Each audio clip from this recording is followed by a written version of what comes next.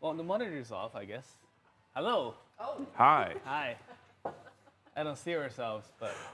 Welcome to the garage sale. Well, it's a kind of soft opening. Well, it's not right? started yet. Yeah. We're just getting rolling here. We're getting caffeinated.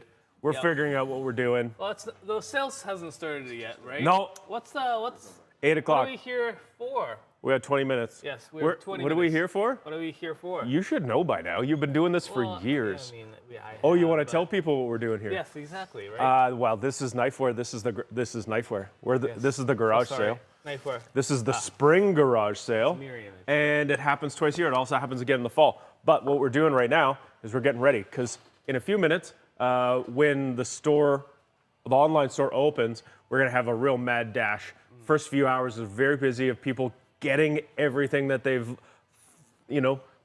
checked out over the weekend, right? And you're gonna order your next new phenomenal knife. Yeah. Well, the garage sale is all about some kind of cool knives, like twice a year, or sometimes more often. We go to Japan and see the makers directly, or sometimes we found something super cool and just secret message in the secret language and say, oh, I love those knives, that kind of stuff. And we've been collecting a lot of like one-of-a-kind, super cool stuff, knives it's really hard to come by. Also the features, some like blacksmith or knife makers that, we can't get enough throughout the year, right? So Yep. this is a great opportunity for us to actually feature them and talk about them as well. Well, let's hit some real important things for those of you that are waiting. Some hot tips because things do go very quickly, especially if this is the first time you're here at one of our garage sales. Please double check things like your autofill. Make sure you've got the correct shipping address in. If you have your credit card number stored, make sure it's the right one and your expiry date. Just double check all your bits because it does help you get moved through the checkout quickly. There are a lot of these things that we've got that there are like one of a kind. Sometimes there's as many as like 3 of a kind. So there is a very real chance that you don't get that one thing that you're hoping. And that's okay. There are tons of great things here. Now, we do separate the online store from the retail stores. Waleed said that they were in line at the Toronto store right now. Nice. So what you see at the Toronto store is not available on the website today or any of our stores today until about 7 o'clock or so or 8 o'clock when the Vancouver store closes because it's total mayhem to have both of those things collide. And so they're separated for now. They will be reactivated, so do check back kind of this evening at some point. Any of the stuff that's like this sort of one-of-a-kind Hado with a custom handle, that kind of stuff, there might be a few that don't sell in the stores, so you could see some more product come back online this evening. Yeah. If you're still making your decision, sale starts in 15 minutes. We have time for some questions to show off some knives. So we've already got somebody asking about the Mazaki 240. Dope. I don't know who. In the meantime, if you snag a knife at 8 a.m. and you want to see it before the warehouse team packs it up and ships it out, we can also snag it for you and shout out your name. By Mazaki 240, we have 2 choices here. Turn this around. Get it right side up. There we go. Look at that. I have a real big spot in my heart for Mazaki. I love the way he makes knives because I like the way they feel when I cut with them. He's got this beautiful sharpened tip here where it's like accounts for the narrowing of the blade by thinning it out a little bit more up at the tip. Beautiful sharpness, shallow face on the blade here. So there's a hollow here. That ridge is going to be the highest thing on the blade, so when it cuts food, it's going to drive it off the side without sticking. The way he sharpens a knife allows us as the sharpeners, whether it's us or you, to hot rod or to thin the knife out very nicely and very easily. Now, we've got 2 Mazakis here. We have this white number 2 Migaki Gyuto. But I think probably what you're looking for, oh yeah, choil shot. Let me tell you, let's get a little, this is not the easiest thing to do on camera. Oh, except for I just nailed it. Look at that. There's your choil shot. Done, Mike. Let's go. It's the splitting the fingers move. Now, what you're probably looking for, and we'll save the best for last year, but we do have this beautiful Mazaki Honesuki true forged, single piece of steel, differential heat treatment, like all of those buzzwords that you want to hear about your knife, but it is absolutely stunning. It's got a bit more weight to it. It's a little bit wider at the spine. Yeah, exactly, drools. And let me see if I can nail you a choil shot again. Yeah, I hope that's good for you. It's hard to get that. See? Autofocus. I saw that on the screen. So fast. Okay. Yep, super nice knives. Please buy that 240 Mazaki so I don't have to. What else do we need? Can you see the Yukurosaki custom handled Nakiri? Ow! Look at that. Is this Fujin? Yeah. Fujin is the name that he applies for this finish, and that is like, that looks like driving rain in Tokyo. That's like amazing. Trying to not get too much reflection here for you. Also With the Damascus, VG10 core, and that's a very spacey looking handle. Right? There's like, this is the Kurosaki Nebula. We should start naming those handles. Oh, that's a great idea. Yeah. Although, every time we get them, it's like so different that You can see with these types of handles, it's wood, right? There's a lot of burl and some funny little spots in here, but they're very nicely smooth. That's got a little buffalo horn. What do we call that? Line? Collar? Slot? Split? Thing? Rebobber? Spacer? You and your words. Good for you. That's early. It kind of was. Okay, let's look at more cool Nakiris. $150 stainless Nakiri.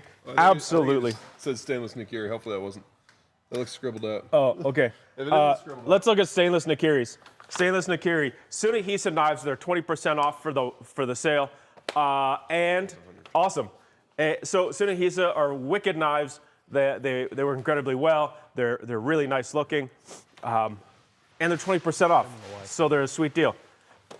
This guy, Sunihisa Jukyu. It's got this like whirlpool kind of Damascus pattern, mirror finished with this very nice Paka handle with the full tang. We are on 150-ish. So what else do we have here? Those are 150-ish ones. This is the Juroku here with VG10 steel, Damascus, some hammers, some oval rosewood handle. That's a really nice handle. It feels really smooth and comfortable. Right power through. We got white #1 and stainless cladding. This, I think, is something that I'm very interested in. I like white steel #1. It's really hard, and it's going to be very good at holding an edge. As we all know, Japanese knives are made with super hard steel, so they keep their sharp edge for an incredibly long time. And, if you don't have one yet, something I often have to tell people is you have to keep in mind that what you think is sharp is going to be redefined when you start using a Japanese kitchen knife. And I'm sure if anyone in this chat has one, they'll probably back me up on that. There we go. See, that's like a pretty nice grind. Has this cool kind of rice-looking tsuchimi on the outside. And it's a beautiful handle. That's $172. This is crazy. Do we price it right? I don't think so. Is I never think so. Yeah. Aogami Super. Yeah. Stainless clad Sunihisa. This one here is Sunihisa-san, or 3 is a third. But under 52 with Aogami Super. Yeah, I love that it's just this clean, polished Magaki. Magaki is this like finish of sort of polished, but it's just a beautiful blade. But Aogami Super is super big for a reason, right? Yeah. The way it holds an edge is amazing. So many people love knives like this. It is a carbon steel, so it does have that rust factor. However, this is clad in stainless steel. So that means the outside has a jacket that keeps it from oxidizing really quickly. You get the best of both worlds. You get edge performance and a little bit on the lower maintenance end. Yeah, this is an And it's incredible deal. $152? That's It's an stupid. incredible deal. It's crazy. Okay, let's look at some very cool Yaoji, Hatsu Kokuro, Nakiri. Ginsan Ginyo. Yeah, the Ginsan is a really awesome steel because it's, I always feel that it cuts like carbon steel and it feels like carbon steel and it sharpens like carbon steel, but in fact it is a stainless steel. It's got a nice toothy edge, I find, so biting into the skin of a tomato, but look at that Damascus. God dang it. Okay, give you your choil. Everyone loves a good choil shot. Oh, handle, get out of the way.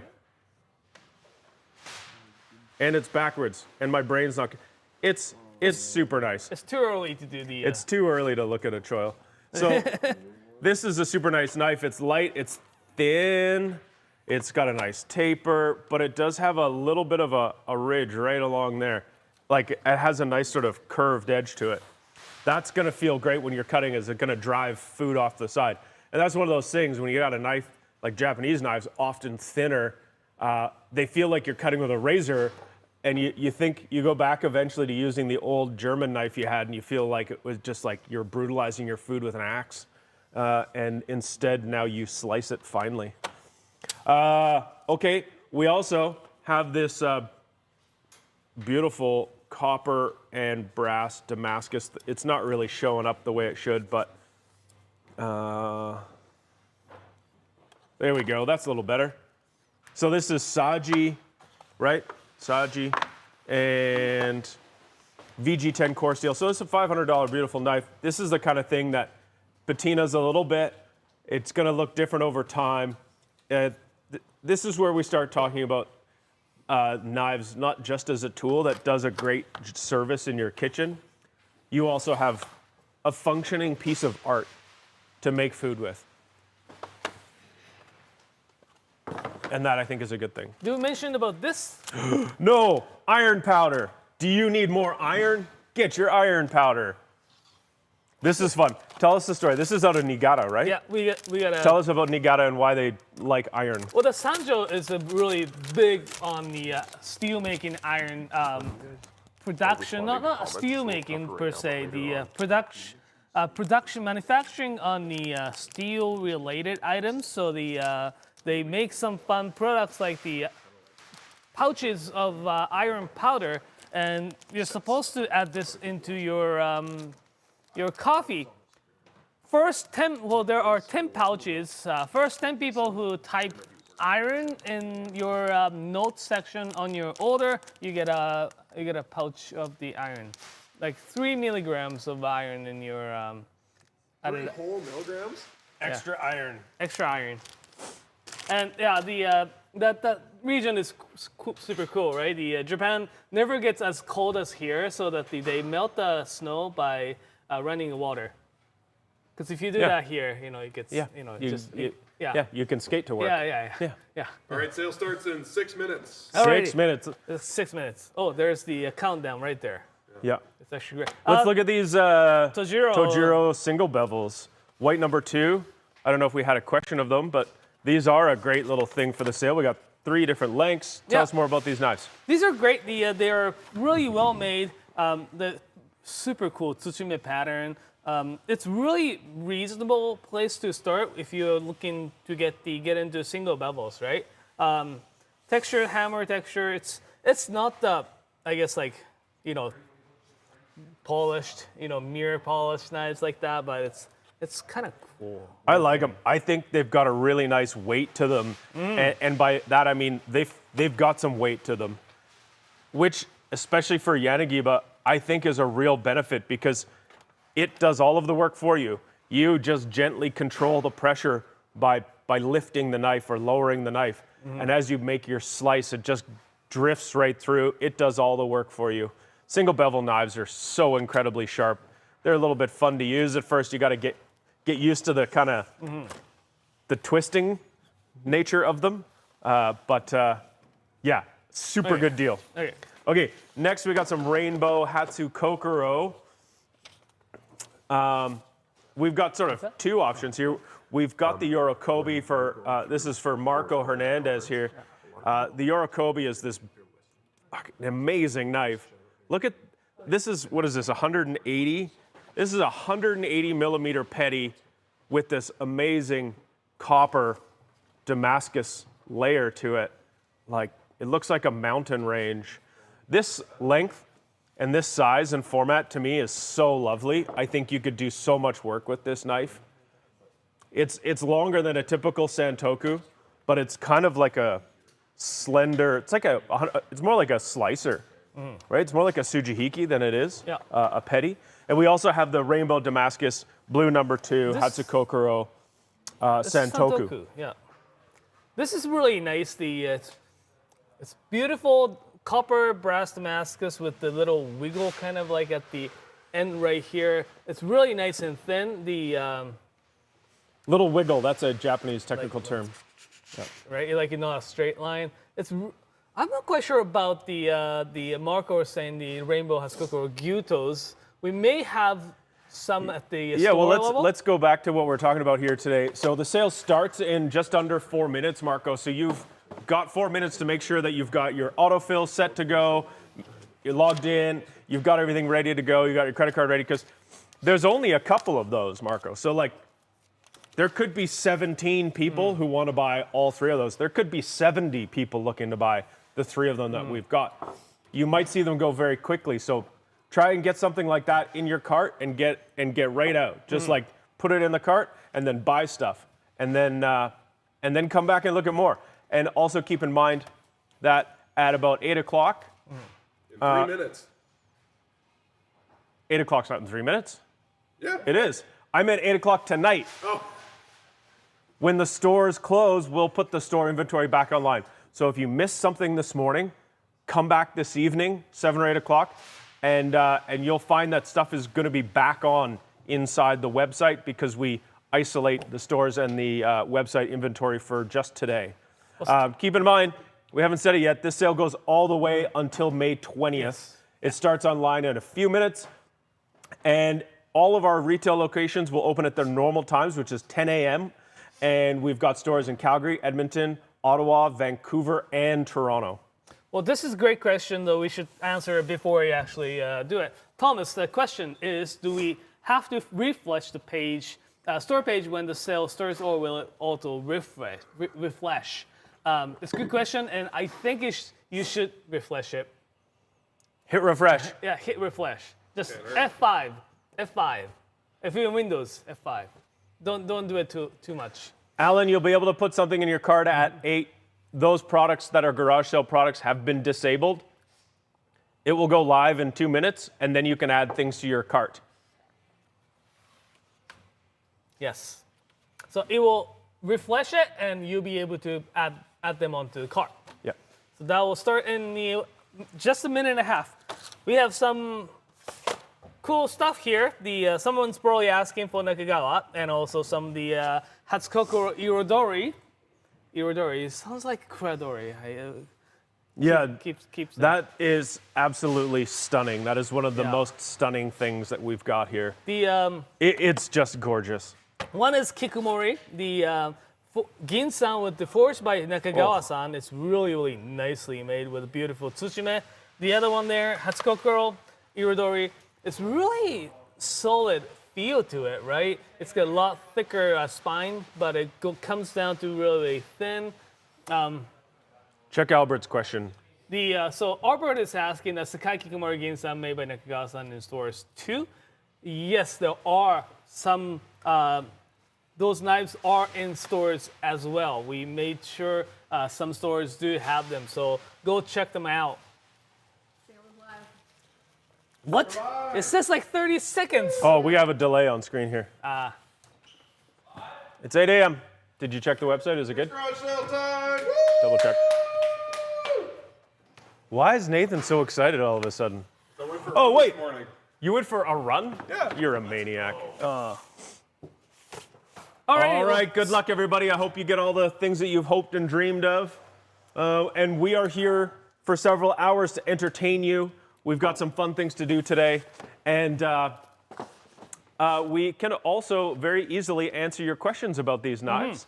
And if you're trying to make decisions about the knife that you have in question, maybe you want to look at really sweet nikiris, or maybe you're looking for a 240 Gyuto, or you want a new petty knife, let us know. Like, for example, I've got a question here about travel and camping knives. Yes, absolutely this one. Yeah, Steve, I'm with you. I have a little collection of stuff that I've been building for travel and camping knives. And I think compact, but function is what you really need. So a Santoku is a great idea. And a petty is also a really good idea. Obviously, get some blade guards. Do we have some blade guards around? Blade guards are a great thing. Yeah. It's just a really simple thing that I get one of them with every knife that I get, because it does that, and now it protects your knife. And that's a really important thing to do, whether you're bringing it to a store for sharpening or you're gonna, head somewhere like an Airbnb. Now, the one that I think is the way to go here is this Tsunehisa Niju Roku Santoku. So, what is that? 150 millimeters? It's a short Santoku, which I think is awesome because it's a little bit more compact. It's 145 millimeters long on the edge.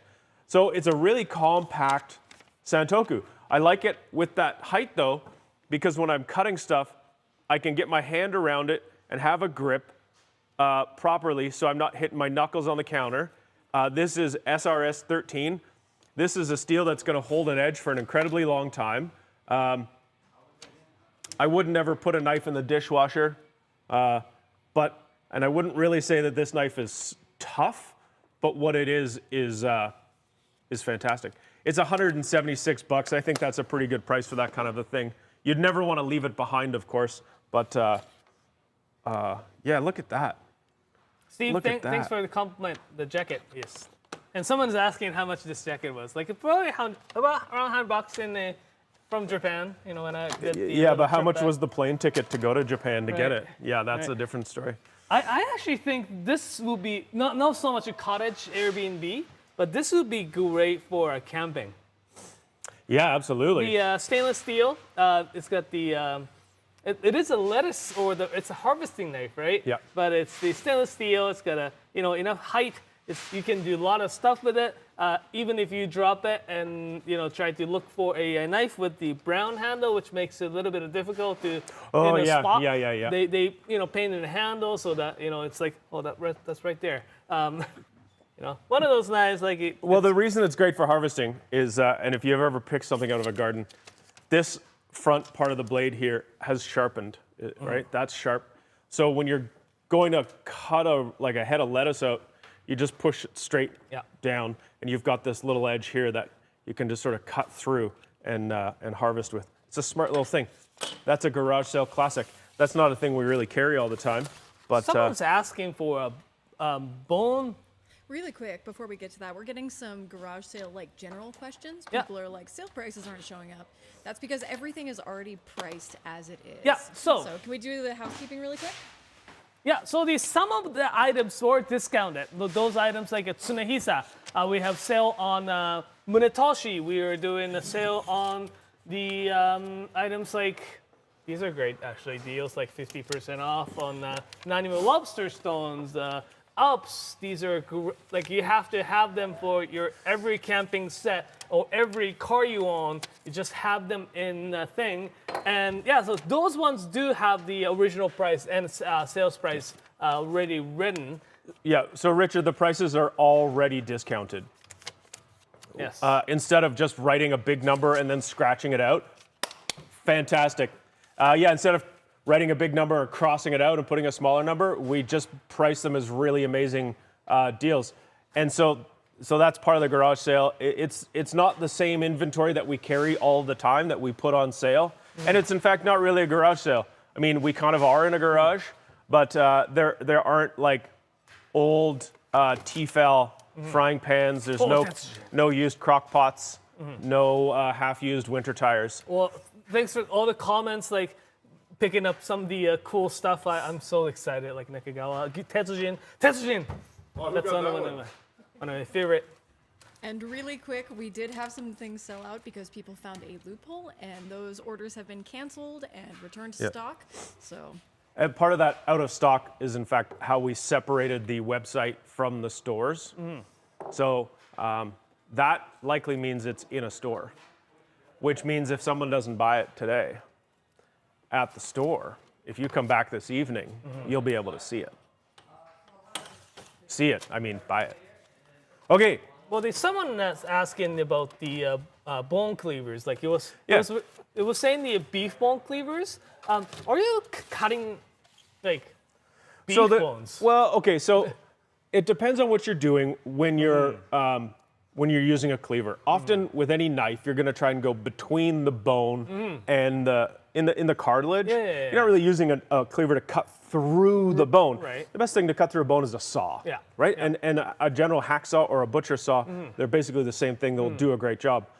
But this is nice because if you're trying to go between the ribs of something, like if you've got a whole side of something, or even if you've made ribs, right? And you're trying to cut the ribs in half or like portion them out. This is a great knife because it's solid. So generally speaking, not many Japanese knife makers or the knives that we carry from Japan are not designed to cut into the beef bones like Ice Cube is mentioning. This one here is the maker from Arcos. In Ice Spanish. Cube. Oh, I'm a big fan. So Arcos cleavers are great, like in any sizes. They're not necessarily the Garage Sale collection, but if you type Arcos, you'll be able to find a lot of different sizes and the shapes from this brand. So that's probably if the you best wanted to idea. try and chop a beef bone with a knife, though, that'd be the one to do it. Yep. Yeah. Or an axe, maybe, from Kennemingo with. Oh yeah. Yeah. Alrighty. So Tsunehisa Migaki Bunka Yoshikane Bunka versus a Kikumori Bunka. It's actually really cool. That's a great comparison. It's great comparison. Which we need a. Can you find the price, please? Thank you. And yeah, these are great bunkas. Like we have the one Tsunehisa. We're trying to find out the price on the Yoshikane right now. Tsunehisa AS, like any Tsunehisa, we have a few. This one is great value, like for sure. It's the $168 and Aogami Super with the stainless clad, which is just stunning. It's really nice and thin as well. And who's asking about that comparison there? W. Budrea. Wubudrea. So asking to compare these three. So the Kikumori, which this one here is the Asagiri series. It's really nice. It's taller for sure, and it's thinner behind the edge in comparison to the Tsunehisa. It is the stainless clad with a carbon steel core. So the edge retention, just looking at the pure edge retention hardness, the Aogami Super one probably does have a little bit better.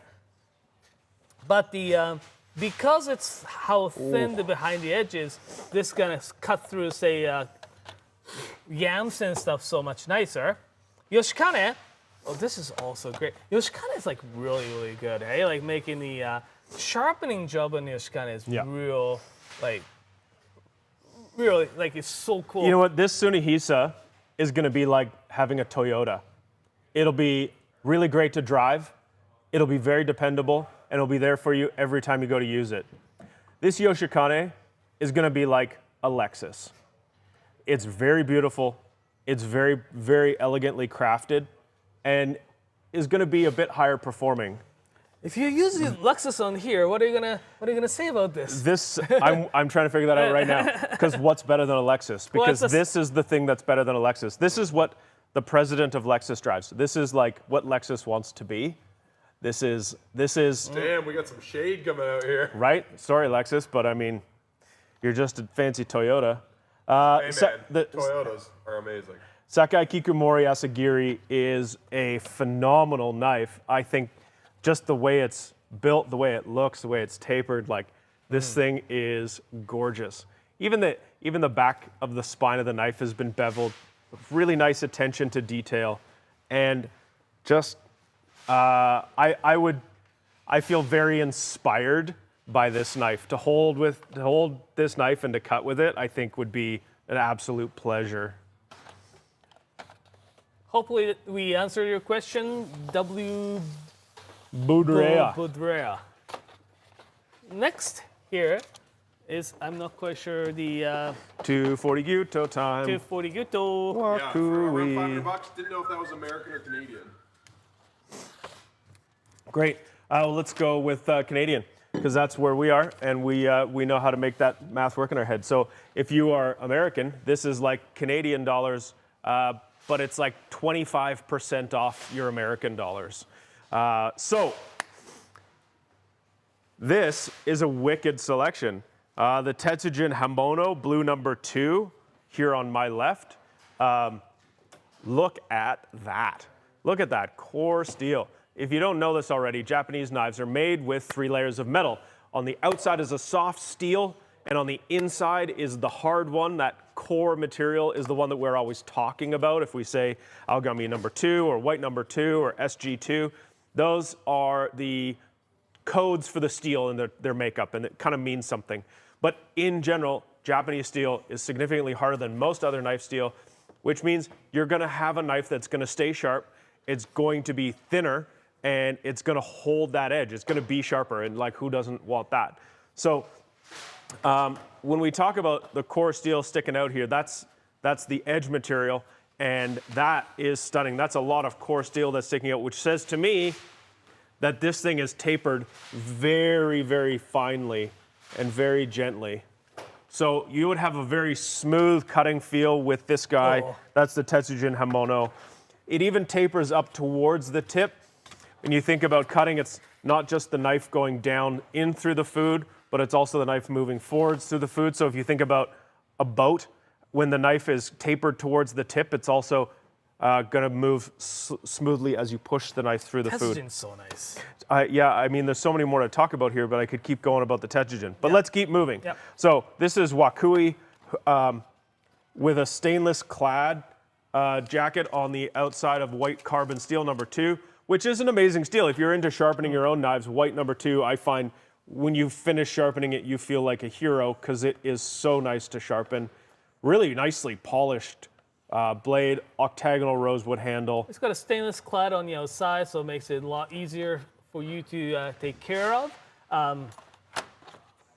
So basically it's the same steel in the core, right? But this one has the stainless jacket, so it makes it a little bit easier. A little bit more tip heavy on that one, and depends on how you cut. If you cut pulling backwards, that tip heaviness is a benefit. This is cool. Hey, look at the Yoshimi Kato Minamo with the SG2 steel in the core. It's super nice and razor thin. It's got the real nice. Minamo means a water patterns when it rains, right? You see all the different small circles on the blade. Looks so cool. Super razor thin. So when you're That cutting is crazy into thin. yeah, it's like when you cut into the again.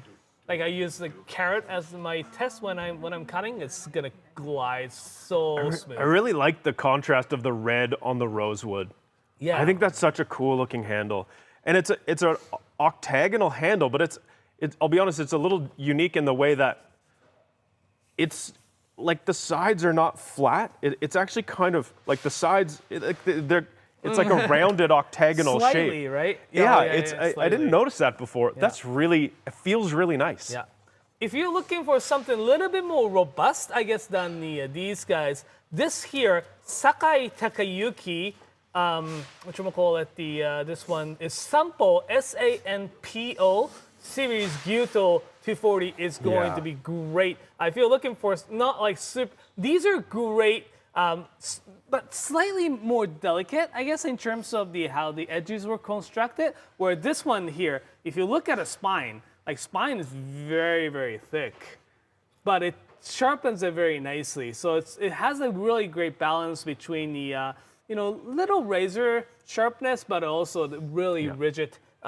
If you find that you're a heavy-handed person when you're chopping, or if you try to cut with the least amount of force necessary, right? There's two sides of the coin there.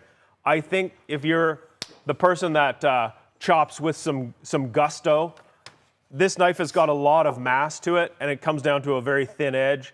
I think if that was me, I would move more towards this, the SG2, the Minamo, because it's lighter, and you're not going to jam the edge into the cutting board as hard as you would with the Sampo, and less likely to damage it.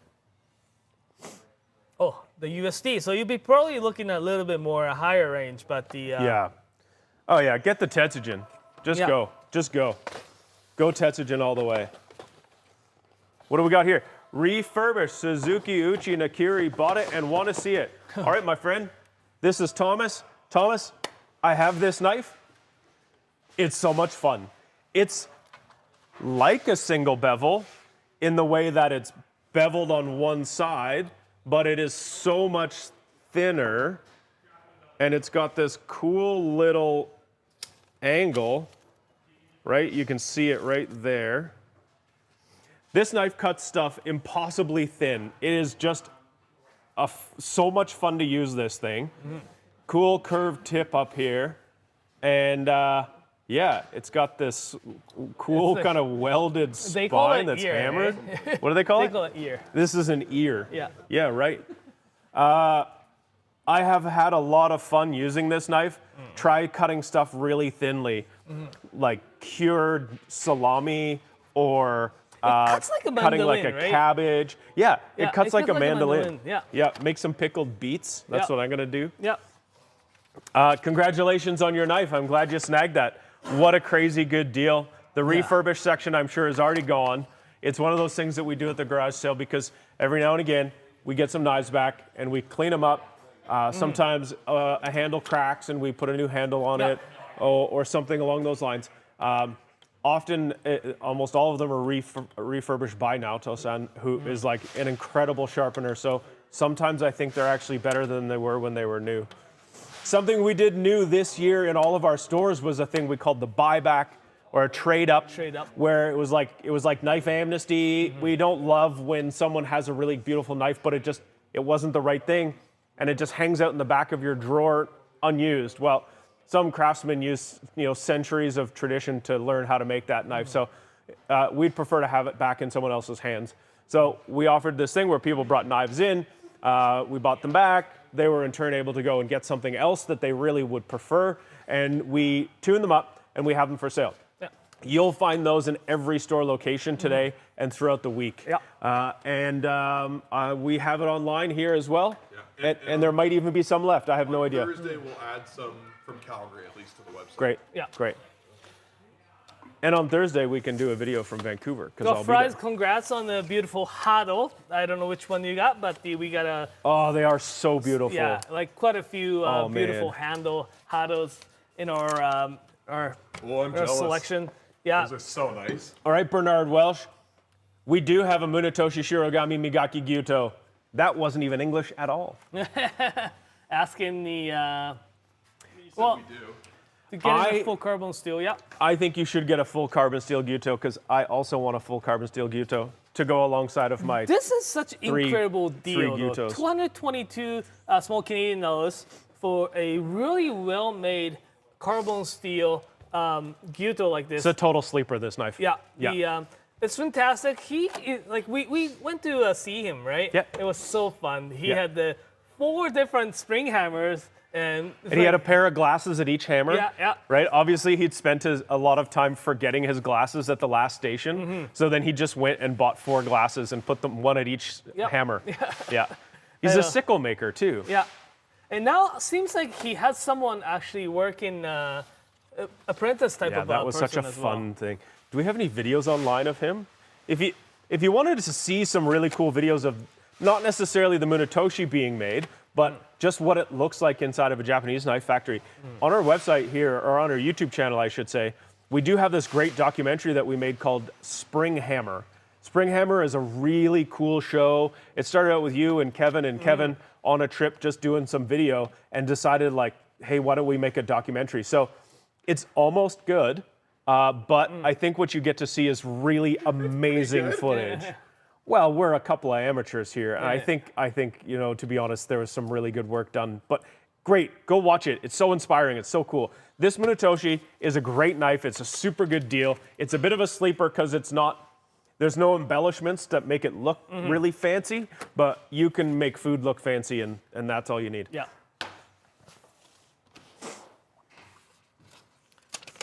Because someone's asking for the custom handle Fujimoto Kochi Yeah, those are Forge knife. beautiful. These are pretty cool. So Anthony the Grandis, yep. is asking if he can see the custom handles. The green handle. We don't Maybe. specifically have the green handle to show you. Do we have a green handle like that on a different custom knife? That one. That's the greenest Yeah. handle we got. That's the. We'll bring up the greenest handle we got. So, what is this? Is this box elder? It's. And then it's Can't really tell you. and then it's dyed, but it's burled. So there's lots Yeah. of features and characters to it. On occasion, you need to expect that there might be a little bit of a divot or something, but they're all filled in and pretty smooth. But there are imperfections. Like you said, though, this is cool. This looks like, was it Monet's Water Lilies? Yeah. I mean, a section of it. That painting's like a mile long, basically. I like this one. It looks like some sort of space nebula. And then there's this lovely coral colored one. Who doesn't love pink? I don't know. That's a great question. See, like my jacket is pink. So the too. Fujimotos are really great knives. They're is that the hammer or is that the? It's the a Kurochi. The Kurochi. Yeah. The Kochi Forge is such a great line of knives. We carry them all the time. It's a blue carbon steel blade, but they just feel so great. They're so well made. They're nice and straight. They're rigid. They feel good in your hand.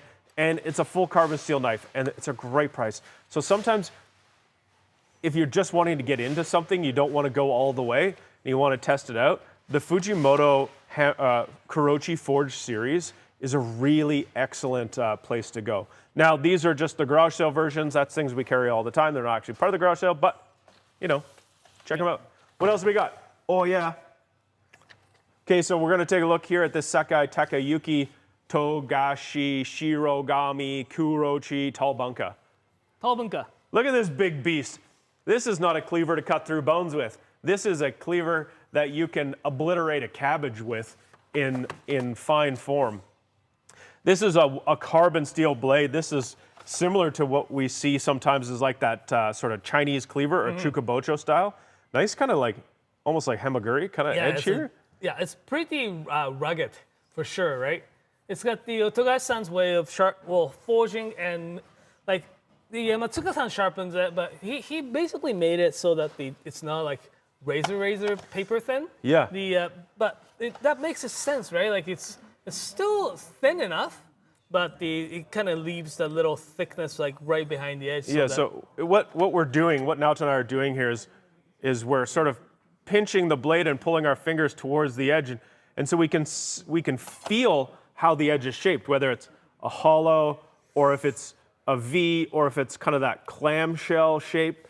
And the nice thing with this is that it's got this kind of sudden drop just before the edge. So it's nice and solid in behind the blade. So it's going to be a powerhouse, but it's still going to be really nice and thin right at the edge. And that curve is going to allow food to push off the sides. But tell us, what's this? This is Coreless Damascus, right? So this one here is basically the same shape there, Tall Bunka series, but this is made out of the Coreless Damascus VG2 and VG10 Coreless. So and it's folded together, those two steels? It's like layered, stacked them up. Okay. Yeah.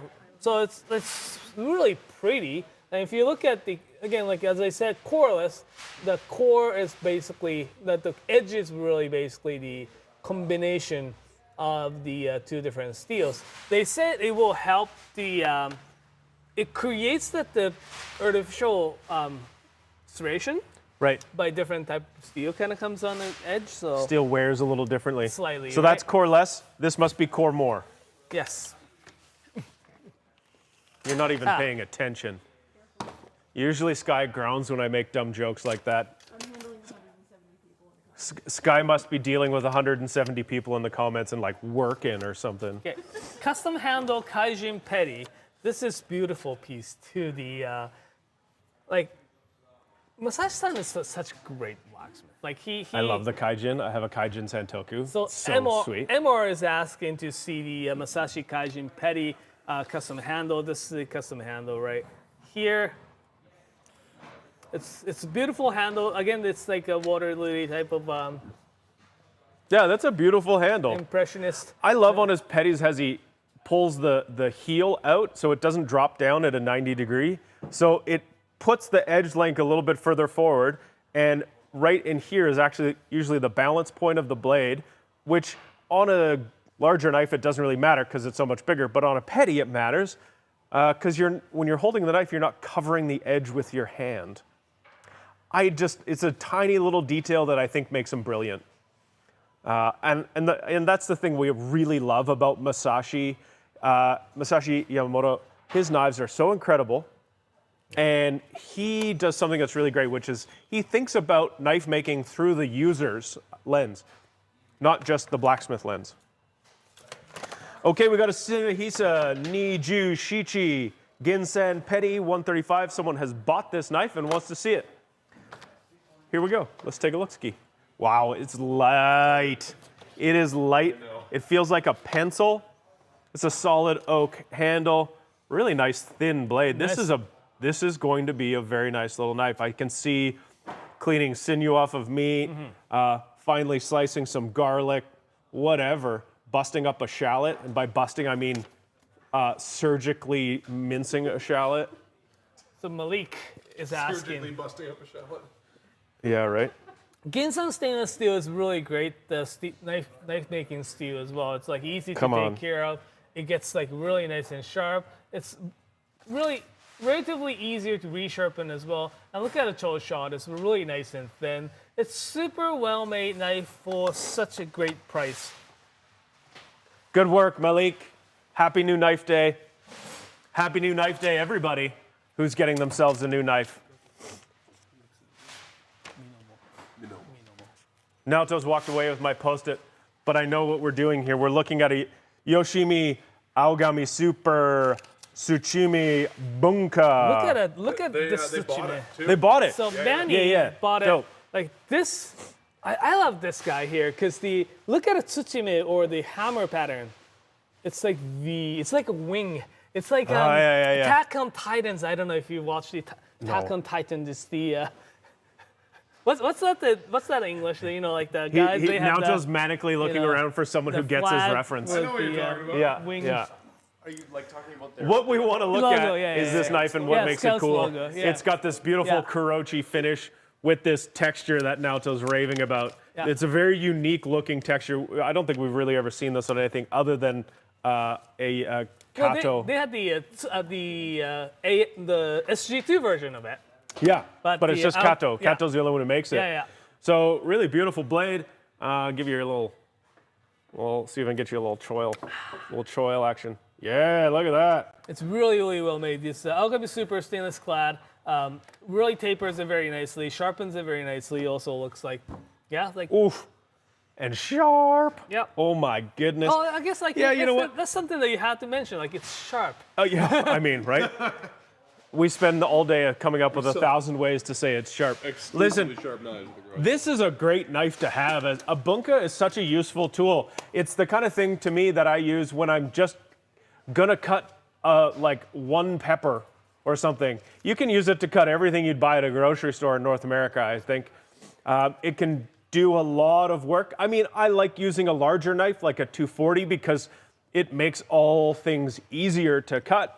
But this short size, it's 165 millimeter edge length. That size and shape of knife is just so manageable. It's really easy to navigate. If you feel like you're concerned about how big knives are and it scares you, a Bunka or a Santoku or a Nakiri are really a great place to look for your daily driver. Well, listen, what are we doing here, everybody? We are having a great day so far. Today is our spring garage sale. It runs from today, and it has recently just started at 8 o'clock our time, so it's been going for a half an hour. And it's going to go all the way until May 20th, until the stores close.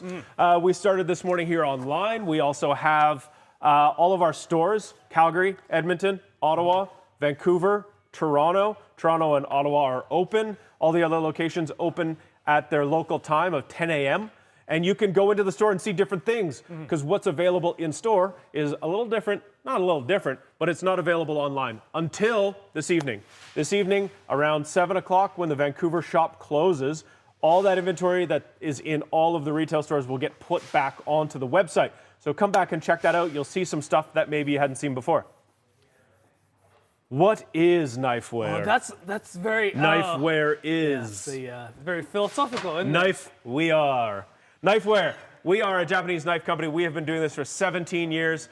We started a long time ago. I was actually one of the original customers. A good friend of mine, Kevin Kent, the owner of the company, was my sous chef at a restaurant, and he decided to start hawking these knives that were ugly and dirty. But oh my God, when you used it, it changed your life. So we all bought knives from him, and he went on to start this company. Finally, I got tired of working at a restaurant and joined. Naoto, Nathan, there's several of us that have been around here for over a decade working here. It's such a great company. We love being here. We love doing this kind of fun stuff with you. But our job in life is to help you choose a really amazing knife. We know all sorts of information about these things, and we're here to help you decide. You don't need to know all the information, although I suspect there's a few of you here that know a whole bunch about this stuff. So, keep going. First, as a first knife, someone is looking at this sentan Chinese cleaver. So the coach ordered the sentan Chinese cleaver. It's the really great, actually really light if you actually hold it. If you're looking at this as like a good first Chinese cleaver style, I think it would be a great Absolutely. idea. It really is everything that you think a Chinese cleaver is going to be. It's not too long. It feels fantastic, actually. That's like a very nimble feel to it. I wouldn't be using it to bust up too many bones or anything. Sometimes you'll see like a barbecue duck or something that's been cooked. The bones are a little softer, can be a little easier to chop through, but I don't know. This is going to be great. It's just a great experience. Like it's smaller. It's like considered as a tola and a kiri type stuff. Like you get used to using the more Chinese cleaver grip, like instead of traditional Japanese. I don't know. It's not that much difference, but often they do stick their finger out like this to the chopping with. Oh, I'm never going to get into that habit because I know one day I would do it on the wrong knife and have a shorter finger. But yes, certainly the coach. This is going to be a great first Chinese cleaver. Carbon steel core, stainless glass, so it's easier to take care of as well. Like most of the Chinese cleavers that we carry are carbon steel, right? So this would be great. Okay, who bought this SG2 Honesuki? So Nigara is a fantastic knife maker, and this is the coolest Honesuki I think I've ever seen. Oh yeah, the David. Get the. Any advice when using it on a chicken or turkey? Yeah, don't drive it through the bones, but do you know what? This is designed to do that job, and I think you're gonna have a lot of fun. This is what I think and what I've learned about using Honesuki, similar with Deba, is you use this part of the knife here to go between the knuckles when you're going to separate two bones from each other. So that means you save this part of the knife to cut through the flesh and the skin.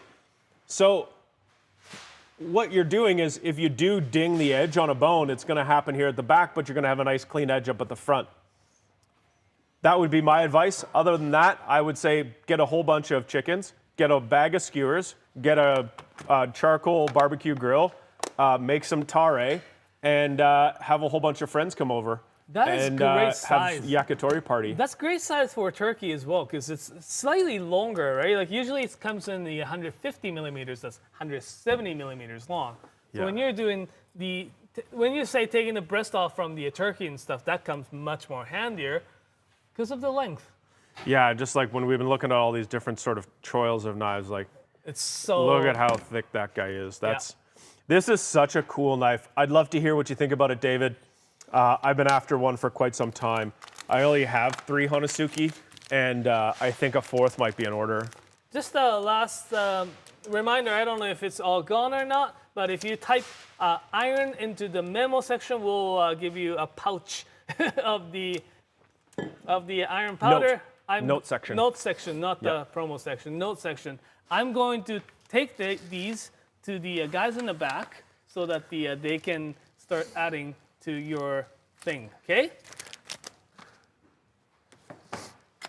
All right, I got a question here to look at some Nakiri with a rounded choil under and around $200. What's a choil? That's a great place to start. A choil is a very specific word for us nerds in the knife land, and that there is the choil. This little spot right in here. You might think of it as the bolster, but a bolster is actually a reinforcement that goes at that spot. And you'll find that on a lot of knives. And rarely do you need a knife that's got that much strength in a kitchen. And often what that does is impede your ability to sharpen the knife. Sometimes I've heard that big bolster being accused of planned obsolescence, where without that, you've got this very smooth finish to the back of the knife. Now, sometimes when we get knives, that choil might feel a little bit rough. So we're looking for a smooth one here today. So this is pretty nice, nicely curved on the inside there. And this is the Munaishi Kurishi Nakiri. It's blue carbon steel. So that's going to have carbon steel all around. It's not stainless whatsoever. No, it's right? stainless steel. It is stainless. Yeah. Okay, great. Does it say stem? Yeah. I just want to mention, for those of you who watch our channel regularly, we have a celebrity cameo in the background. Mr. Nolan, one of the biggest knife nerds at Knifewear. If you haven't seen this video where he goes through a portion of his 200 knife collection, you should watch it. It's pretty cool. 200. I think later on we'll steal Nolan once he's unpacking orders and get his favorite knives of the sale. But currently Nolan is gathering knives that have been ordered at 8 a.m. and they are getting ready to ship them out. So a bunch of the knives that you folks ordered this morning will leave the warehouse in a matter of hours. That's awesome. Another really great option is this Sunihisa Aogami Super core. Naoto was showing this earlier. It's a really great edge, but it's a carbon steel blade, but it's got stainless steel to the outside of the knife here. So you might see some tarnish. You can kind of catch there's a bit of a wavy line down there. So from where my fingertip is to the edge is the exposed core steel. That's the good stuff that you're cutting with. So what my finger is sitting on is stainless steel, and what's down below my finger towards the edge is not. So you just need to take care, when you use the knife, don't let it sit with water on it. So have a dry cloth, wipe the water off. That's it. If you've cut something acidic, you might want to rinse it and then dry it off. You don't have to be crazy about it. And in fact, you're going to see that edged carbon core steel material tarnish.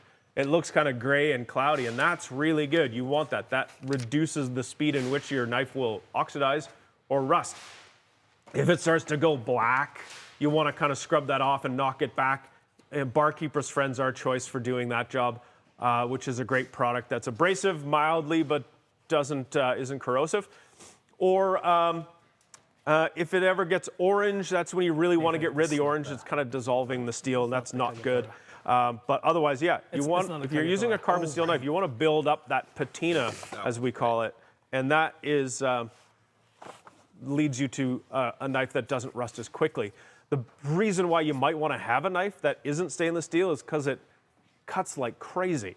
When you grab a ceramic honing rod and you hone the knife, it's going to pop the edge up really easily. In fact, I think I have a ceramic honing rod here, and I'll show you. This is a great, maybe we'll do a quick little demo here of how to use one of these guys. So we have two. They're very similar and they're used identically, but the white one's harder and feels a little bit coarser. I know tons of cooks that come into the shop that always want the white one because they're using their knife hours upon hours in a day, and they really need that edge to come back. So this is a really nice one. So if you're either using a knife a lot, the white one is awesome, or if you just don't hone your knife that frequently, the white one will do a little bit heavier lifting. Now the black one is a little bit finer, a little bit smoother, and if you're going to hone your knife a lot, if you're a pretty particular person and you're going to use your honing rod all of the time, then this would be a great knife. I'll do a quick little demo of using it here. Do you want to flip the camera? So when I use the honing rod, I stand it up on something like a towel or this Knifewear toque. And I do that so this thing doesn't spin around. I don't do this guy. I don't do the fast Gordon Ramsay butcher old school guy knife because you should see what their knives look like. Basically, I take the honing rod, I stand the knife up, I tip the blade to 15 degrees, and now I lower the knife and pull it backwards, just like making a slice. That's it. You don't need a lot of force. I think of it like using a saw. If you push on it, it doesn't make it work better. But a cool little thing about our not our blade guards, our honing rods is this oval here. You see this long side of the oval? If I put the knife underneath here and tip the spine till it comes to that long side of the oval, I'm right at a 15-degree angle. And then this. So that's the best way to take care of your knife and its sharpness at home. If you place an order, when you buy a knife, they're half price. So it'll be $32 instead of $64 when you buy a knife. And I mean, it's a great tool to have and use on a regular basis. Queues are getting longer, so let's. Naoto just said something, I'm sure. Okay, let's take a look. This is a Saji VG10. Shinchu Oh, Damascus. that is hot. Look at that knife. It's really nice, beautiful. Like Shinchu basically means brass Damascus. It's like gold Damascus with really nice, cool disco. Disco reality is like looking at this guy here. It's really nice and thin. It's acid etched so that it looks like really cool black finish. Super thin. It's gonna do really nice like razor type of stuff for sure. It's the Saji Shinchu Damascus. It's kind of a disco looking knife. I think this would be a great thing for you. Yeah. I think so. Okay. Hatsu Kokuro SLD, the Yorokobi Petty 180. Is this even still here? Yeah, that's the question. Oh, Raj, I hope this is your new knife. This is such a stunning blade. Not often do we see this 180 mil petty length. To me, this is like a short Tsujihiki. Man, I think you could slice up all kinds of stuff. Anywhere from vegetables to slicing up a chicken breast or slicing anything. This thing is beautiful. The Yorokobi, of course, is this copper line here. It's a very unique look. This is the only time I've ever seen that is in the Yorokobi series. I remember seeing... And you can see it even goes right into the... Oh, it's so reflective. Right into that tang and around the choil. Isn't that cool? Okay, that is $420 for that. It's an SLD core steel, which is a beautiful edge. It's stainless. Someone was asking, and I'm just going to combine these two questions about the all Sakai, all Santoku, and someone also is asking to compare that with the Nao Yamamoto's AS series. So GB wanted to see the all Sakai Santoku, which this one here is the, I think it's Atsukuchi. It says right here. Oh, it's on the bottom, that's right. Yeah, so this one here is sharp, made by forged by Yamatsuka-san. He is really a popular blacksmith, famous blacksmith for forging a Ginsan stainless steel. Still though, he does do some of the white carbon number 2. That one is the Nao Yamamoto, the W. Bodria is asking to do the comparison to. The Nao Yamamoto-san is a lot more robust. Like if you look at a spine thickness comparison, it's so much thicker, right? So it's going to get little, and it tapers it down to about the same thickness. Like if you look at the tip thickness, it's about the same, but it has more like taper right here, right? Like they're both same thickness here. What would you suggest one over the other? I think really they feel very similar in a lot of ways. Yeah. They're both going to be great at staying sharp and being sharp. I would say this one has got it's a bit more robust, just the way it's been ground. Yeah, and this one is a lot thinner. It's like a little bit more flatter bevel. So if you're looking to get the get a razor type of knife, get the all. If you're getting a little bit more like, I wouldn't say all-purpose, but thinking of using it a little bit more like more multifunctional, like occasionally kind of like do the small fish bones and stuff. Get the Aogami. Yeah, and I think if you're going to be chopping like pretty hard and pretty rapidly, and you like getting going inside of your kitchen, then I think the Yamamoto is a great choice. If you like being that precise, cutting, gentle, delicate type of human with your kitchen knife, then the Hado Ol or the Ul Sakai. Petty for big handle, that's not the Miyabi birchwood. These are great questions. We actually have quite a few selections on that thing, right? In the big petty. In the big petty. So petty knives, generally speaking, comes in very skinny. Like this is very typical petty shape. That's like super skinny blade. That's great for taking a sinew off or doing that. So Raj is asking. Oh no, sorry. I'm gonna put this guy in there too. Oh yeah. So generally speaking, petty comes in these skinny shapes. These are great to clean off sinews or taking that silver skin or like taking a fat off. Thin and stuff. slicing jobs. Exactly, right? Where we have some they call it petty, but they are more like like short gyuto. This was a gyuto, but some of them are a lot taller. Someone like Hatsu Kokuro Ginyo Joanna is asking for. So it's like Hatsu Kokuro Ginyo, this one Sakai Kikumori Nashiji, or the Sakai Kikumori Tsuchime. These are a lot taller when it comes to this part here than the most petties. So it gives you more that much more taller. clearance. If you're looking for smaller, say gyuto, we have Mune Ishi. Gyuto 120 millimeters, something like this comes very handy.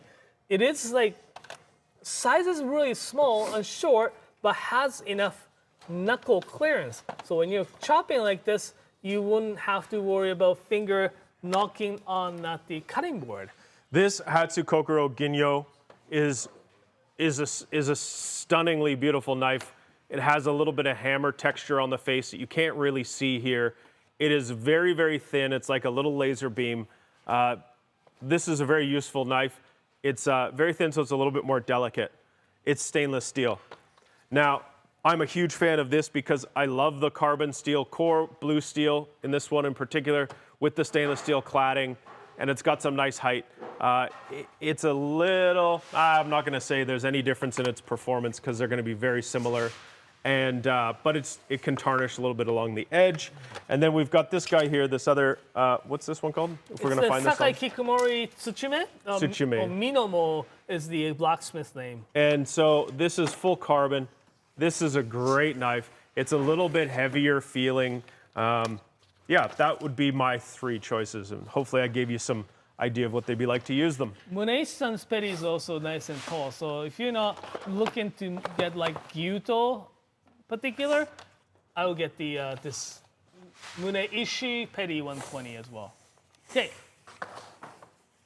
I think it's gone already, but someone wanted to see this this beautiful knife. So Let's enjoy it one last time. yes, the Nigara Kagetora. Oh, I'm gonna be sad that I don't get to look at this anymore. oh, God damn it. Look at that knife. Whoever got this, massive congrats. Yeah, it's so beautiful. No one's told me I have to take this back to him to pack it up once we're done looking at it. I hope his tears don't stain the blade. It's so nice. Well, congrats whoever's Wow. got this knife. I'm gonna. I hope he makes more of those. There certainly is not a lot of those knives out in the world. In his video, Nolan said he loves packing up knives like this because it's like Christmas. Like he gets to enjoy the knife, but he It's doesn't like have to pay for it. It's like reverse Christmas. Instead of opening it, he closes it. Hopefully, whoever asked that, it's get to see that. Okay, so Tsunehisa Juichi Suji Rakunandes shears wants to see how to pronounce, I guess. How to pronounce it? Rakunandes. What is it? Rakunandes. Lac? Nan des? Rakunandes. I found to pronounce Japanese words is that you find Scott is asking what a Sujihiki Rakunandes. rak, u, Rakunandes. raku, nan, desu. Rakunandes. Raku, nan, desu. It's pretty phonetic. Raku. What does Wait. raku mean? Well, this is not Rakunandes. So Rakunandes is that one. Oh, the other one. The other one. Not this one. Not it's the- this one. No. You understand. Yeah. You bought the Juichi Tsujihiki, which I have in my hand here. This is such a great little knife. It is very light. It's a very precise feeling knife. Beautiful sharpening on it too. Look at that. So Look at that. Juichi is Ju as a 10. Ichi means 1. So Juichi. 11. But 10-1. This one here is Lakanandis. Because like I thought of it. Lakanandis basically they made it so easy, like Lakanandis is make easy. Makes it like they made it so like a little bit of a tutorial for you. There's a little notch here. Notch here. Change it and it changes how much it opens. My small hands, I usually keep it like this so that. And there's the little spring thing that you can change the position of the tension. And this is our new product, but the blade is replaceable, so we can get the replacement blade as well. These are great tools for especially the season. We just did a lot of gardening yesterday, but it's great for gardening season. These are cute. They're super cute. It's a steel blade. They're not ceramic, just because it's white there. But they come in so many colors, and they're a good design award. You can go into the internet, and you can find in Japan they have so many things that are awarded the Good Design Award every year, and that means that they're a really good design. Captain Obvious. Okay, we've got a no budget stainless Nakiri. That's a great place to be. Belated Mother's Day gift. Oh, yeah. Ooh. Okay. This is such a special knife. This is a functioning piece of art. It is, first of all, a Nakiri is such a great knife to use. It is deemed a vegetable knife. Frankly, so many customers of ours have these knives, use them for pretty much everything. You don't have that pointed tip. Well, you do still have that sort of corner tip. So you can still do this sort of dragging, slicing kind of cut and use the tip. But yeah, this is gorgeous. It's almost a mirror finish to it with the alternating layers of copper and brass in the Damascus. And it is totally stainless steel. Has an octagonal rosewood handle, which gives you a nice sort of gripping feel. And because it's a beautiful gift, it comes in this lovely Paulownia wood box, which just kind of adds something a little special to it. I would say that would make a phenomenal Mother's Day gift. And especially because it's belated, you kind of might have to make up for something. Okay. What's happening now? Nathan's just brought out a bottle of hot sauce. Yeah, we're gonna do a hot sauce challenge. Kevin loves that pink handle, loves pink handle knives. Who doesn't? We were just trying to ask that earlier. yeah. Who doesn't love a good pink handle? Yeah. What can we tell Shane about Wakui, Gyuto, and Nakiri? Well, Wakui-san's great. He's really like fun character, right? Like, did we go to see him? We did. Yeah, we did. Yeah. Wakui-san, he is the he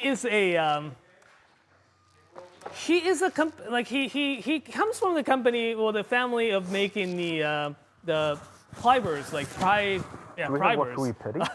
So like Wakui, his company's name is like Wakui Bar, but his generation started making the kitchen knives. He went to learn under the Yoshikane-san, and it's got a really traditional sanjo shape to it. But he does it like he's only one man show, but that's a really These are great really job. smooth. Like, They're very, super- very nicely made. Like, I was so shocked when I picked it up and I thought it was going to feel somewhat like a pry bar. And it does not no. whatsoever.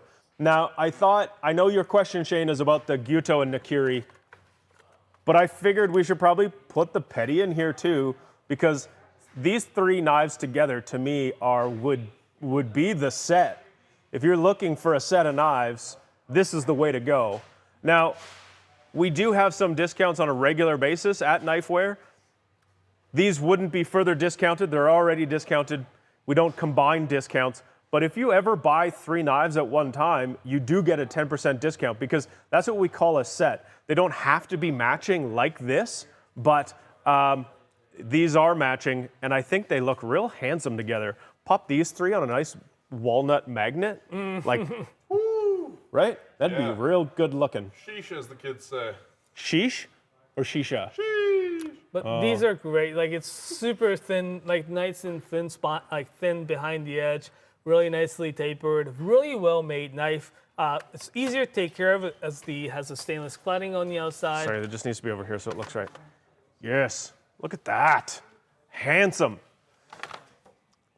Anyways, yes, these are great knives. Like I think, like so many other blacksmiths that we work with, I think those in particular, he's not really famous as a blacksmith.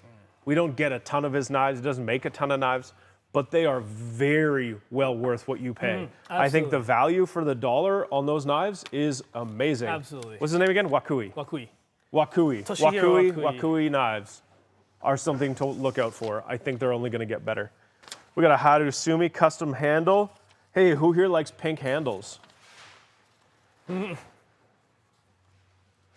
I'm guessing we want to take a look at the two of them. I hope you got them. Are there any of these left? Tight rustic. Want to see the? Oh, Hatos are so incredible. Like it's so nicely ground. It's like super tall bevel. It almost like looks like a wing, feather wing. Like to me, it's like really nicely like flares up nicely. Look at the beautiful, gorgeous handle. This one is pink. The other one is like Whoa. Galactica with. These handles are gorgeous. They're actually made really, really well made, and it feels quite nice when you hold it too. Like balances very nicely too. Like look at. Tell us more about Maruyama-san, because I think he's the star of the show here. Yes, with Hato knives and his sharpening work. Maruyama-san, you know, he was working for this company and he wanted to become a sharpener. So he was like, yeah, one looks sexy because but the. You just got distracted reading. Yeah. That's okay. Yeah, Maruyama-san's a really talented craftsman. He's got a great story. Yeah. You know, Naoto's done some interviews and stuff with him. Yeah. And I think you can find more of those out there too. He's such a great craftsman. He as well though, like worth mention that they were taking a lot of younger craftsmen as well. Now they have two people working with Maruyama-san, so like the team of three, and they were training the younger guys to become good, right? Like when we were there before, there was another guy, but they actually hired the super young guy to. Oh, cool. Yeah. And he's not the blacksmith. No, He's the sharpener. yeah.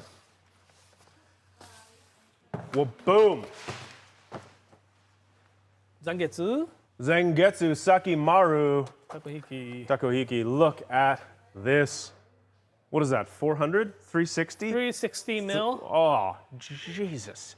You could like put that in a scabbard and ride around on your horse with that thing. It's beautiful. It's the Ginsan stainless steel forged Wow, it's by Ginsan. forged by Shogo Yamatsuka, sharpened by the another Yamatsuka family. That family is great as well. Right? They sharpen. Can't wait until the. What's the handle wood? Is that Weng? Yeah, Wenji? yeah. Wenge? It's fantastic. That long, rich. is ridiculous. I mean, Yeah, if rich you're workman. going to use a single bevel slicer, why not make it a 360 millimeter long blade? I mean, I got a 270 and it's enough, but is it 360? No. Yeah. So when you make it, like, make sure you do the sushi teruzushi style. Oh yeah. He uses 450. Well, this is a knife but- that can certainly make an impression Yeah. and at the same time cut things Yeah. incredibly well. It's really, really well made for sure. All right, where are we now? How are we now? All right, Nigara VG10 Damascus Bunka. Oh, for some What is reason, this? It's Tsuchimi. This is such a cool blade. Look at that. Look at that tip. I just feel like if you were going to be brunoising a shallot, that I think this would be the best knife ever. Look at how fine that tip is. It's very thin, very nicely tapered. Cool texture here on the face of the blade. Nigaras make phenomenal knives. They're a really cool family. They make a lot of steel for building, some structural steel, but they've reignited their family history of blacksmithing and trying to expand it in their region of Aomori. It's a very light, very thin knife, and I think super high performing. It is a VG10 stainless steel. Stainless is great. You can do all kinds of stuff with it. VG10 is a material we see a lot in our world, and it's exceptional. Some people think it's like, oh, just VG10. VG10's an incredible material. It makes an incredibly good knife. And if this is your first or your 15th Japanese knife, you will love this thing. Alrighty, let's remind people what we were doing today. What are we doing?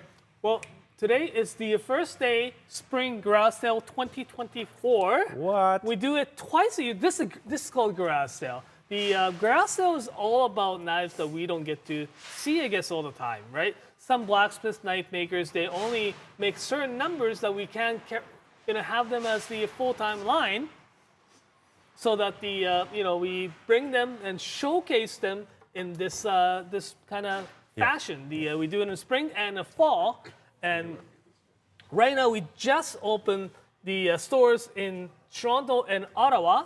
Or other stores will be open, like Calgary store will be open in about an hour. Yep. Maybe the 10 a.m. And the Edmonton store. Edmonton store, and also the Vancouver store is going to be open at again 10 a.m. local time. So we have a lot of specials and kind of like very specific. No, sorry, the exclusive to the stores. Some of the one of a kinds went to the store, as well as they have their own refurbished knives as well. Yeah, a lot of good deals to see in the store. So if you're here online with us this morning and you've got a store in the city that you're in, you should head down at 10 and go check them out. Go say hi. It's kind of a fun time in the shop too. Not that sitting in front of your computer isn't fun, but kind of being in the store is fun too. Absolutely. Get everything in there. You know what time it is as well. Oh, to spin the wheel? Time to spin that wheel. All right. I guess we do have a. This here, folks. So let's see what we get.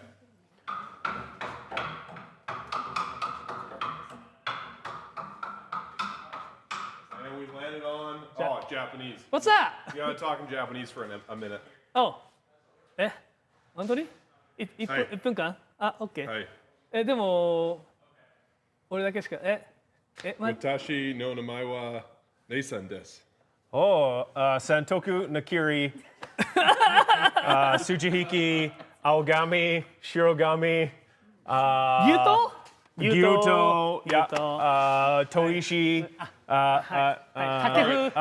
That feels like a minute. I'm gonna spin it. Sushi, Spin the sashimi. wheel, yeah. Spin one more My time. Japanese isn't very good. I don't understand what's happening. What's happening here? We're spinning a wheel. Well, I remember that, then you get the. Nathan's just trying to live his Carnival Barker dreams right now. You got the YouTube comment. Born in the wrong century. Is this mean tweets? Is this where Nathan reads mean things about his YouTube channel? Yeah. Oh. I'm not gonna read it about any of you. Can we get a vignette? Can we get like a dark vignette on the screen right now? Can we make this feel a little bit more? Okay. Oh, here we go. All right. This is one of my favorite comments that I've received recently. This was on the Whetstone knife sharpening video, which is almost at 1 million views. So thank you, everybody. Wow. It's gonna hit 1 million in like a Wow. month or two. Very excited. But I got a good laugh when I read this comment. Saw the stupid hipster face and immediately disregarded. Wait until you see him swallow tattoo. I think that means I have a swallow tattoo. I don't. Not a big fan. Wait of till you swallows, see his swallow tattoo. Yeah. and he tells you that he's an autodidact. An autodidact. I don't know what that. I actually had to Google that. I think it means that you're like self-taught, which is accurate. Like I do mostly teach myself things, and by teach myself, I mean YouTube it. You mean learn things. When you teach yourself something, Yeah. that's also known as learning. Well, how dare you learn something and improve yourself? Wow, why would you go and do that yourself? Don't you know it's Anyways. other people's responsibilities for you to learn things, Nathan? I thought that was a funny comment. So I love thought those I'd bring one comments. of those out. All right, well, we'll spin the wheel again in a little while. All I'll let righty. you guys get back to actual work. Go learn something. All right. You autodidact. I know autodidact myself. Yeah, right. Well, So- that was fun. This is Knifewear. We're the garage sale. No, we're Knifewear. This is the garage sale. That's Naoto. I'm Mike. You just saw from Nathan. That's Sky. Sky's usually the one driving the computer business and the reason why our stuff looks so much better than it did a couple years Oh my ago. God.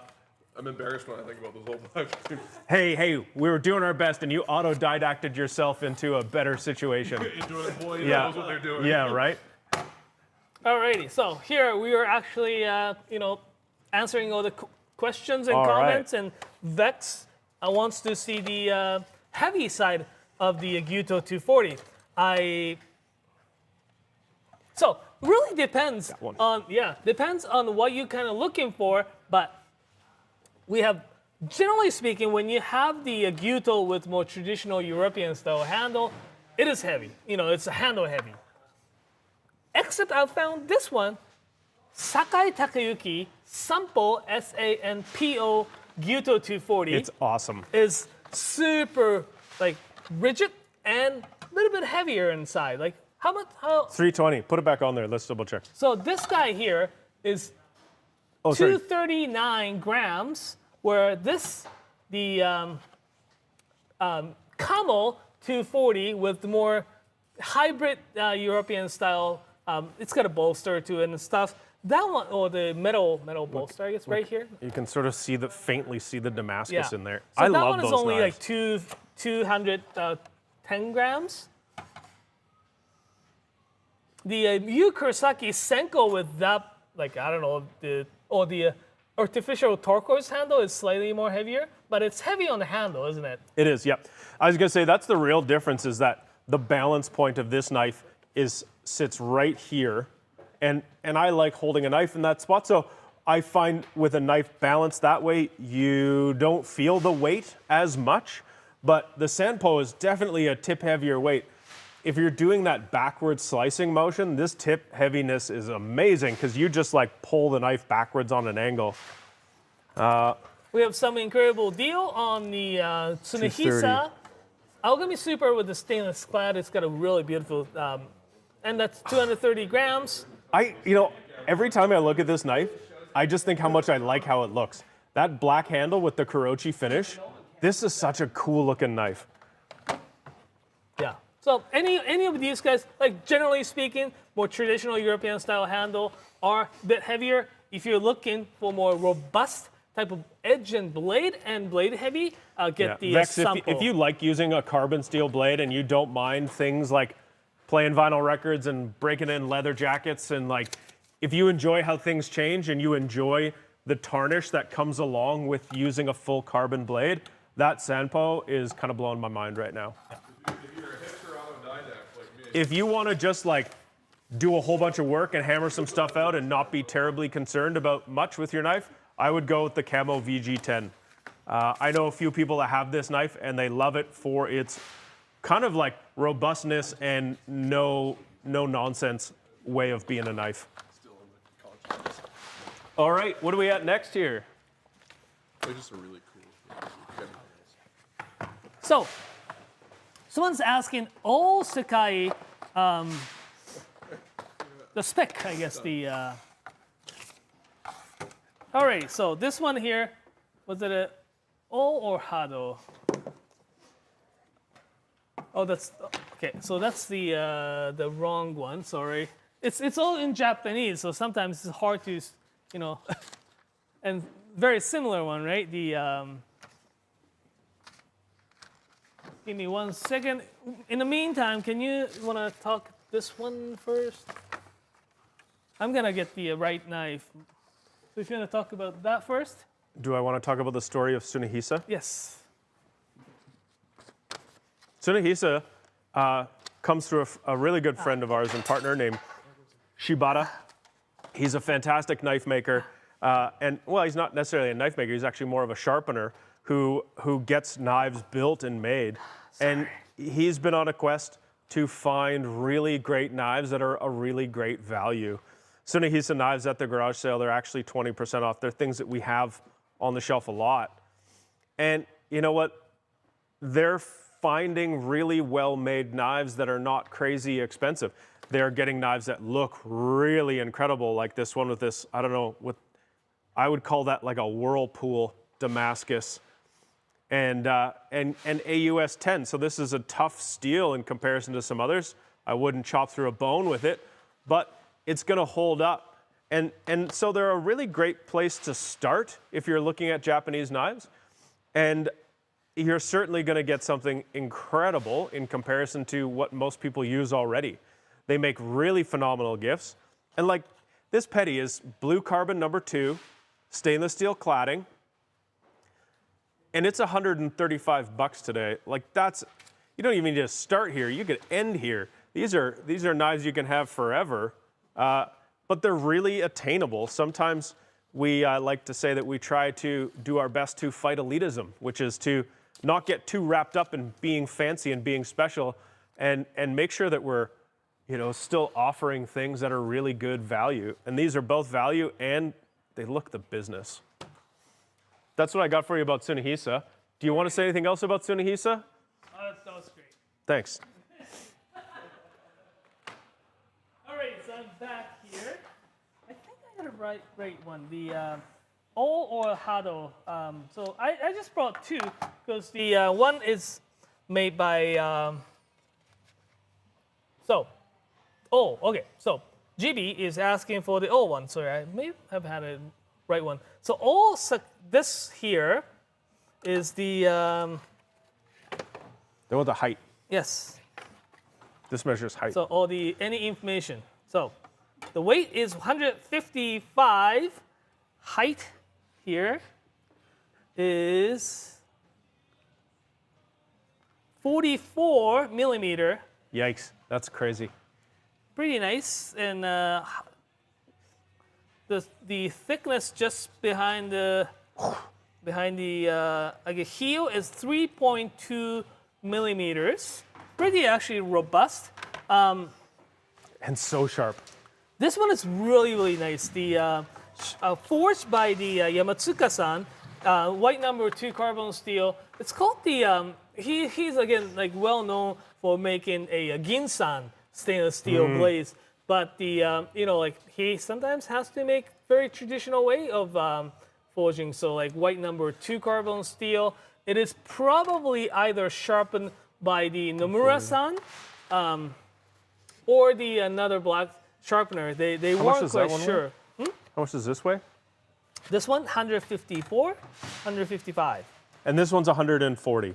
So the Hado, 139. this one here is very interesting. The Hado, it's got a Hado on them.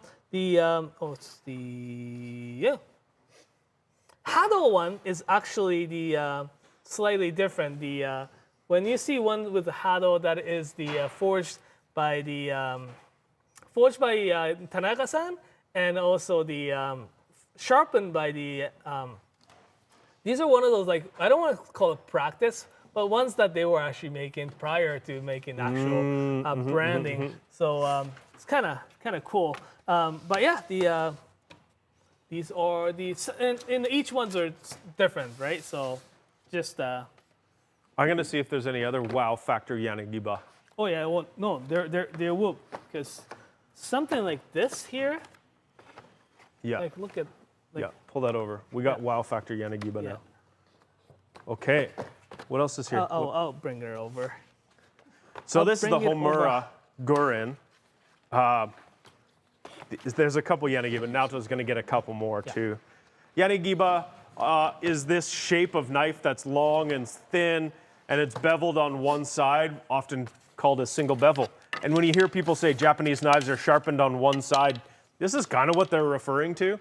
Most of the knives that we're showing you today are like a common knife that we use in our world, where it's an equal triangle or it's a double bevel, and they can be used right or left-handed, where these are more specifically right-handed. There are left-handed ones available. I don't know if we have any here at the sale, but this is designed for slicing raw fish, but can be used on all sorts of other stuff.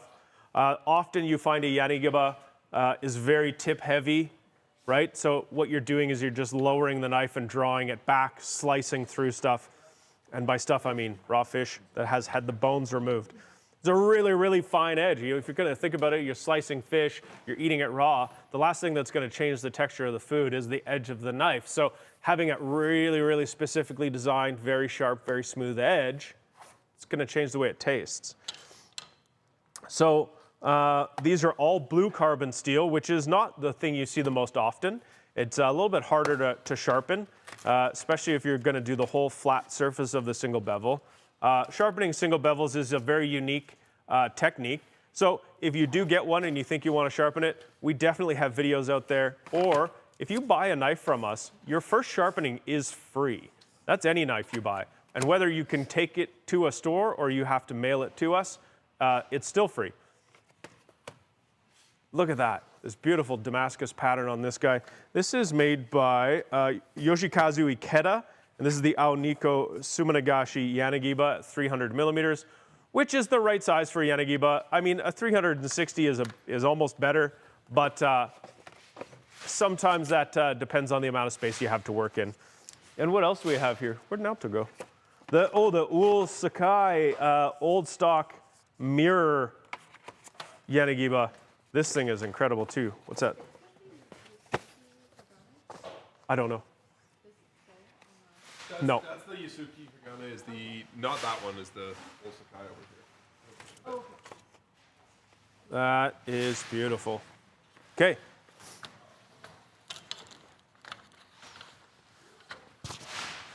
What is the best decorative collectible sushi and roll cutting knife? Yes. Any of these. I would suggest the Damascus is going to give you a lot of wow factor here. And yeah, beautiful knife. And it comes with a Saha. Not everything does. Okay. Oh, that's me kicking the camera. Oh, I see. Okay. Muniishi stainless Santoku blue carbon steel, otherwise known as Aogami. Yeah, we had a couple questions about this one. Do you know why it's called blue carbon steel? Is it because the sparks are blue? Because they Zoolander invented it. I don't know. It's because at the factory they wrap the steel in blue paper. That's awesome. Or white paper, or yellow paper. Nice. Yeah. So gami means paper, like Right. origami folded paper. Yeah, AO, blue paper. Oh, Pierce. Oh, you just bought this guy. Nice. Dope. Nice. Happy New Knife Day. Aw, Kitty gets a new knife today.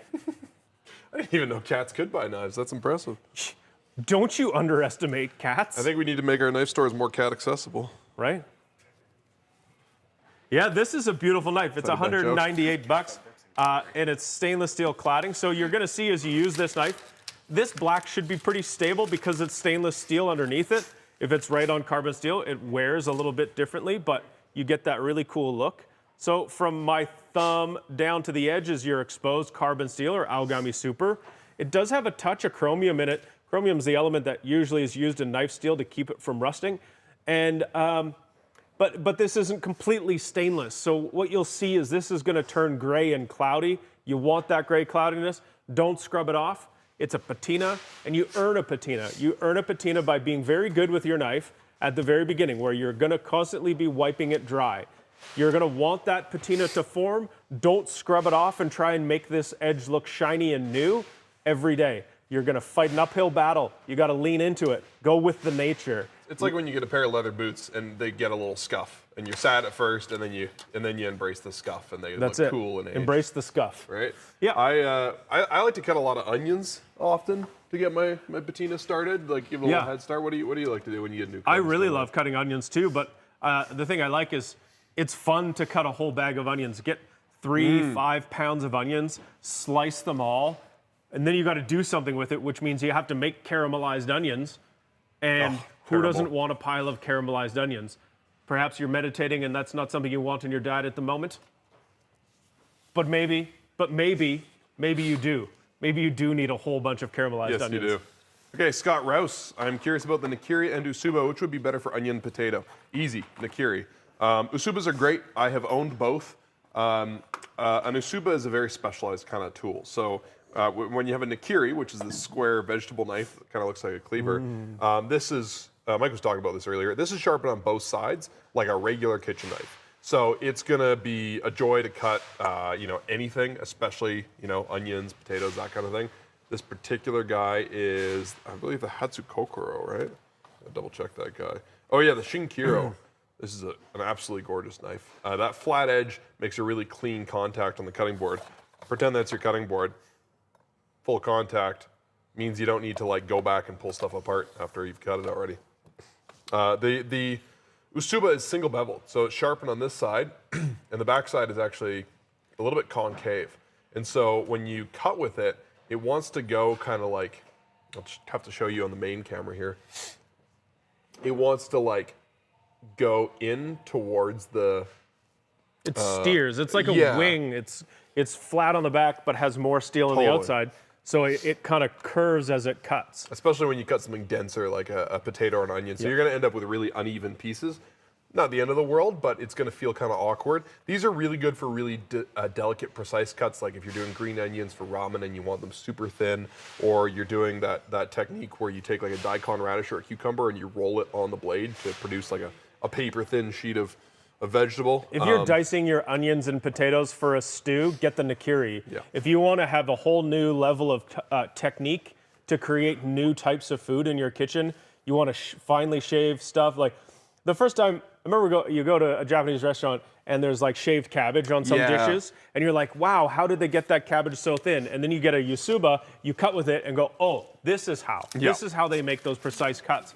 Is because it's got half the edge, so you've got a really fine angle. It does steer, it's harder to use, you have to learn how to do it, but hey, the benefit is you get a new technique and it can upgrade your food, opening doors to new style.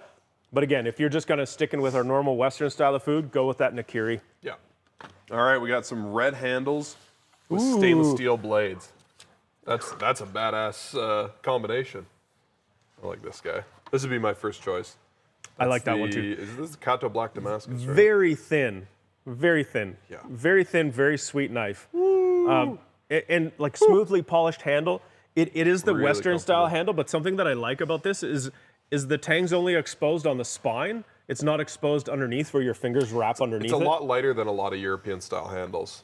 That is Kato, right? Yeah, that's the Yoshimi Kato VG10 stainless steel, super high performance, not super fussy like some of the extremely hard steels, and just look at that guy. Ooh. Now I have no idea if this is stainless steel, but this is definitely a red handle, and this is kind of a cool thing. This is a lettuce knife, and so it's great for harvesting. I think it would also be pretty great to have camping. That guy who goes out to a river and brings an onion and a cast iron whole pork pan shank, and turns a tree stump into a fire and catches a fish with his teeth. Yeah. Right? And then makes you lunch. And if you want something that's just like a daily driver, maybe you're working in a restaurant and you want something that's a little tougher, a little more of a workhorse, this Tsunahisa is 20% off, as are all Tsunahisa knives. What line is this? This is the Shichi, S-H-I-C-H-I. Beautiful Damascus pattern. Nice weight. Again, not too heavy, but a little heavier on the handle. And yeah, just a hell of a performer. It would be like upgrading, your Wusthof, your Henkels to something that's just like a race car. Oh, absolutely. Well, it's almost 9:30 here, so that means that the Calgary and Edmonton stores should be opening their doors for the Monday of our spring garage sale. Shortly. I bet you there's a bit of a lineup outside. Yeah. Hopefully they've got some coffee there for you or something. But yeah, this is our garage sale. So it starts today. It starts on Monday. We run our garage sales on in the spring and the fall. And it's where we've been to Japan. We've met new blacksmiths. We found cool new stuff. We found some really crazy exclusive stuff or prototypes. We've got a couple things that are refurbished. We had a trade up this year. And there's a whole bunch of cool stuff in stores. All of our stores have refurbished knives at a discount. There's some really sweet deals. Yeah. This goes right until the May 20th. I believe that's the Monday. So we've got a whole weekend more. So it starts today, but there's a whole week. So there's all sorts of great deals to be had. And like we've mentioned previously, the warehouse, our website inventory is kept a little bit separately throughout the day. At the end of the day, we put everything in the stores back onto our websites. So check back this evening. You'll see some more stock. What we do here today is we answer your questions. We show you the stuff you bought. We have some fun things to do. We got a wheel that we can spin. Nathan's here with me. Naoto's out doing stuff. As you probably recognize us from all of our YouTube videos and our YouTube channel stuff. You probably recognize Nathan from his non-swallow tattoo, hipster face, and autodidact. I don't even know what that means. Oh, you teach yourself stuff. Crazy kids these days. Imagine that. Learning. God. What else do we want to talk about? Let's do a bit of round of housekeeping. What else are we doing today? You're the master of ceremonies here, so tell us. Thank you. Tell us what's in store for the rest of the day here. Yeah, I mean, so we're gonna do some demos once the questions quiet down.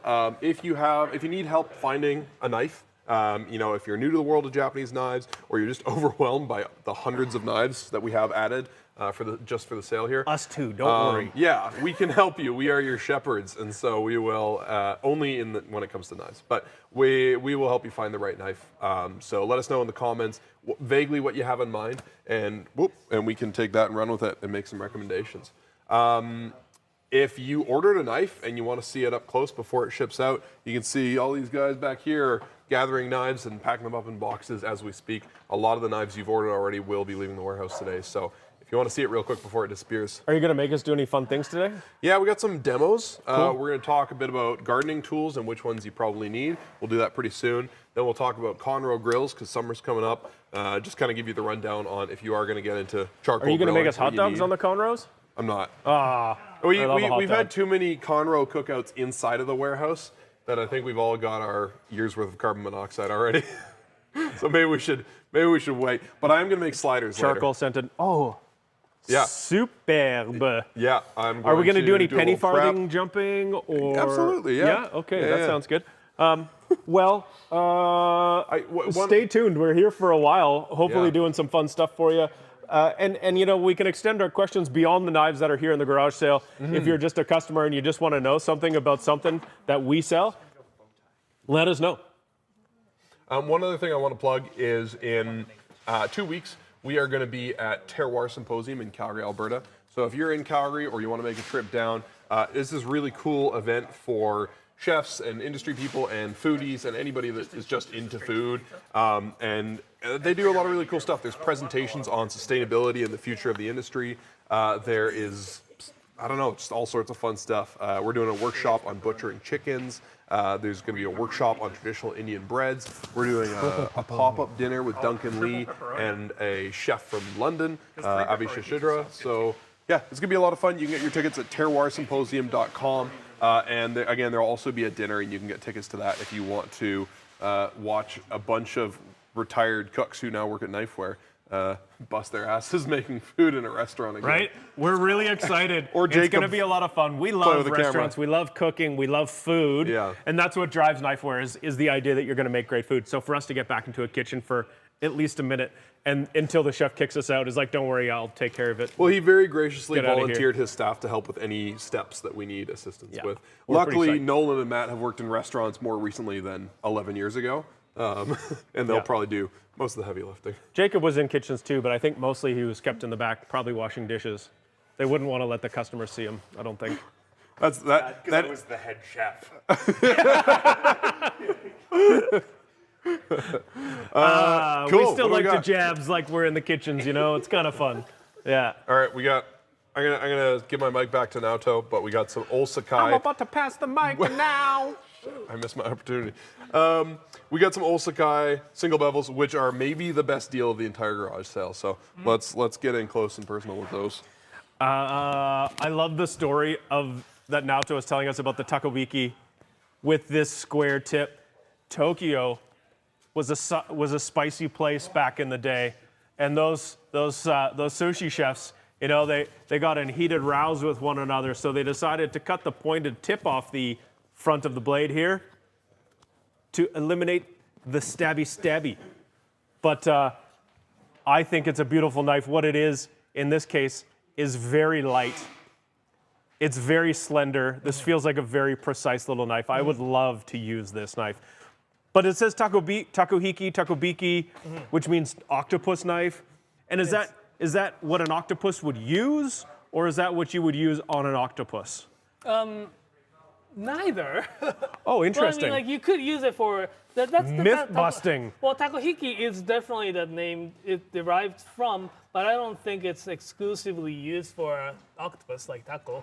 I don't know how actually this one here is kind of mystery. Like I don't know how the name came from. I'm sure they were using the slicing the octopus with, but the takohiki is not exclusively used for a slicing taco or the octopus. Anyway, so this here, it's like a lot of old stock, right? Like they've been, selling knives for quite some times, and they had this like some kicking around in their warehouse for the longest time, and they call it Yasuki Hagane, which means Yasuki is the city that produces the where the Hitachi steel Oh, okay. Oh, sure. Yeah. is, right? So the Yasugi. they changed the name. They've been bought by the American Fund. So this Anyways. is such a cool knife. I now want to do a video where we compare Yanagiba to takohiki and slice octopus and other things to see what happens.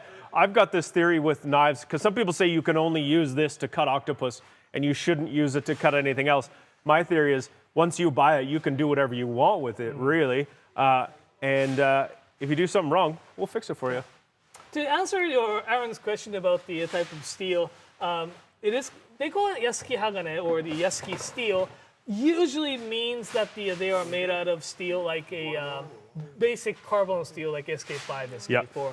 It's not it's not like white carbon or yellow carbon steel. Sometimes yellow, but those little bit less of the expensive. It's also $150, Yeah. which is incredible. They're very nicely made. I love the old school look. Like the sticker with the kanji on the handle, I think is really cool. I think you're going to find yourself a really smoking deal. A little O on the back, like stamp here. Yeah, and this is kind of one of those things that the garage sale is about.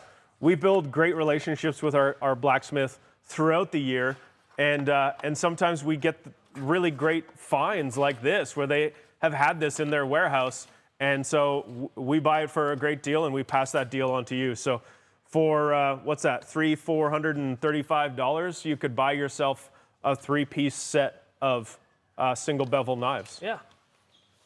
Alrighty, so the Bunka paring knife suggestions is the who is this from? Yes. Thank you. Thanks for everyone for participating. This Yeah, kind this of is fun great. event. We're It's getting like- lots of questions. This fun. is super fun. Keep them coming. And yes, Nathan does look like he's in the Doobie Brothers. Nathan looks like he could be on the back of any 1970s, rock album cover. He's kind of got that vibe these days. Okay, what are we looking at? This is cool. This is the Muneishi Kuro Petty. Patrick from the Hawaii asking for a paring knife suggestion. Oh, yeah, we're looking for a bunka or a paring knife. Bunka, similar function to what we know and love called the Santoku. But bunka, with this angular tip, has a lot more attitude. Function-wise, you're not going to find a huge difference. I think you get a little bit of a finer tip, though, so if you're going to do things like fine slicing of a shallot or something. And these ones do have a nice curve to their edge, so they're going to rock really nicely. It's too big. This copper Damascus, though, is really going to be the star of the show here. This is a very nice, light, thin blade, 165 millimeter edge length, so very, very good for doing all kinds of regular cutting at home. If you get a bigger knife, it can do those bigger jobs more easily. But a knife like this is really manageable. Getting something longer like a Gyuto will do a little bit more work, but we do have something like this. Tell me who makes this? Minomo Kajiya, M-I-M-O-N-O. No. Minomo. M-I-N-O-M-O. Minomo Kajiya. So this is a full carbon steel blade. Yep. It's definitely got a bit more weight to it. It's a little thicker at the spine. It's carbon steel, so it's going to rust. You're in Hawaii. You've got some salty humidity. You might find that this rusts pretty quickly, so you'd want to consider oiling it. after you've washed it and dried it. A little coat of light camellia oil will help to keep rusting at bay. But you know what the secret is to using a carbon steel knife is to not cherish it and hold it in a place where you never use it. The best thing to do is just to use it a lot, and you use it more and more and more, and you keep it dry and you keep it oiled and you build up that patina, and then it doesn't react. But this has got a really cool oak handle. It's $355. That's Canadian dollars for you Americans out there. Those are on sale. Canadian dollars are on sale. If you're an American, they're 25% off or more.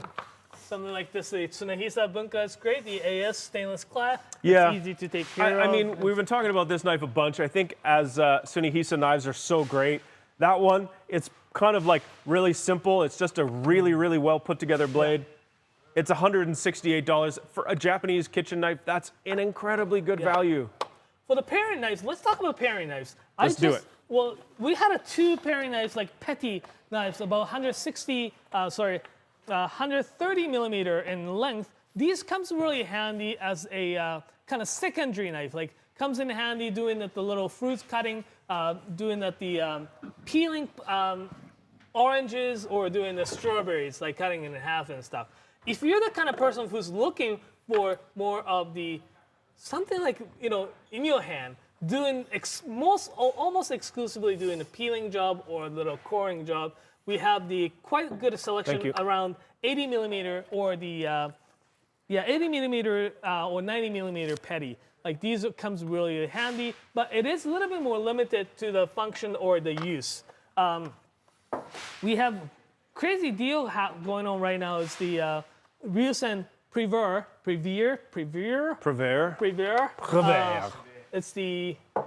20% off. It's so beautiful VG10 steel knife. Thank you. It's really well made, well put together type of knife. So like really depends on what you would like to do, I guess, with the like those paring knives, right? Like if you're doing the peeling jobs, you're looking for like 70 to 80, 90 mil petty. If you're looking more for utilitarian, like these comes really more handy.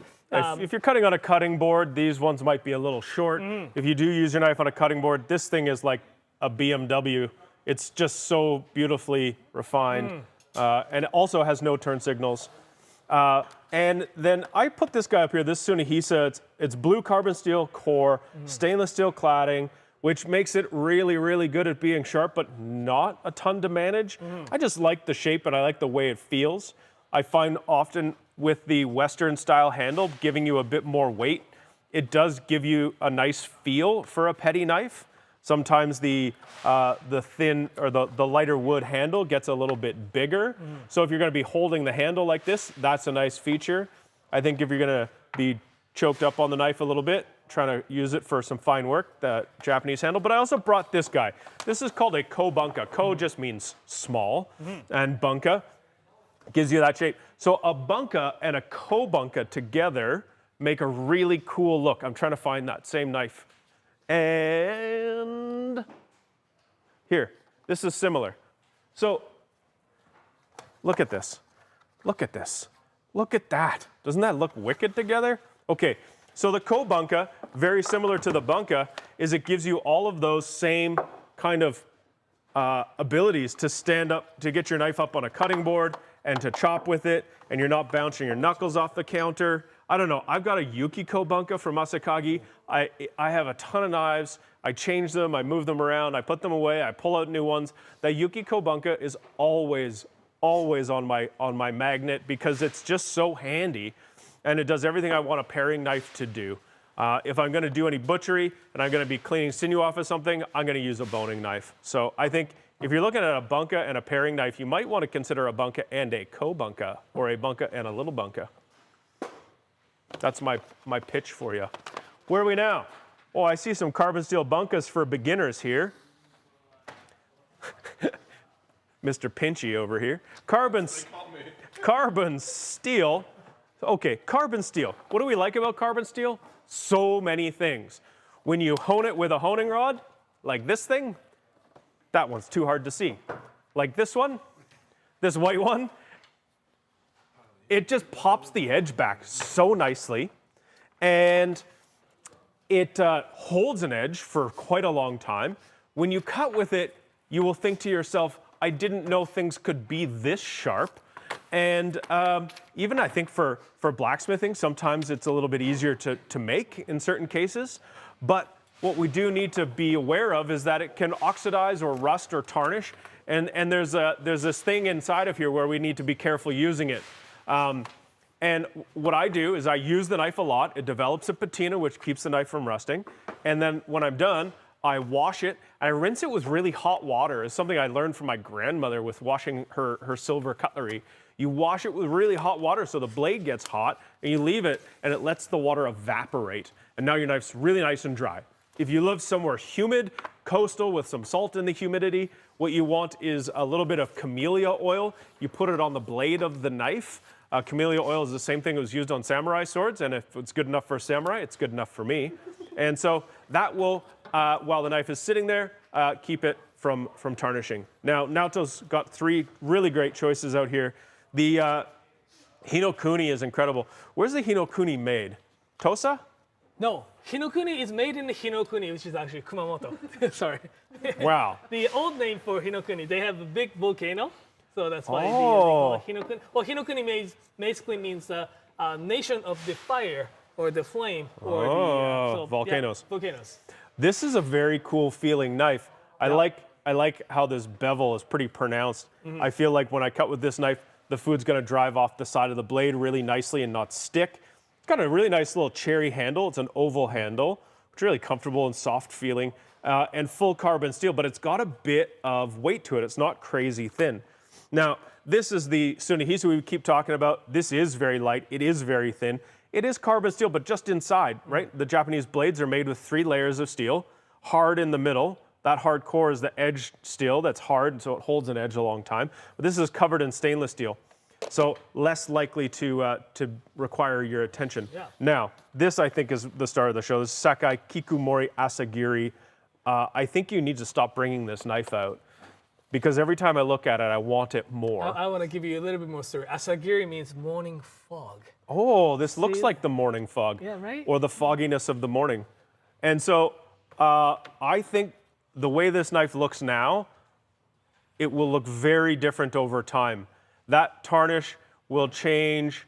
It will develop its own kind of appearance. It will look distinctly like your knife.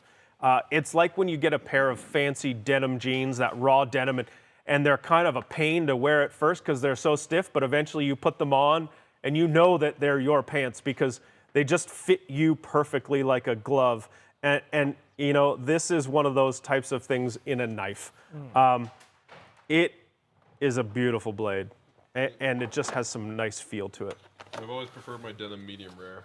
What about this knife? That's a carbon steel knife. That's probably a good starter, hey?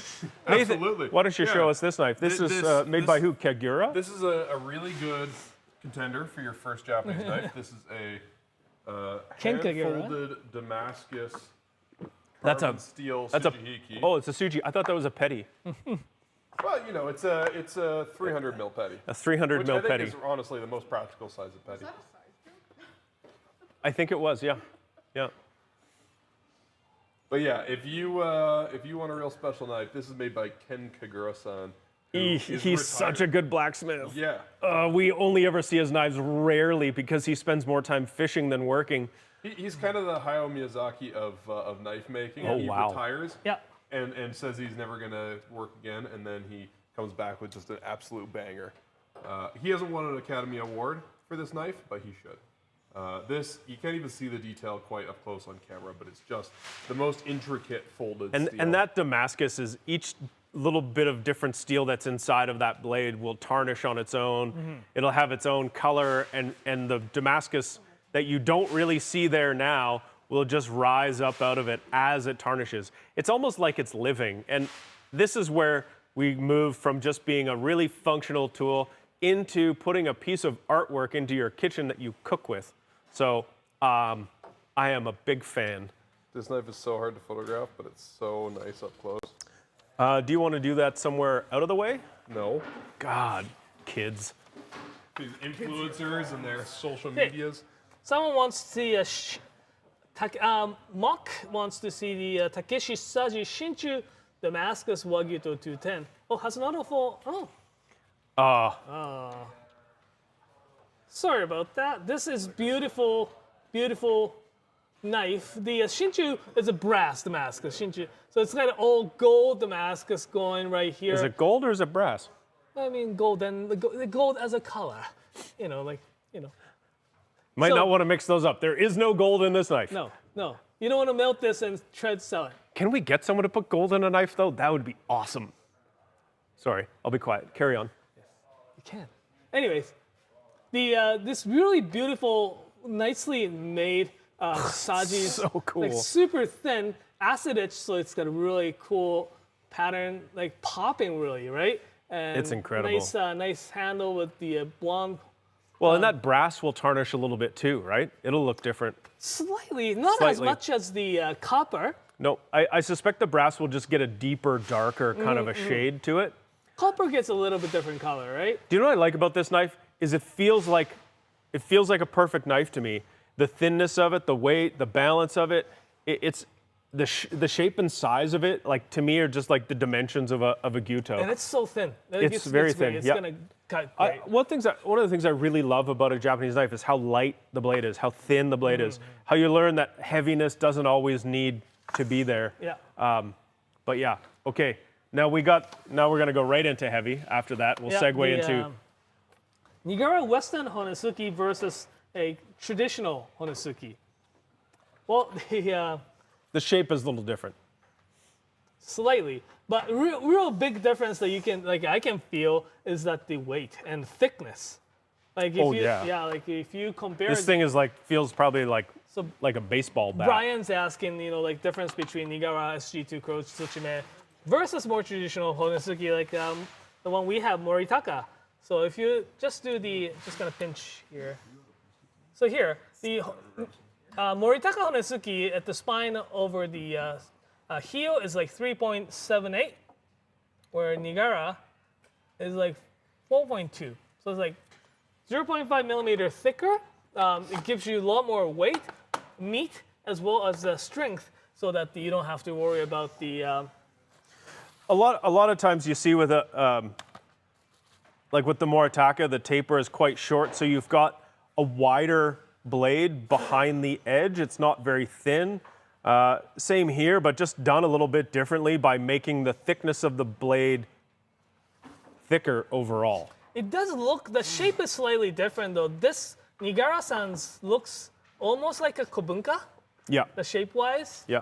I kind of feel like, depending on how you use the knife, when you're doing that sort of the cutting back, sometimes you feel like the heel kind of catches on something as you're kind of doing a cut. I feel like with the shallower blade, you wouldn't have that. I guess like if I have to talk about pros and cons, this would be great for. I see it fantastic for fish. May want the tip to be a little bit more skinnier like this, so that it gets into the little bit more for the smaller. fish, yeah. Well, the fish is great, but for chicken, I may want to make the tip a little bit more like. Yeah. I think the big advantage of the thickness is that when you're going to go through the bones, or between the bones, I should say, you're not going to need to do much. You'll just push it lightly, and it will just drop through.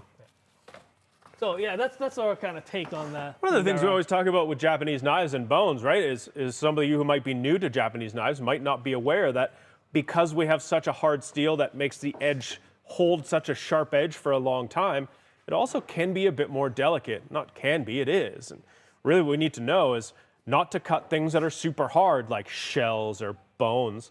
Frozen foods, the cold, like even something, like last time I chipped a knife, honestly, was on a piece of frozen ginger. I thought I let it defrost enough, but it makes the steel really cold, which even makes it more brittle. And then twisting your knife inside of food or scraping it also is bad for the edge, especially when it's hard steel, but also when it's softer steel. So that's why we're always kind of referring to things about bones, is because we try to be careful. We don't want to chip the edge of the knife.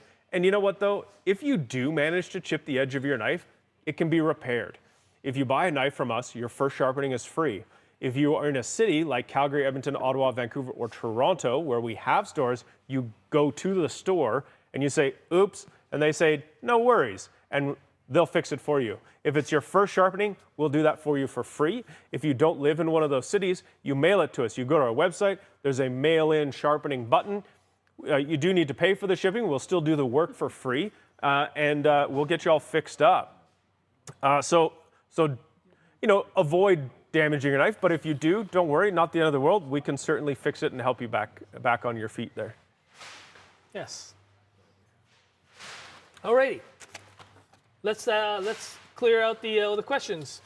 Someone also wants to know who the Wakui is. I guess again 101. The Jonathan Toshihiro Wakui. Okay, so this is the Toshihiro Wakui, white carbon number 2 stainless clad, 210 millimeters in length, Gyuto. He's so good. He's actually really, really good. I'll be honest, the price of this knife is bang for the buck. Probably, I would say for me, one of my favorites of what we have right now. It's fantastic. Like he is, like a lot of blacksmiths learned from this workshop in the Sanjo, the Yoshikane, right? Like they've been teaching a lot of, and some of them, like Mazaki, Masashi used to work there as well. Yeah. They're so it's great, like school almost, right? Not just talking about this area in Nigata where we see a whole bunch of knives. It's a place that is the home to a lot of steel production. Thermos, for example, is there. The old school global knives that were some of the first Japanese knives that we saw over here. There's just a ton of steel manufacturing and incredible knife making. Wakui-san, in fact, his family comes from a family that was making pry bars or crowbars, and I kind of want one, to be honest. Yeah. But he has shifted. He has shifted into knife making, and he went to this family, Yoshikane, and went to their knife making school essentially. And he sure has learned with his craft, and he's incredible. And $380 is a small amount for what you're getting here. Super great craftsman. And does have a really cool story. Do not use this knife like a pry bar. That is one of the things not to do with a Japanese kitchen knife. Yeah. Or any knife. Get a pry bar or a screwdriver, you know. Why don't we look at something mediocre now? Why don't we look at something that's just normal looking? Maybe something that's just like a common looking knife. Maybe something simple. Common looking with, Maybe something that's just like an everyday, just like you want to like cut an apple for your kid, get them in the school bus, you probably want to pull out a knife just like this. Yeah. The So, Nigara Zebra. So, you know what this line represents for? Zebras. Yes, but Finally, some zebra representation. yes. Hey, now everything's not all black and white, Nathan. But these are cladding line, eh? That's the look I've been waiting for all day. Okay, I'm sorry. Tell us. Now just trying to actually tell us smart things. I'm just being a jackass. So here, you see the little, the color differences or actual steel difference. What? That's two different types of steel. Yeah. Okay, tell us more. Blue number 2 and white number 2 and blue number 2 has been forge welded to produce this pattern.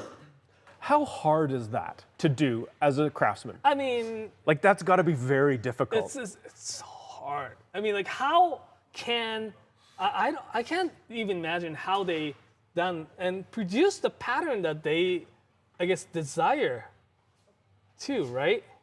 It's so hard. And this sort of it's mirrored and matte, but it's got kind of that slightly gunmetal blue to it. This is gorgeous. I can't even imagine. We've been to those I just need to wipe it just to be workshop and craftsmen and seeing how they forge weld things and stuff, right? I can't imagine how they could do something like this.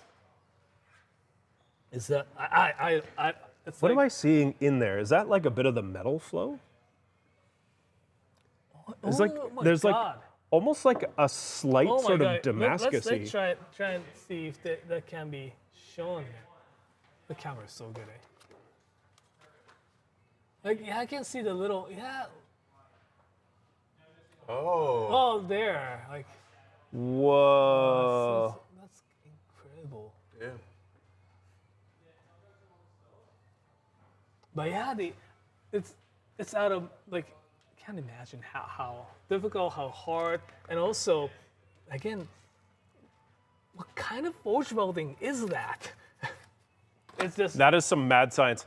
That's like what you get when you have people who have been making things for hundreds and hundreds of years, right? And we visited Nigara. They're up in the Aomori. That's sort of the north end of the Honshu Island. Honshu, right? And he's really cool. I really have a lot of respect because he's trying to rebuild an industry of knife making in his area. It's something that's kind of fallen by the wayside. He's got a handful of apprentices that he's training, and he wants them in turn to leave and take on a handful of their own apprentices and build this industry back into his region.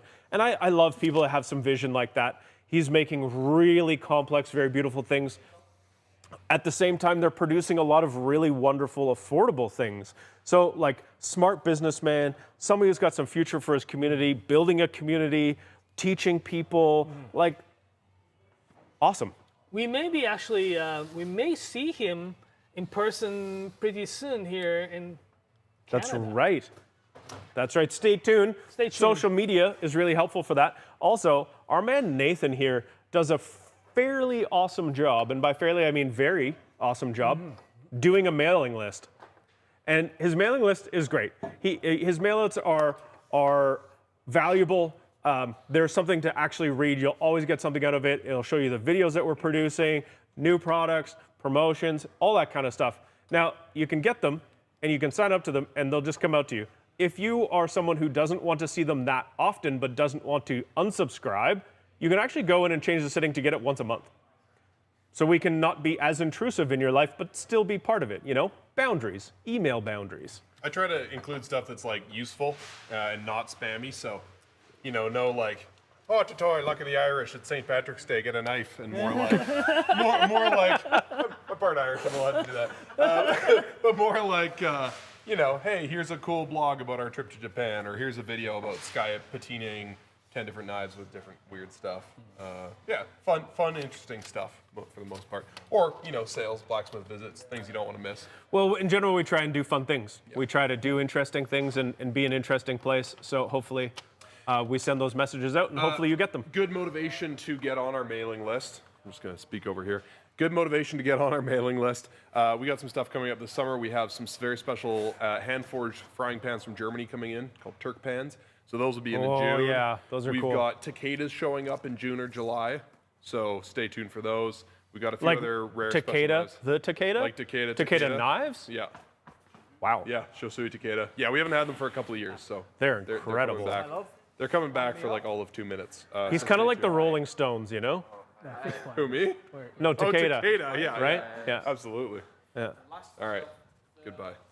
Where'd Naoto go? Oh. He's just peeking at me through behind the shelves. Thoughts on Sakai Takayuki? What do I think about Sakai Takayuki? Oh, they're great. They've got a really broad spectrum of products, really excellent quality across the board. Sakai's a really interesting area of Japan where they do things quite differently. Naoto, who is from that region, not necessarily from Sakai, but nearby, has 30 minutes. has a lot more experience in that kind of idea, but Sakai Takayuki is a company that gets knives built, and they choose different blacksmiths to create the work, almost like commissioning them to do the work. They're probably the largest player in that region right there. Yeah. They've been doing a lot of more, like, as well as traditional things like these, like the, you know, the Nihonko or the SK5 lines like these. It's very traditionally made. Made by this knife maker in Seki, so they closely work with the makers. Not only, like you know, yes, they make the homura. That's like forged and sharpened by the you know, forged by Doi-san, sharpened by Yamatsuka-san. They do kind of giving them their workshop, like in a space to work in. So like they have the sample factory. So they build a factory. They let those blacksmith and sharpeners work in that to work. A place like so lending or they renting the place out, that kind of stuff. Also, they like to work with some other, like they've been working with a lot of different people from different fields as well. for example, we have this fish pliers Oh, these things are so good. designed by the the Tsumoto-san. He's such famous, popular, influencing fishmonger, I guess, in Japan. And this, a lot of people, we have them as a Tsumoto Shiki fish bone pliers, but it's got a Takayuki name on it. Yeah, often we get the little spring kind of shaped ones, and very frequently you'll see someone say, I don't want to buy those, I'll just use a pair of pliers. And the pair of pliers, the needle nose ones from your toolbox, don't really work as well, but frankly, these are perfection. These are so good. And Sakai Takayuki, they're a really awesome company that do bring together some really phenomenal craftspeople to build us really beautiful knives. Something like this Homura Gurin comes through Sakai Takayuki. But also, we are a whole bunch of knife nerds, and out here in our world, this is very new and exciting. But something that's really common in Japan is to have a Japanese knife in your kitchen. So they also make what we would think is just a normal, boring little knife, but it is a really awesome knife. But they do make just regular knives, right? Yeah. And they're just incredible. So they span the gamut of all sorts of things. Like, tell us more about this Homura Gurin So from them. the Alan's got this particular one. This is also made Thanks.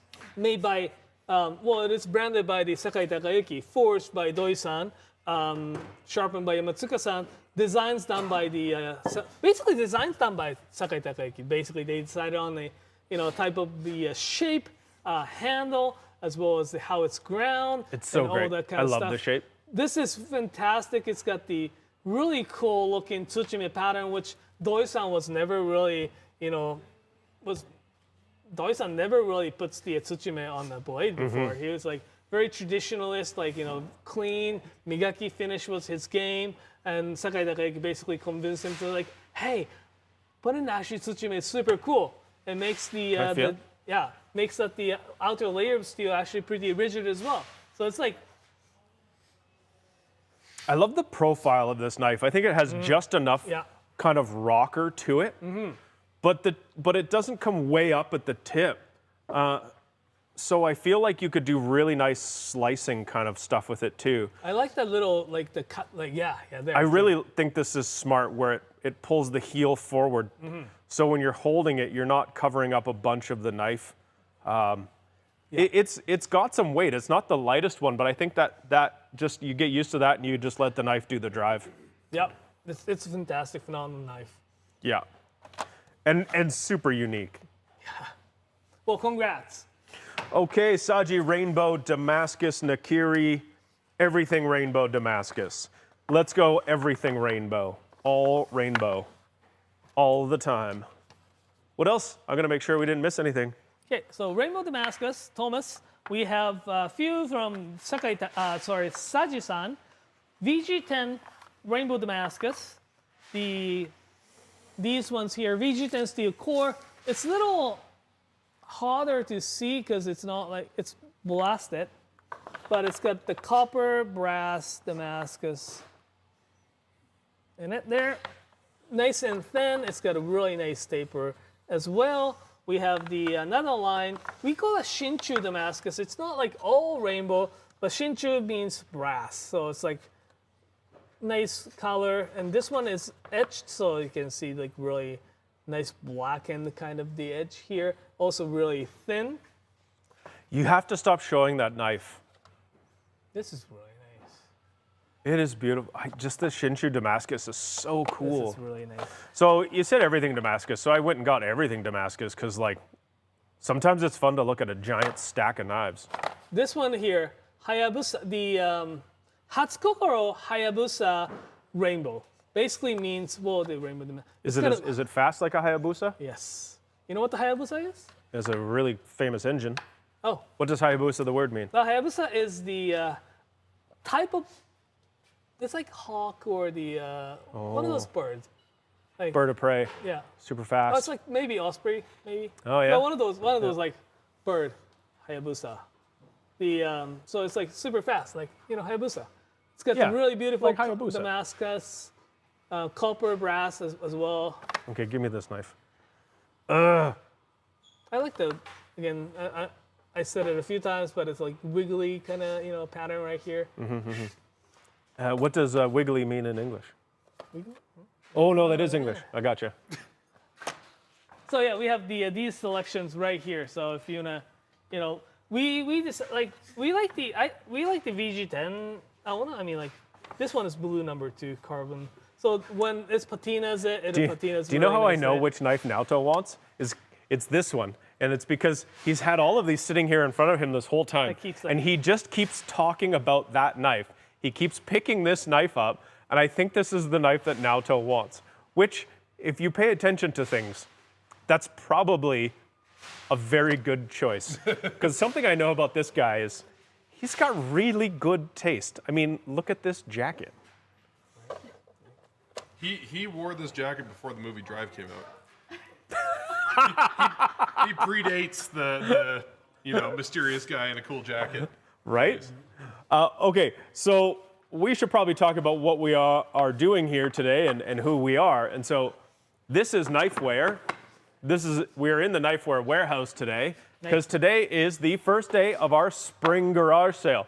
Now, there are no old crock pots. You're not going to find any old cowboy boots or old cross-country gear, no used tires. But what we do have is really incredible Japanese kitchen knives. This is what Knifewear is known for. It is because we love Japanese kitchen knives because A, they're made with harder steel, so they stay sharper for a longer time. But B, most importantly, they make work in the kitchen really outstanding. It makes it so much fun to cut with. And so we bring in all kinds of stuff throughout the year and stock our shops. Now, every now and again, we go to Japan and we find stuff, whether it's a prototype, it's a new blacksmith we're starting to work with, someone who doesn't produce that much on occasion, or sometimes we kick a box in the corner and say, hey, what's this? And they say, oh, that's, we screwed up the engraving on those knives. And so we get really sweet deals. In the last year, we started doing an annual trade up. So sometimes people have a knife that they just don't jive with. And so they bring it back to us and we trade it for something else. And then we've resharpened them. So you'll find those some online, but also you'll see those in our stores. We have stores in Calgary, Edmonton, Ottawa, Vancouver, and Toronto. Which I just checked the time. And oh, yeah. Yes, well, it's only 10 o'clock. So Vancouver still has another hour to go, but everything else should be open. Yeah, but yeah, Calgary store and Edmonton store just opened 5 minutes ago. So happy hunting. yes. This sale goes today, plus it runs all the way through the week and runs right until the end of the day on Monday.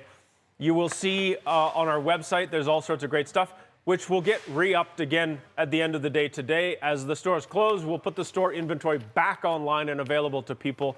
It's just chaos in the store right now, so we're trying to minimize the errors of the shipping. Speaking of which, probably need to give a good shout out to our team here in the warehouse. It's incredible. We'll be back on Thursday, right? With a little follow-up video. On Thursday, we'll be here again to touch base with you. And it's always fun on Thursday because someone will inevitably say, oh my God, I placed my order on Monday and it was at my door Tuesday afternoon. So our team here is incredible. They pack knives. It's always our goal is to get the knife order out the door the day that we get it. And we're pretty good at doing that. And we don't lower our standards here for garage sales. So the majority of what gets placed today is going to get shipped out. Yeah, it has already shipped. UPS hasn't quite shown up at the door yet, but they'll be knocking shortly. And yeah, we do our best to not make you wait because this stuff's real exciting. Can we get a round of applause to the warehouse team? Woo! When the first, can we do the first transport is away when the truck comes to pick up, just like Star Wars-y style? Before we dive into the next round of product questions, we've got a couple general knife questions. From David, we've got, can you explain why Damascus is such a popular thing? And then we have a couple more and then we can... Sure, yeah, so I guess a brief history in a way that a long time ago, there was this steel called Damascus steel from that whole area of the world. And those blades, the swords made from Damascus was known to cut other swords in half. And it was the most deadly and the most dependable and the most amazing. Now, that, I think, in the true fashion of the time, everyone that knew how to make those was killed. And so we truly don't ever see real Damascus steel unless it was unearthed. And they had found it and they re-engineered it through archaeology and engineering and science, and they think they figured it out. Now, you'll see a lot of the knives we have is Damascus or has this steel, which we have been corrected by the purists to not call it Damascus. Some people would refer to it as pattern welding or folding the steel. So what they would do is take the metal, and because when they would create the steel, there would be sort of unevenness to the particles. So they would cut the steel up and put it back on itself and fold it, just as like you're rolling out a dough almost to try and even it out and mix it together. So you'd end up with an even distribution of the carbon content. Now, we have factories in the world that are making steel alloys and steel that is going to outperform the majority of the Damascus steel that you can see in the world. So the cutting power that we've got with the Aogami Supers or the blue carbon steels or the white or the VG10s, all these different names you hear us dropping here, ultimately perform incredibly well as the steel that does the cutting. However, the Damascus layer on the outside looks amazing. And I think that's why it's popular, is because you can have a bit of reverence for your knife. And you can surely have a kitchen knife that just has got a polished blade and a handle, and you cut food, and the food's the star of the show. But a knife is a thing that you can have in your home for decades upon decades. It's even something that can be handed down. And so why not have something beautiful? Why not have something that shows a bit of our history and culture? And why not have something that inspires you when you pick it up and you look at it and you think, I'm so glad I got this knife. It looks so cool. Put it simple, what Mike said mostly was that the layers of steel or Damascus look of the steel is more of the aesthetic. Except something like these, or we had a zebra, or we had those coreless Damascus where you don't see, all the layer goes all the way to the edge here. They are a mix of the two different types of steel, different hardness, and they say when it's wearing it, they wear unevenly. Harder steel won't wear as fast as softer steel, so that it creates what they call an infinite serration. That may be a functional thing, but some people say, it doesn't really, it wears very. So it could be a functional thing, but most of our knives, unless it says Coreless Damascus, it's not really a functional. And the PH808 is asking the difference between the Honesuki monosteel or in coreless knife construction, which is really, kind of relates to the hot topic right here. Coreless Damascus, coreless construction is like this. You can see the coreless steel goes all the way to the edge. As I explained earlier, it is kind of how they say it wears in different rates, so it creates infinite serration. Now, 100%, yeah, sure, but it probably is. Yeah, it's worth trying. Yeah, and Honesuki is, generally speaking, it's made with this one-piece steel. It's not cladded steel or anything like that. One-piece steel with, traditionally speaking, it's the differential heat treatment. You'll see the line right here, that little like wavy line there.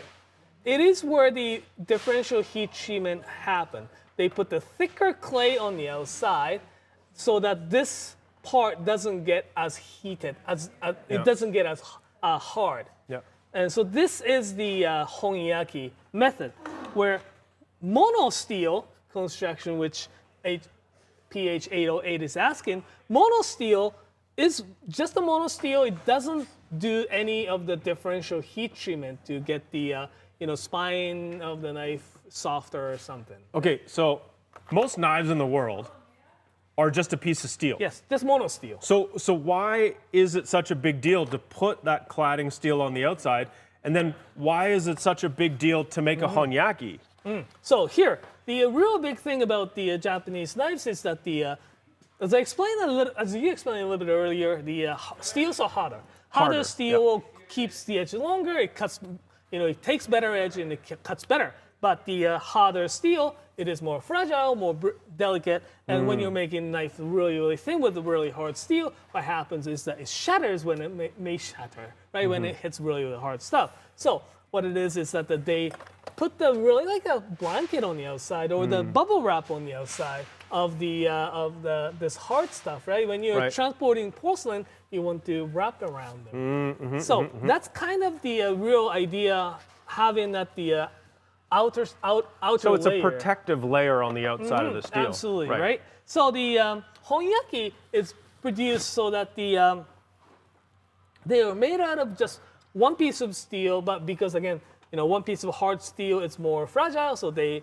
made the construction that they have the softer spine, so that it gives you a little bit more agility, I guess. But technically, as the craftsperson making this, it's very difficult to make that. Absolutely, because it shrunk, whatever the expands or the contracts.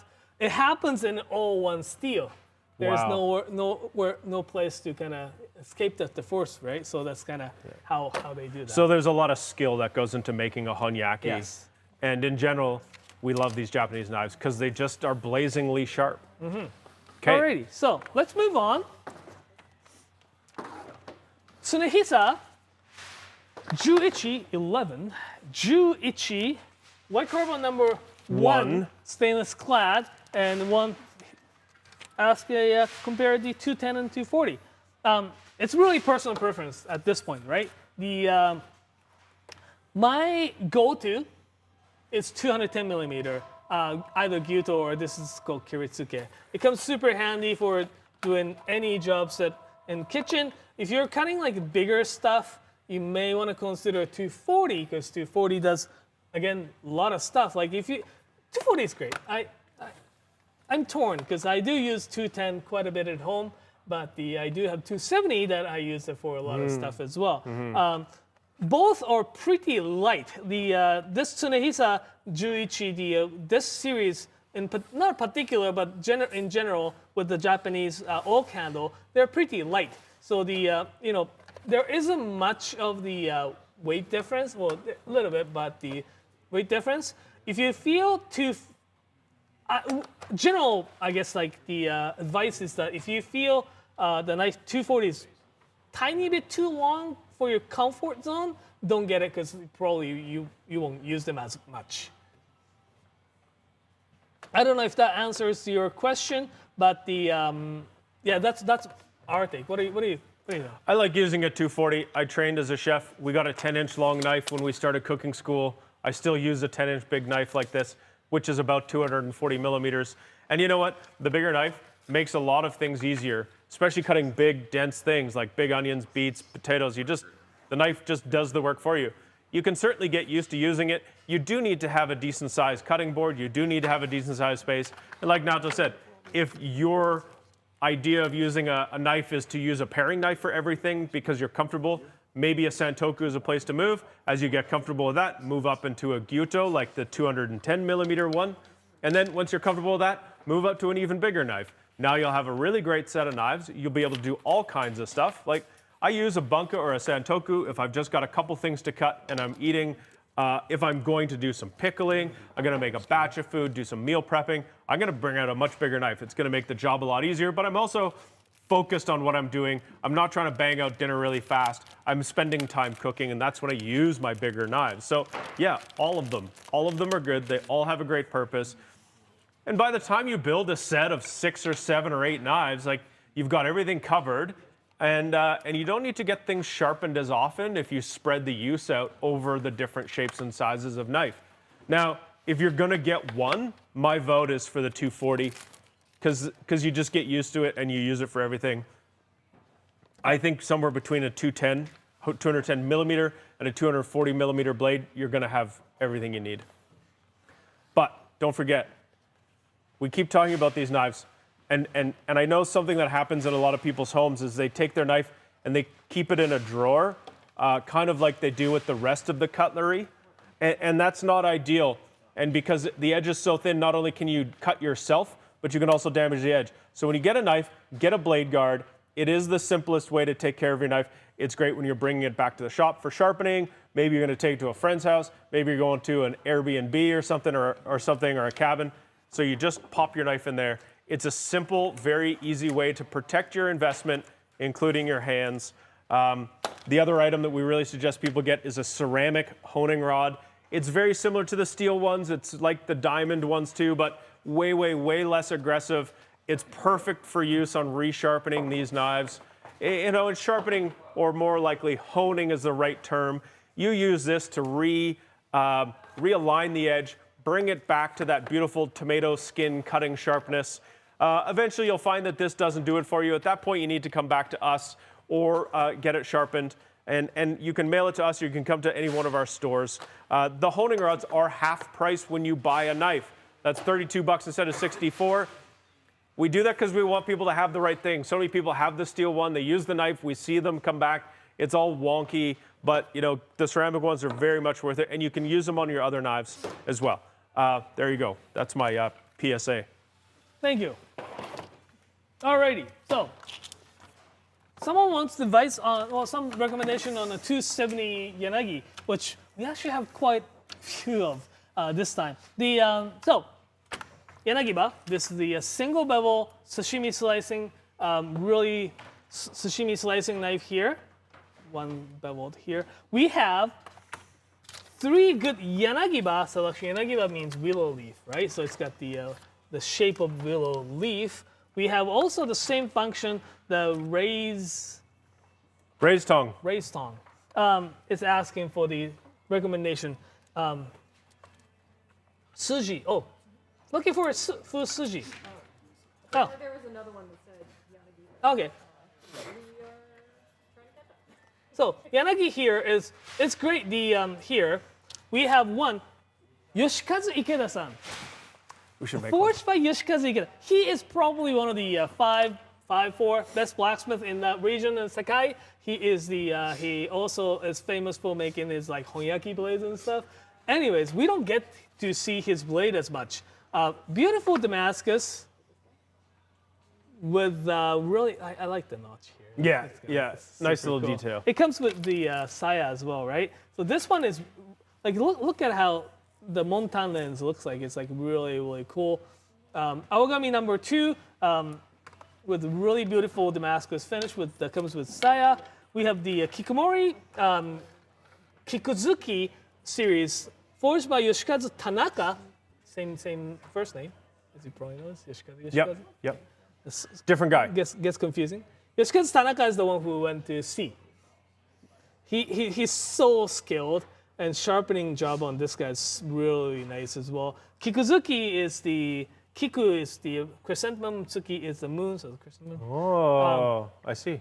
This series is fantastic, and it's really fairly priced, like $407 on this guy here. If you're looking for something to kind of start with, I guess, like never had a experience with the Yanagi, this is great. Tojiro Tsuchime Kurochi, white number 2 carbon steel with really nice black hammer finish, and really good, well-made Yanagiba. And if you never used the Yanagiba before, this is gonna actually get you going, kind of a thing. And if you like the kind of sub-section of Yanagiba, we have this Kiritsuke, the K-tip, some people call it K-tip, Kiritsuke Yanagiba, on the same line as the Kikuzuki, or it's Sakimaru Takohiki, which is this tanto-looking tip. It's like really nicely sharpened, eh? I don't know what benefit you would get from that Sakimaru kind of tanto tip style, other than the fact it looks incredibly badass. I don't know functionally what you would get. It probably wouldn't actually function as well as this tip. Like I feel like this would do something for you. Yeah. But that does it for me, if you know what I'm saying. Yeah. It's so cool looking. Hopefully that helped. All right. So. Oh, I'm going to talk about the Kurosaki Gecko because I am quite a fan of these. We've had these around for a while, and somewhere around Christmas, I was working in the store, and we didn't have a sample knife of one. And so I took one and I cut with it, and I was blown away at how they feel like nothing is there. Cutting a potato, it just pops through, and there's no resistance. It's so smooth. It has this really nice bevel to it. So it drives the food off the side that doesn't come in contact with the face of the blade. And I like how Kurosaki is doing this move too. Yeah, right. So instead of the knife coming straight off of the spine, he kind of drops the tang. So the knife is a little bit lower. So you've got this nice, nimble, thin knife, but you get just a little bit more clearance off the table. It looks kind of unique, but it feels amazing. And the VG Zeos steel, all reports have been that it is incredibly nice at holding its edge. It's got a bit of a shot blasted kind of surface to it here. I don't know if we can pick that up. Yeah. Look at that. It's nice. There's a lot of little detail to this knife. Light, nimble, feel really good, very sharp. And like I said, my experience in cutting with them has been at the store where we've got sample knives and we have potatoes and tomatoes. Potatoes give you the feel of what it's like to cut through something dense, and you can feel the smooth finish of the potato after you've cut it. And a tomato, because a tomato's the test all the time. Is the knife sharp? Can I cut a tomato? Yes or no? That's the true test. So I've tried it on tomatoes and potatoes, and I think the geckos are incredible. Kurosaki is such a phenomenal knife maker. Everything he's doing is really cool. He definitely gets into some really cool finishes. This one's not so much a cool finish, but the VG Zeos is a very cool, newer type of steel that is reportedly not quite as delicate as some others, but does seem to hold an edge an incredibly long time. No idea what it would be like to hammer it and forge it, but that's not my problem. Tadafusa Nishiji Western Walnut Petty, 90 millimeters. That's what this says. Yeah, banging little knife. We've seen these a lot. This is a great feel. It's got a really nice thin blade here. The walnut handle is very light. It's very compact. It's very comfortable to hold. And it even has a bit of that green into the walnut. Different color in the lights here for me than you. But yeah, so the stainless steel layer is just on the outside of the blade. The shiny bit you can see here that's flashing, that is blue carbon steel. Number 2, carbon steel is beautiful and sharp. Stainless steel doesn't rust. Best of both worlds. What a lovely little petty knife. If you're looking for something in this size and shape, I would look no further. Yeah, that is one of my, sorry, from the out of frame here. That is one of my first knives. Like, I got a Santoku, and that was fantastic. I still use them. That is a very, very, very good knife. Tadafusa is a really, really, really good knife maker. I really like going to visit them because it just feels like you're in a blacksmith shop. There just happens to be 35 people working at the same time. Next, Kato V Kurochi, 165 millimeter. I've got a Bunka here. Bunka Santoku, very similar function. You can see the V Tsuchimi here. Tsuchimi just means hammered. And so a lot of the knives, like Naoto was just talking about the blades and how we've got softer steel on the outside and harder steel in the core. So you couldn't put this texture on the core steel because it would break the knife. So because we've got softer steel on the outside, it opens the door to putting a texture on it. And the texture has a purpose. Just like the tread on a tire, it'll break surface tension. So when you're cutting through those heavy, dense, wet type of vegetables, things like a sweet potato or an onion, you know, the knife will glide through with less resistance. And that isn't always that big of a deal. I mean, if you slice a thin slice of cucumber, it's still going to stay stuck to the side of it. It doesn't mean that the food doesn't stay stuck to it. But when you're somebody who cuts quickly, like I've got a lot of practice cutting, so I'll cut pretty fast. If it hits the brakes unexpectedly, I mean, I'm going to cut myself unexpectedly too. So I do like that feature, but this is really cool. It's got the Kurouchi is black face or black finish. So we've got this black look to it. The Tsuchimi is the hammered finish, and then it's done in this very unique V shape.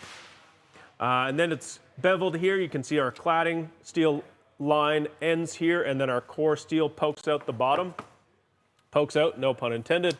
So Aogami Super or super blue carbon steel is probably one of the best in terms of what we have found as a result for a really good knife for your kitchen. It holds its edge. It's easy to put an edge on it. And we've got the stainless steel jacket. So Aogami Super core, stainless steel cladding. This is likely one of the best combinations you can get for the makeup of a blade that we carry. And it's got a beautiful rosewood handle. This is a very elegant knife. I think if you had this, you would be very happy. Yeah, I'm really happy that it's Oh, and here. you got a Kato SG2, 240, banging. Dude, Blake, Awesome. please enjoy. And you got a Wakui Petty. You're having a great day. Happy New Knife Day. This is white carbon steel #1. That's unique. What's unique about white carbon steel #1? It's got a higher carbon content. Is that not true? Yes, it is true. Compared to the white number carbon 2. So carbon is what makes steel harder. And the harder you get, kind of rule of thumb, is the sharper you get. This has got this nice layer of stainless steel on the outside. Really beautiful cladding. Nice edge. Let's see if I get you a little. She thin. Oh yeah, that's thin. Nice oak handle. I like these mono handles. They look really simple and elegant to me.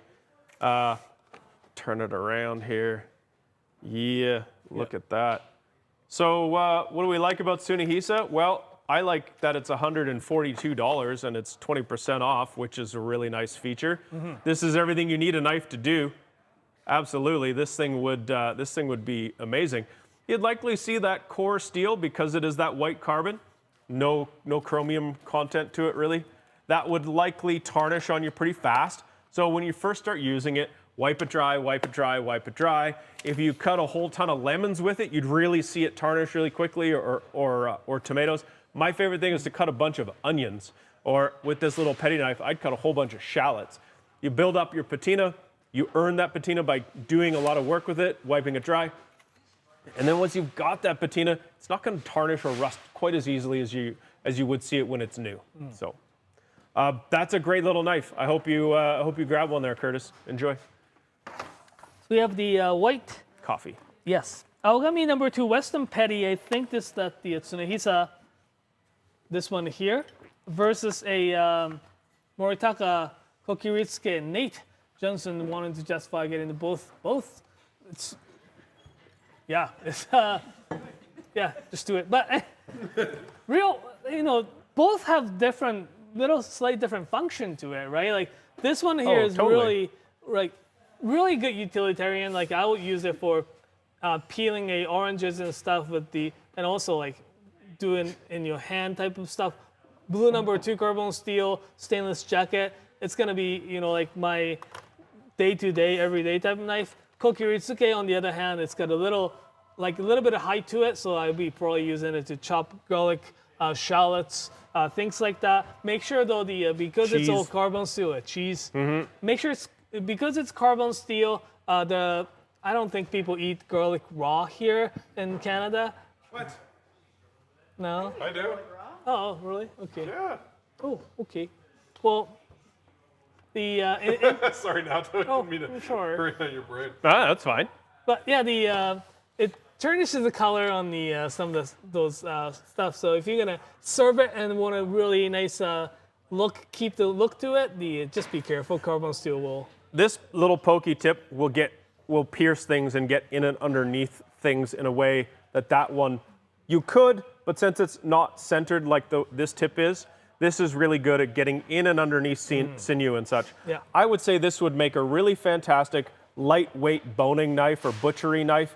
You could certainly go in and dig out the wishbone of a turkey, even take the thigh bones out of a bird, or deal with like lamb racks, or this is a great knife. You can certainly use it like a little mini gyuto. I would take a knife, and I do take a knife just like this when I go camping or to like a hotel that I've got a little kitchen, so I don't have to eat out constantly. A knife like that's great. This, with that straight edge, like Naoto said, would be great for doing little bits of chopping, or if you want to use a knife a little bit more like a chef's knife that is not that long. Yeah. Nathan's holding up a sign that says, "What is garage sale?" I think like Plus commercials. this guy ought to know what the garage sale is by now. No. I don't get it. I got short-term amnesia. Short-term amnesia. Listen, this is a garage sale. We are kind of actually in a garage now. We have a big door right here. Yep. But this is a great time. This is where Naoto has found us all kinds of unique stuff. This is not the stuff we carry and sell in our store constantly. This is all unique stuff to us. So that's why sometimes I don't even know what I'm looking at because it's the first time I've seen it. And there's some really, really smoking good deals. It runs for the whole week. It started this morning online at 8. The store's open at 10, so 10:30 here in Alberta, so everything's open. Vancouver's got another half hour. It'll open. We have some trade-up knives that have been refurbished.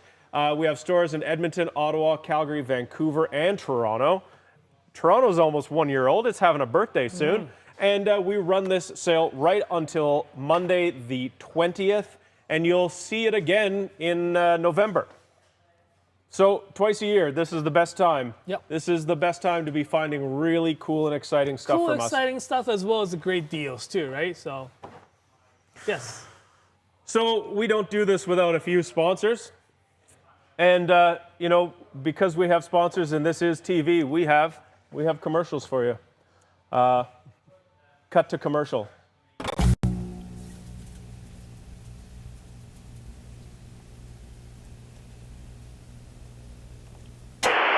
Come on down to Crazy Nate's Knife Warehouse for the famous Knifewear Garage Sale this May. May 13th to the 20th.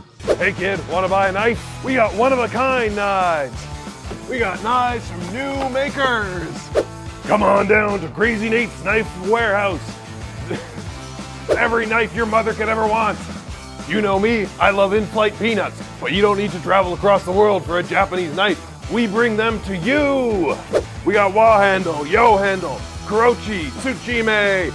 Look at all these knives. I got too many knives. You gotta take some of these knives off my hand. We even got Meguro Bochos, and we're slashing prices.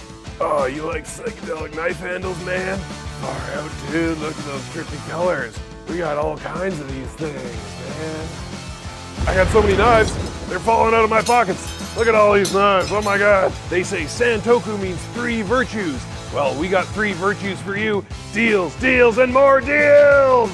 Hey kid, you wanna buy a Honora River Jump? Check this out, I got the good stuff straight from Japan. Look at this, real authentic Honora River Jump. No fakes, no nothing. At Knifewear, we got Canada's biggest selection of Japanese knives. But just for you, I went straight to Japan and I got even more! Remember, that's the Knifewear Garage Sale, May 13th to the 20th. Shop in store in Calgary, Edmonton, Ottawa, or Vancouver, or hop on the World Wide Web and surf your way down to https://knifewear, whoa, big wave, .com/GARAGESALE.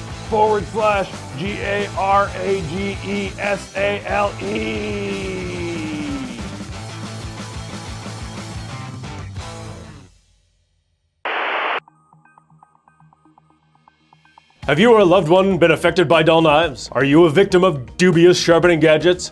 You may be entitled to get your knives sharpened. Here at Knifewear and Knifewear, we're always watching out for your fingers. Dull knives affect over 10 million Canadians each year. And did you know you could be among the affected without even knowing it?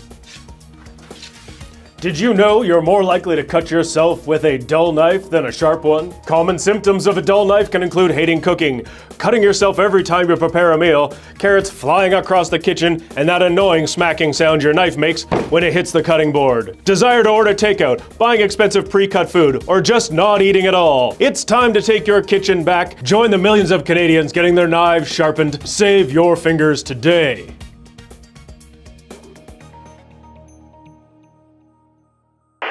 All of the chefs of the internet will hate me. Bless you, or not. I thought we've already determined today that there is no God. Today we are making tonkatsu chicken ramen. Isn't tonkatsu pork, actually? So what is the burner's name? A beautiful pot here.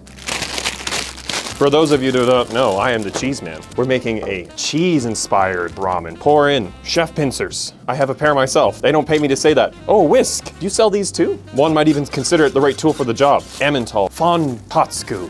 Contactu? A lovely microplane blade. Can you believe the cheese strings, the cheesiness of this cheese? Chopsticks. Ooh, that's what a fucking waste of my time. And we're back. Parmesan, because it's 60-month parm. I know what you're thinking. Golly gee, 60-month parm in my tonkatsu? I have a little store in Calgary. You have to find it from there. I got you all your provolones and burratas in here. You might be thinking, burrata, trench coat. Yep, the pockets are wet. Okay, I'm trying here to showcase all of the products.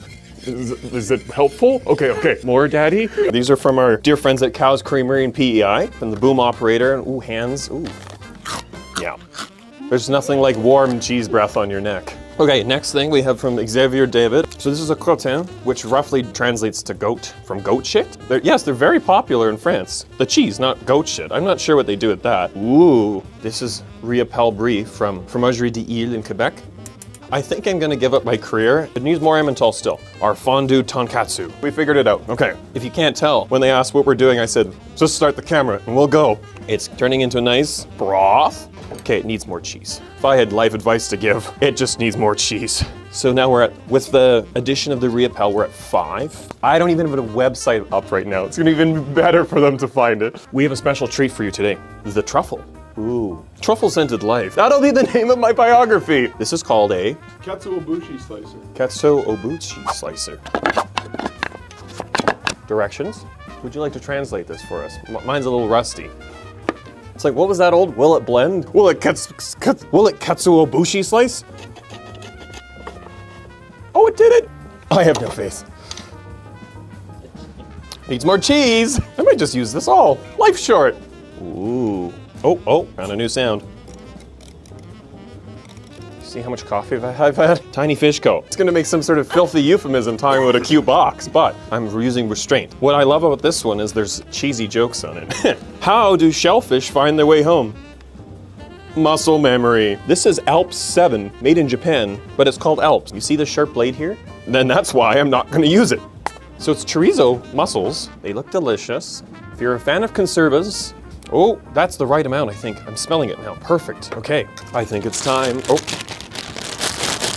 the ramen. You can put it in the hot tub style, like this, where it's just chilling. Put little arms on it. Oh, are you implying I should put the lid on? The starch in it is starting to thicken the broth, so we're all set. Not to say that we don't know what we're doing. More parm, just like pasta, gotta finish with beautiful parm. Just makes your heart happy. And clogged. I got the thumbs up from the producer. Ooh, mussels. 1, their oil, 2. Nope, just kidding, you thought I was gonna do 3. Suckers. It's still very hot. You know what? I'm so sorry. I'm the idiot. It deserves another one. Oh, right on top, okay. Right at the apex of my caffeine high, I can feel it. And again, genuinely, it's caffeine. I might even share with my friends. If you have any of the wonderful products you've seen today, the cookware, the spoons, not this spoon. We have it all. Okay, ready? It's one easy number, 1-888-669-6168. That's right, 1-888-669-6168. Operators are standing by. 24-hour service, right? Who's on the phone all the time? Who orders knives by the phone? I do. That's who does. Thank you so much.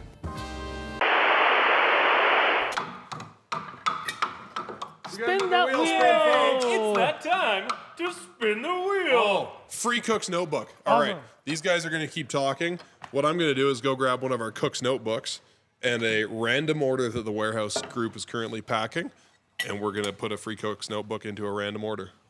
Do you have Back a to you, cook's Mike. notebook? All right, I'm gonna grab one. Yeah, the cook's notebook is fantastic. It's the, it's got all sorts of images. I love how you can write draw the plating ideas and stuff. It's like, Well, we designed this notebook to be great as a cook. It's got page numbers on it, and then it's got a blank table of contents. So when you're looking for that recipe that you made, you can actually just put it in your own table of contents. It's easier to find.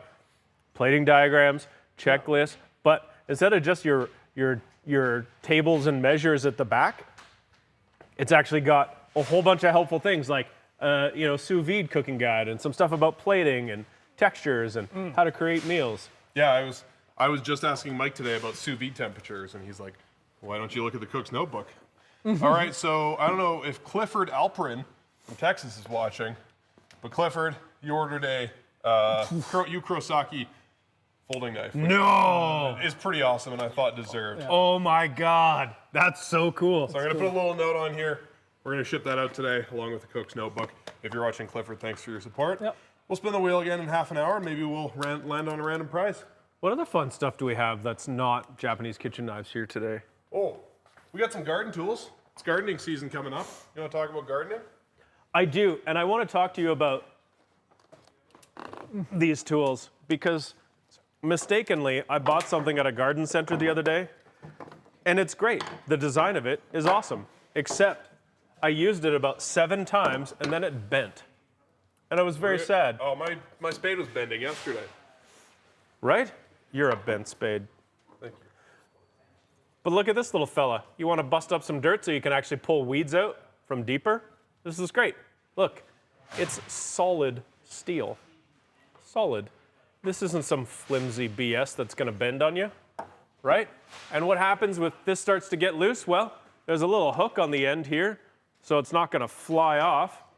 And if the wood shrinks a little bit or it loosens, you can just tap that little peg in gently. Now, if you really got a row that you need to hoe, you can use this big fella. You got to hoe some rows? Or if you're digging in the ground, and as opposed to something like a raised garden bed. But look at this behemoth. Look at that thing. Right? What else have we got? These big shears. That's head shears. That's Oh, I used those to trim up some of my bushes just this weekend. Oh, that's why that didn't open. it's like so smooth, eh? That's really impressive. Yeah. And I bet you when you cut with this, there's very little resistance. Yep. All right, so I got a story to tell. I feel like I won't get in trouble for this, but I was walking my dog. I might have had a few drinks, and this bush that my neighbor hasn't trimmed, it's like encroaching very much onto the sidewalk, had been bugging me for months. And I was at a point in the evening where I didn't care all that much, and so I went into my garage and I got these, and I put on the Shipping Out to Boston, the Dropkick Murphys song. Yeah. And I just stomped over and trimmed their hedges and then went home. Gorilla hedge trimming. It was very satisfying, and my neighbors probably wondering what the hell I was doing, but Trimming hedges under they're the great at cover of trimming hedges darkness. at like midnight. The midnight hedge trimmer. We have this hori hori What a knife as strange well. fella. These are really good, especially like this time of the year, right? Like I've been I've been growing some of the plants inside the house, and you know, Time probably- to transplant them outside. Yeah, and probably this. I hope it's time because I did it already. We're doing it next week. We only but my cucumber flowers are actually blooming, so I'm like, just picking up those flowers. 'Cause I don't want them to, but yeah, these are great for transplanting. It's got the measurement right here as well. You know how deep it goes, and it's got a little concavity, so you can actually scoop some muds and dirts, and yeah. I was using that guy when I was planting potatoes the other day. Yeah, It was awesome. Were you planting potatoes in your neighbor's yard because you were upset that they never planted potatoes? No, I was planting potatoes in my own yard. And we have the the easy secretary rakunandesu thing. These things are so smart. There's this little lever, so they open all the way, or you can flip the lever and they only open halfway, depending on the size of the thing you're trying to cut or how big your mitts are. Yeah. And But these things, the Pocket Boy, the Silky Saw, we have these all the time at our other store called Kent of Inglewood, which we haven't really talked enough about because it's a great shop. And this thing is incredible. It makes short work of any kind of a branch. It's just a thin little saw and it folds. These are also really great for camping or if you want to go do any bushcrafty kind of stuff. Build yourself a little shelter out in the woods. These things are so cool. They open up once, and then there's another click, and it opens up a little bit further, which is super smart because when you're sawing something like this, if you've got more bush or whatever in the way, it kind of gets your hand out of the way. There we go. Yeah, it gives you like offset, right? Like Yeah, a little offset. That's a great way of saying it. Yeah, super good. They come in a bunch of different sizes. And you always go to kentofinglewood.com, and you can see this kind of stuff there too. Yeah. Axes, hunting knives, folding knives, shaving, all things connected by blacksmithing, really. Yeah. Yeah, so, gardening season's coming, and we got a whole bunch of cool stuff. So, check them out. I think, at least like where we are right now, it's a gardening season. I think the places like It's been gardening season for a while in a lot of other a lot places. of other places, Yeah. not so much. Yeah, here we're kind of late, right? Like up north. May long weekend. You never plant anything before May long weekend, except for I did. Yeah, I always do. You just gotta be careful, right? You gotta hedge your bets a little bit. Yep. Gotta harden up your seedlings too. Let them spend some time. You got to outside. harden up your seedlings. I am. They've been Okay. outside for 3 You days. do now. it. I think they're ready to go. I think I might plant them tonight. All right, what's next? We got some Sujihikis. Tell me about these Sujis. Sure, can I have a microphone? Sujihiki. That's okay. Sujihikis are a slicing knife. What makes something a slicing knife? Well, long. Long is good for that sliding motion, whether you're doing it forwards or backwards, whether you're carving something or you're cutting, say you want to cut a steak or you've roasted something and you want to slice it after. A nice long thin blade will do that job easily. The length is really the key here because when you wiggle the knife back and forth as you're sawing through the meat, you end up moving the meat around and you get that ridged kind of surface, and you don't always cut it evenly. One smooth, long sliding motion will get you that nice even cut. Thin is nice because it doesn't try to drive its way through the food as much, so it gives you a little bit more control. I also really like a blade that's got some texture on the outside for that as well. The weight can be evenly distributed, or it can be more to the tip. And when it's more to the tip, you kind of just draw the knife backwards and let the knife do the sliding, or let the weight of the knife do the pushing. You do the sliding, so I should say. What can you do with these knives? Well, I mean, like I said, you roast a big piece of meat, you want to carve it. You buy a whole strip loin, you want to cut it into steaks. Frankly, some of them are tall enough that you can use them like a really long chef's knife. Sometimes that's helpful if you're trying to cut something big. You got big root vegetables like a turnip, big rutabaga, a big squash.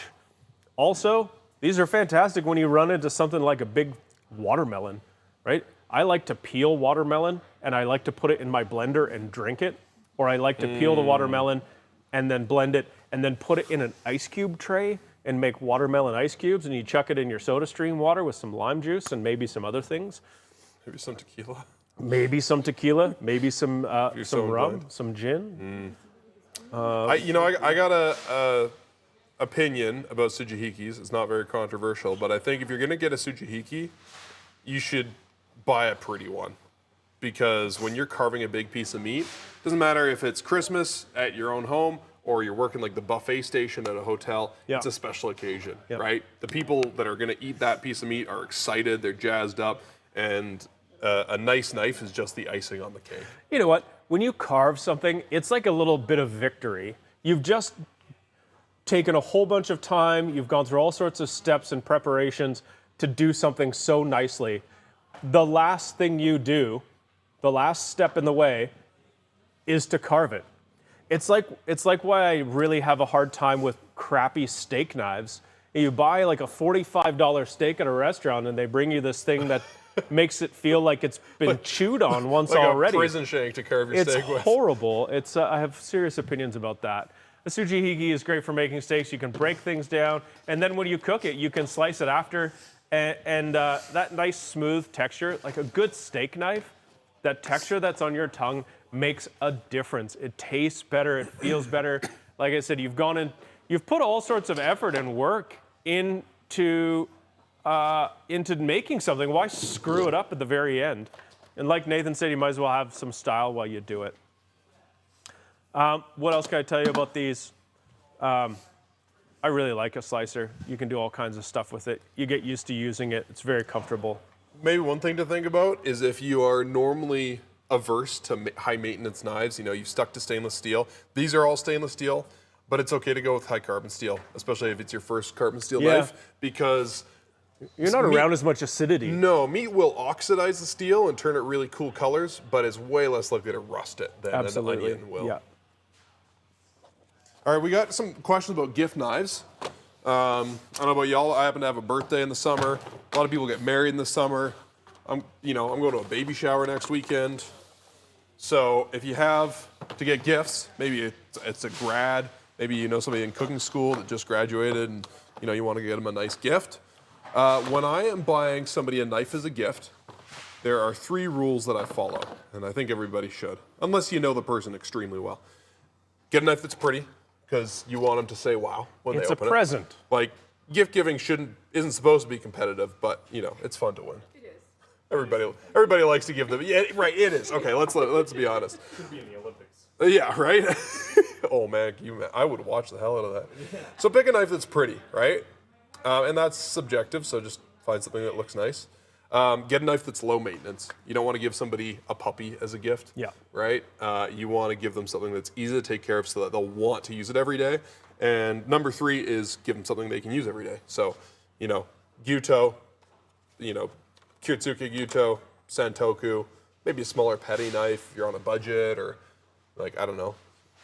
My mom likes a smaller knife a lot of the time, so you can go with a smaller blade. But if you forgot Mother's Day yesterday, maybe now's the time to make that up.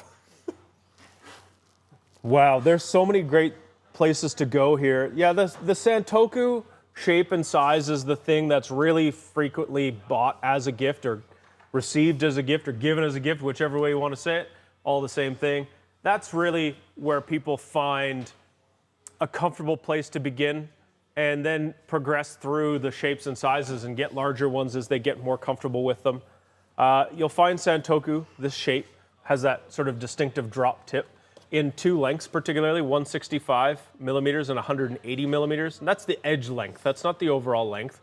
And either one of those will do the trick, especially if you're moving up from a paring knife.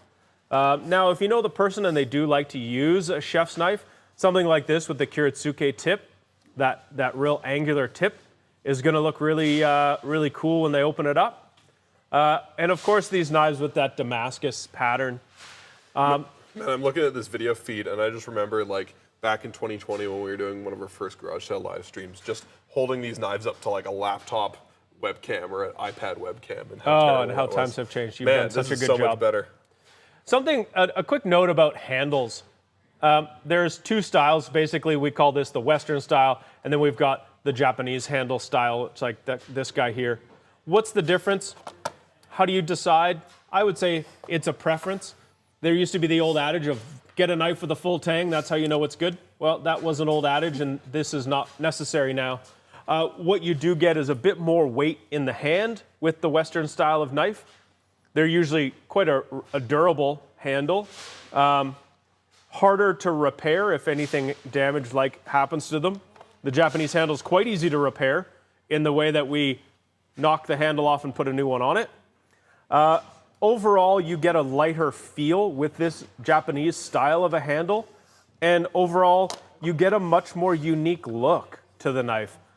It has that sort of rustic feel to it, something that just comes with thousands of years of practice that the Japanese blacksmiths have, kind of encapsulated in a bit of a handle. I think it's one of those details that immediately makes you say oh, this is a special handmade. And fancy listen, knife. I've got lots of old chef buddies that are die-hard Western-handled dudes, and I have more than once had phone calls that said, I've been using one of my cook's knives with that funny little Japanese handle, and I think I need to replace my entire kit. Because that weight, once you get used to using that light knife, that light Japanese feel, it's hard to go back. Well, it puts all the weight in the blade, right? Yeah. It balances the knife forward, and so the edge ends up doing way more of the work for you. And so if you're, cooking for 8, 10, 12 hours a day, Yeah. it adds up. Listen, the Tsunahisas, they're all 20% off. If you're looking to sort of kick someone off into a Japanese knife habit, tradition, whatever you want to call it, Tsunahisa is a really wonderful place to start.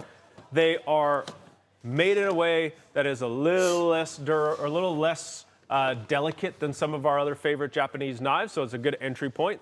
Stainless steel. If they're carbon steel, they're gonna have the stainless steel outside, so easy maintenance, and they're 20% off, and they look great. You're gonna find a winner in there somewhere. Oftentimes people will find that they'll want to get a really special knife, so they come and get a Japanese knife because they're special, and then they get the carving knife because that's the special thing to do with it, which is a great thing to do. However, if you really want to give someone a great gift, give them the knife that they will use every day. So Santoku, Nikiri, Gyuto, those three shapes, that's the sort of the square knife. The Santoku is that drop tip one, or the Gyuto is like a Western chef's knife. Those are the knives that people will use to make food all the time. Go ahead. Alrighty, so some questions to answer. Here is the question. I guess wants to compare this old Usuba. The Scott is asking, it's possible to see old Usuba, and versus this Nakiri on it. So probably do the quick comparison in between these two. This old stock Usuba again is the it's actual old stock. They found it in their warehouse, and this is probably the last batch of it until they go in and they found another batch. But I'm not quite sure. But basically, yeah, it's the last. It's really well made with the Yasuki Hagane. It's the like carbon steel, like simple. It's not like fancy white, or it's not blue or anything. It's very simple carbon steel. Because they've been sitting there for quite some time, as you can see, the box is kind of the These old. are vintage. Great thing but about not used. No, not used. And great thing about vintage single bevel steel is that the single bevel knives, they can actually move, or they're like a starfish. yeah. Like if you do it on time lapse, you'll find it's on the other side of the warehouse. It kind of and that's how they lost them. yeah, and also that the steel moves. What do you mean, like bends? Yeah. Oh, okay. So if it's old, what does that mean? Basically, it stopped moving. Oh, Or they it's stopped warping. sleeping. Yeah, it stopped warping. So when they got these guys, those old guys made sure that these are straight, or they actually fixed it so that they weren't not actually gonna distort from this point on. It's not gonna warp from this point on. It's fairly well made with the cool owl engraving right here. Yeah, I think we were talking with Scott earlier about single bevel knives, Yeah. and I think you're getting closer to kind of getting yourself one. This is And really... you know what? I don't think you could start at a better place by getting yourself this Usuba. It is an incredibly good price. It's a very good place to start if you think you're just going to dip your toe into this single bevel world. And like Naoto said, they've been around a long time. They're actually really good quality. And is it better than an Akiri?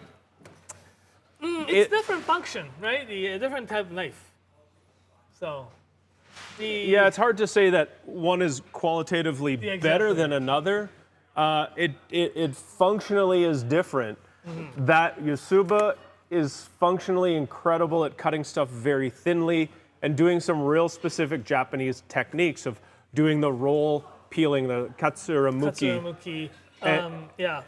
And a Nakiri with that even shape to it, that even sort of triangle, will cut easily. It will cut straight. It will be predictable for you if you're coming from a world of European-style kitchen knives. And you might find that you're going to use the Nakiri a lot more than you would use the Usuba. Now, you seem very interested in Usuba at $135. This is not something you come across on a regular basis, especially of this quality. I think you should treat yourself. Figure it out. Yeah. Right? What's the worst thing that happens? You have a knife that you only use sometimes, but you have a lot of fun when you do. And you're going to open doors, right? It's like some people never want to get a big Tsujihiki, but they don't cut their own meat into steaks, right? So get the knife, and then maybe you add a whole bunch of new stuff to your repertoire of cooking, right? Because you've learned how to use a new shape of knife that can do different things you didn't think of before, right? Maybe it creates a problem that you didn't know you had. Yeah, it is like really, really well made. Again, as Mike mentioned, it is quite a bit different. How it cuts is different as well. So it takes a little bit of getting used to, but it's fun. It's fun to learn the new knife too, right? Oh yeah, I mean, it's $135. You can go out for dinner tonight and easily double that somewhere. You'll get to have this the rest of your life, and you might not use it all of the time. I don't use my Yasuba all the time, but I do like getting it out, shaving cabbage, doing some fun stuff, playing around. Sometimes it gives you that little inspiration in your kitchen that you need. Jacob just slid this in. Well, he's looking for the comparison between, single bevel and double bevel. Yeah. And then he was like, oh, what about the Suzuki Uchi? Yeah. So I was like, oh, it's Yeah. Suzuki Uchi one is really actually like in between. It is single. It's got a bigger bevel, or the bevel right here and a flat on the outside. Traditional Usubas, they have the bevel on this side, but it's concavity on the other side. So what happens is that the concavity will make the food slice into to the left a lot more, where the Suzuki-san's definitely less. I found when you're cutting, say, cucumbers, carrots and stuff, this bevel as well as the this rip here will help that food to fall on the one side, like our Gleston knives that we have, right? So it works really, really great. It's not the greatest knife to cut, say, 2-inch thick daikon. No, it's gonna cut in it'll the crack it diagonal. apart like an axe does. Yeah. Yeah. So if you're gonna cut, like 2-inch daikon, get an akiri. But these knives, these single bevel knives or the Suzuki-san's knives are great to cut things super, super thin. Yeah, with the Yasuba, the Osakai, and the Suzuki semi-single bevel, you'll get similar effects. The Suzuki will be a little less drastic, and your learning curve would be a little bit less. However, it doesn't do, like, the Yasuba is better at being the Yasuba, and this is definitely a thing that's kind of a real in-betweener. Yeah, it might get you where you want to go. Frankly, I have one of each of these because I'm a bit of a knife collector, and I do pull them out at certain different times, and I enjoy using every one of them. If you want something to be simple and you want to cross most things off your list of your cutting needs, an akiri is going to get you where you want to go. Yeah, absolutely. If you want something fun though, buy them all. Alrighty. Nigata Damascus Bunka with blue G10 handle. Here is the this one right here. I love this. It's like Damascus on Damascus kind of stuff. It's beautiful SG2 steel Damascus with like a whole bunch of eye-looking pattern here, as well like another eye-looking pattern on the handle. It's like Damascus on Damascus. It's like overdose, right? Damascus. It's beautiful. G10 is this handle material used often for a like hunting knives or the pocket knives type of world, isn't it? It's really nice and durable. It's really durable. You can get really cool patterns and colors with it. And also, it's like shrink-free. It has not shrunk at all. Really nice if you live somewhere dry, Yeah, like we do. like we do.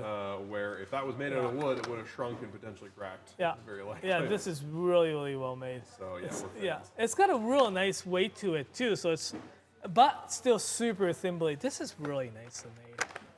All right, listen up, everybody. If you are not watching, if you're just listening, you might want to pay attention right now. One of us, I won't blame anyone in particular, but somebody made an oopsie.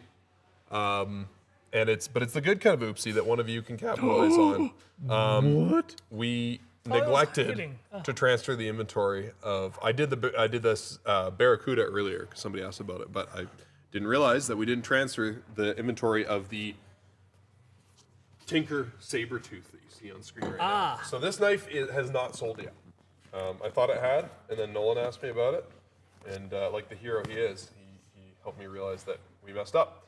So, as of right now, it's available online in stock. Refresh and buy. That shit. And when it's gone, it's gone. We haven't seen this knife for 4 years. We last got them in February of 2020. Sabertooth. So February 24, February of this year, They made 2 of them. And that's why this is 1 of 2. This is not half of a knife. This is 1 of 2. Part 1 of 2. Right? Yeah. It's actually 2 knives that you hold together, and then you get like. You ever have a chef tell you to do that with parsley? Yep. Jesus Christ. And then I just proceeded to chop 4 times faster than him. And, The 2-knife strat. oh my God, Alrighty. not a fan. Okay. Yeah, well, that was, you know that was what? quick You need to announcement. get that knife. It is more than outstanding, Yeah. that knife. So I apologize for the oopsie, but also you're welcome to whoever ends up with that knife Yeah. now. Alrighty. That was good. That was good. Kind of. You know, I cooked I sous vide a piece of pork shoulder that I had marinated Yeah. to make tacos.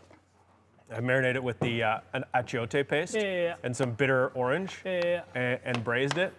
And when I was cutting it into small dices to then fry it, I was like doing that backward slicing motion, and that curved shape of this knife. Yeah.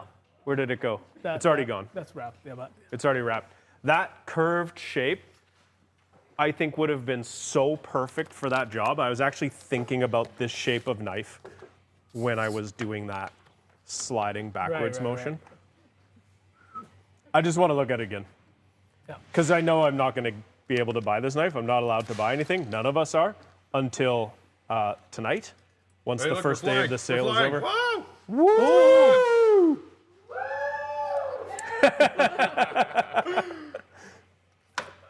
that's better spot. Yeah.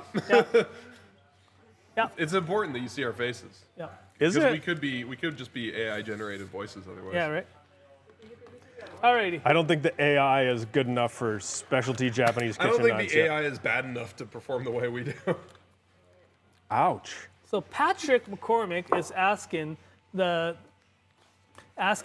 this Sakai Kikumori Minomo Bunka and the Kiri. It's a little bit more specific. He's asking how the treatment, heat new treatment line and is so sharpening. Are we able if to only we could provide see it. some specs and there height, we thickness, go. and blades and everything? Yes, and opinions. Like let's talk about the Minomo Kajiya. Minomo Kajiya-san is this family of blacksmith in the Kumamoto Hitoyoshi area. They've been making knives. I believe they are 8th generation blacksmith in that region, and they are the 8th, and still the grandfather 7th generation is still working, and the new young one is starting to merge. So it's like 9th generation maybe. They've been making knives for quite some time, but in 2020 they had a huge flood, and their workshops got flooded. They had to relocate and start from the ground up. I've been kind of wondering about their work until I actually got this particular lines. I was pretty impressed by how it's been sharpened, like how thin, how almost like hand finished the bevel is and stuff. It is pretty But thin. really slick. Like this tsuchime makes it the knife really nice and rigid as well. Nice and thin behind the edge. Yet it's not too thin like other knife makers. So I would say this would probably gonna take a little bit of more beating than some other knife makers. Yeah, this is what I call, people often, especially when they're comparing on knives, not like knives on the internet, they'll have a spectrum, and on one end is a laser, which is a super thin, super sharp knife, and on the other hand is a workhorse, which Yeah. is more of a beast that you can be a bit harder on. And these are much more of a workhorse. Right. Something like this is like it's got just over on top of the heel there. The thickness is about just about 3 millimeters, but it tapers it down to like 1.6. So like it gradually tapers it down towards the tip. See if I can show that taper from the heel. Yeah, there you go. Oh wow, that looks great actually. Yeah, so you can see it's a fair bit thicker up here and a fair bit thinner down here. Excuse my dirty fingers. I was gardening all weekend. But there you go. That's your taper. As far as I could see, the evenness of the heat treatment, there isn't much. There's no kumo or anything. Kumo means sometimes you see a little bit of fogginess on the on the edge that sometimes tells it's the unevenness of the heat treatment. I don't interesting. see that here as well, so it's pretty nice and even. Yeah. Again, like, it's like blue carbon steel, so it makes it a little bit easier to heat treat anyways, right? But something like the Bunka has like a lot thicker spine at the heel here. It's the almost like 4, it's like 3.8, and tapers it down to something like along the way of the tube.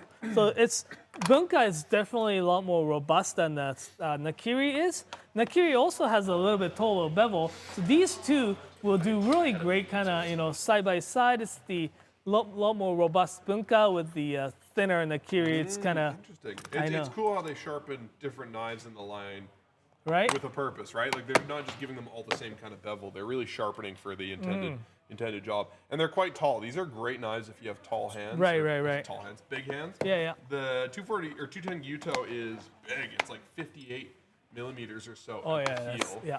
And it doesn't lose a lot of that height heading towards the tip. I think these guys are pretty similar, the Nakiri and the Bunka. Bunka's not quite as tall.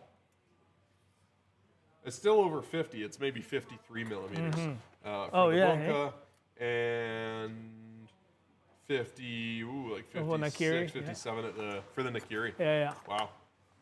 So yeah, it's great. I'm really excited about the getting their knives in, and also kind of supports the like smaller workshop with the three generations kind of working together as well. So. Hey, listen, if you're just tuning in, we are Knifewear. More specifically, I'm Nathan, and this is Naoto. But we work at Knifewear. I'm gonna follow you around because of your microphone. Oh, okay, right. Apparently, I'm the microphone. We're charging Mike's mic. But yeah, we're Knifewear. We're from Canada. We are in the warehouse in Calgary, but we have stores in Toronto, Ottawa, Edmonton, Calgary, and Vancouver, all across the country.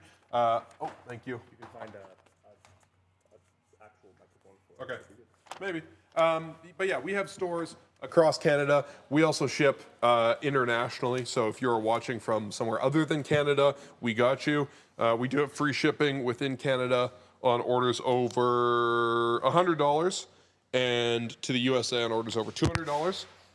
But essentially, we import Japanese kitchen knives, and we also go to Japan regularly, a couple times a year. And so we bring back all sorts of cool and unusual stuff when we have this big garage sale. So today, we are kicking off the sale with this live stream. It's running at all our stores as well. I think it's past 11, so Vancouver has opened 15 minutes ago. So all the stores are now open. Essentially, we have all sorts of new knife lines. We have some really rare stuff, some prototypes, some one-offs, just crazy handmade stuff. We have some smokin deals. A whole bunch of knives are 20% off, including this Tsunehisa, all knives from Tsunehisa, all knives from Munetoshi, most of the Miyabis. We got some Bob Kramers on 20% off. That's the Zwilling Bob Kramer, not the made by Bob Kramer. But yeah, we got a bunch of knives on sale. We got at our stores, we have a whole bunch of refurbished knives that were traded in last month, refurbished and given new life and sold at a discount. And lots of other fun stuff, some cookware, some garden tools. So you can shop online at knifewear.com. If you need help finding the right knife, or maybe you ordered a knife and you want to see it before it gets packed in a box, which our warehouse team is doing right now, you can pop a comment and we'll show off any knives that you want to take a look at, assuming they haven't sold out and been packed into a box already. Yeah. Anything else? Did I miss anything? Nathan, there's a question from Mike. What do you got in that kangaroo Packing in the pouch? kangaroo pouch. Nothing too exciting. I've just got a knife, actually. That's it. There's no like bottom to this area, so I can't pop stuff in there and have it hang out, unfortunately. That would be pretty cool. I could just put like a cat or something, or a small child in there to just like have a nap. Yeah. Let's talk about some knives. Somebody wanted a comparison. Someone wanted the Minomo versus Nijuhachi. So Patrick asking so Minomo, we did talk about it earlier. Nijuhachi is this Tsunehisa one of their actually new Tsunehisa lines with the white carbon #1 with the stainless steel cladding on the outside. It's got really nice tall bevel, thin edge. Moving here. It's got quite a bit of a core exposure. It's gonna hold the edge really nice, and it's stainless. It's so much lighter than the Minomo one. And this water buffalo horn on the handle, too, is really stunning. Really nice details. Something you don't see on inexpensive knives like this very often. You usually see on much fancier stuff. Exactly. So it's a really pretty detail. But it's a real difference, I guess. It's, you know, how it probably cuts is very similar. This one's got a lot, like Minomo's got a lot more weight, so it helps you glide into the food a little bit nicer. Where the this one, you may have to push a little bit into the food. Yeah. Edge retention, white number 1 versus blue number 2. Similar. Pretty close. Pretty Apples close. to apples. The carbon content and like it's like definitely more handmade, right? It's like, you know, with the 3-generation blacksmith working in that's the the main difference, workshop. right? Yeah. This is made, this is hammered out by a blacksmith. There's still lots of work that goes into a tsunehisa by hand. Yeah. But the blade is going to be forged by a machine, right? Which is a very consistent and cost-effective way to make a knife. Hence the price difference. But if you want the romance and you want something, you know, Absolutely. some people say fully handmade. Yeah. That's Minomo. Yeah, I guess again, you know, like things to consider is the this Tsunehisa 28 is the stainless clad, where the Minomo-san's all high carbon steel. So, you know, the maintenance too, like if you're not really ready to get into the full carbon steel knives, then, you know, this is great, but Yeah, if you're a total beginner with Japanese knives, it's important to know that not all knives are stainless steel. We call those knives high carbon steel. It's a more traditional type of steel. And yeah, like Naoto said, it'll rust, it'll oxidize, it'll change color. That's not a bad thing. It just means it's a little more work to take care of. It also takes a crazy good edge, and a lot of blacksmiths like it because it's really nice to work with. So it's just personal preference. I like high carbon steel for the same reasons I like cast iron and leather boots and vinyl records, because I like putting that work and that care in. But if you want a knife that's kind of in the middle for maintenance, the Nijuhachi, or Nijuhachi is the one to go with. That's kind of, you know, like the take. What do we got? Turkey slicing knife. Gobble gobble, here we go. We have got 3 options for you. When it comes to turkey carving, you know, you can definitely get the job done with your chef's knife or even a santoku, but you're gonna have a much better time and get much better slices with a longer blade. This is from Daniel Boblis. Mike was talking about this earlier, so I won't recap too much, but basically long skinny blade gets a better cut. Ooh, there we go. And like I said earlier as well, if you're carving a big piece of meat that you spend all this time cooking, you know, you probably spend a good chunk of money on the piece of meat, you want a knife that's pretty because it's a special moment. You're probably carving at the head of the table, or your family's lined up in the kitchen, and so you want something that kind of, you know, matches the moment. Yeah, definitely. You know? Like these two Yukurasaki SG2 Senko with the ironwood handle. It's like that's like desert ironwood is the seventh hardest wood in the world. It is amazing, amazing stuff. You'll see, like, in some temples in East Asia, you'll see, like, handrails made out of this. Yeah. And they're smooth as glass. That's definitely a crowd pleaser. It's, like, so nicely, like, super shiny. So that's this guy here. This would be my pick of the 4. Yeah.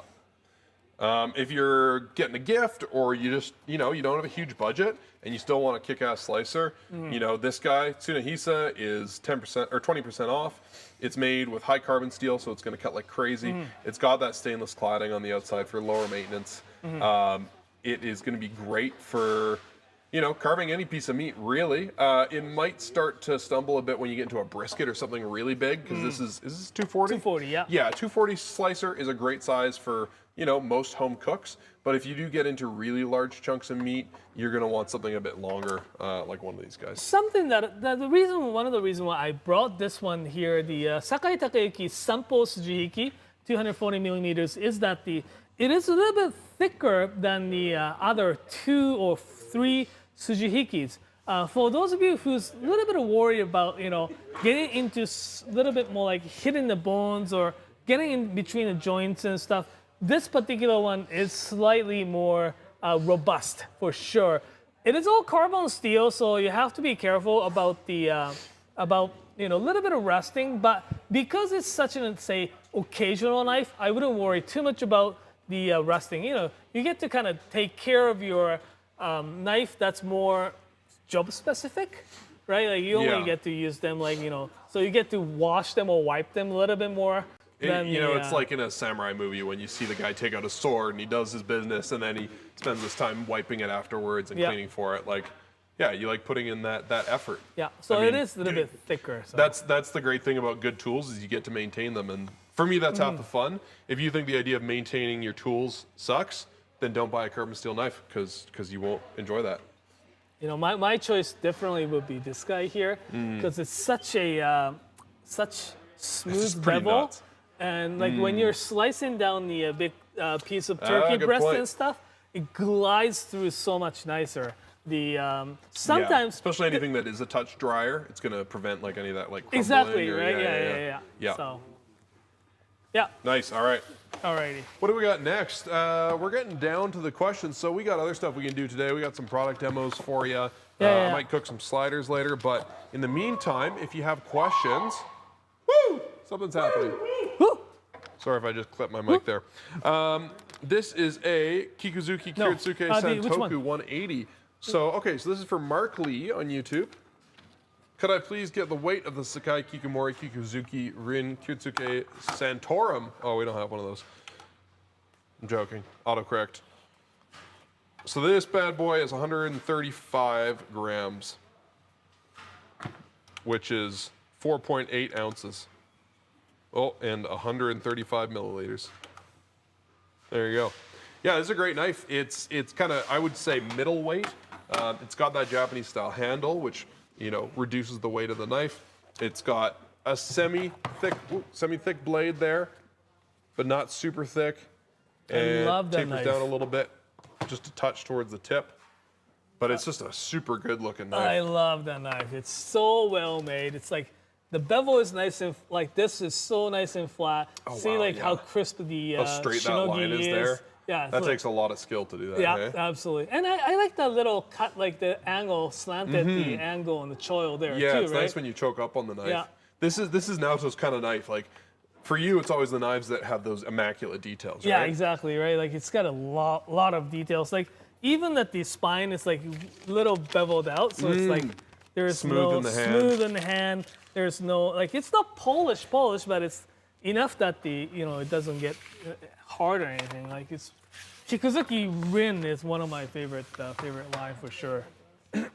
Okay, so we finally have a question about these. Oh yeah. These Masuda Kiridashi. Yeah. Kiridashi are awesome. Snag the black Masuda Kiridashi, able to be shown. Oh, you brought the Calgary crew treats. That's awesome. Oh, thank you. Strick's Kitchen, cool. Well, here we go. Not sure exactly which one you got, but they are incredible. This layered, folded, twisted steel is just stunning. And you can even see it right on the edge there. Great thing about the Masuda Kiridashi is that Masuda-san is he is a Kiridashi maker. Right, so he specializes That's all he does, basically, right? Wow. Yeah, those are stunning. Just gonna give that a little wipe. Get rid of the evidence. What else do we have from him? We got a couple others there. So we have the that black one, and also, careful. The blade is sticking. So this is the black one, right? Yeah, we have a Miyaki as well. That's the. I think that's the one I would have gone for. So, good pick, Strick's Kitchen. Yeah. What kind of treats did you bring the Calgary crew? Curious. So we have the silver, Oh, That's that is pretty polished. nice. That one. but you can see that's, the still texture too, right? Yeah. That's the Mandalorian Kiridashi. That looks like oh my God, what's the steel in the Mandalorian? Beskar. It looks like Beskar. No.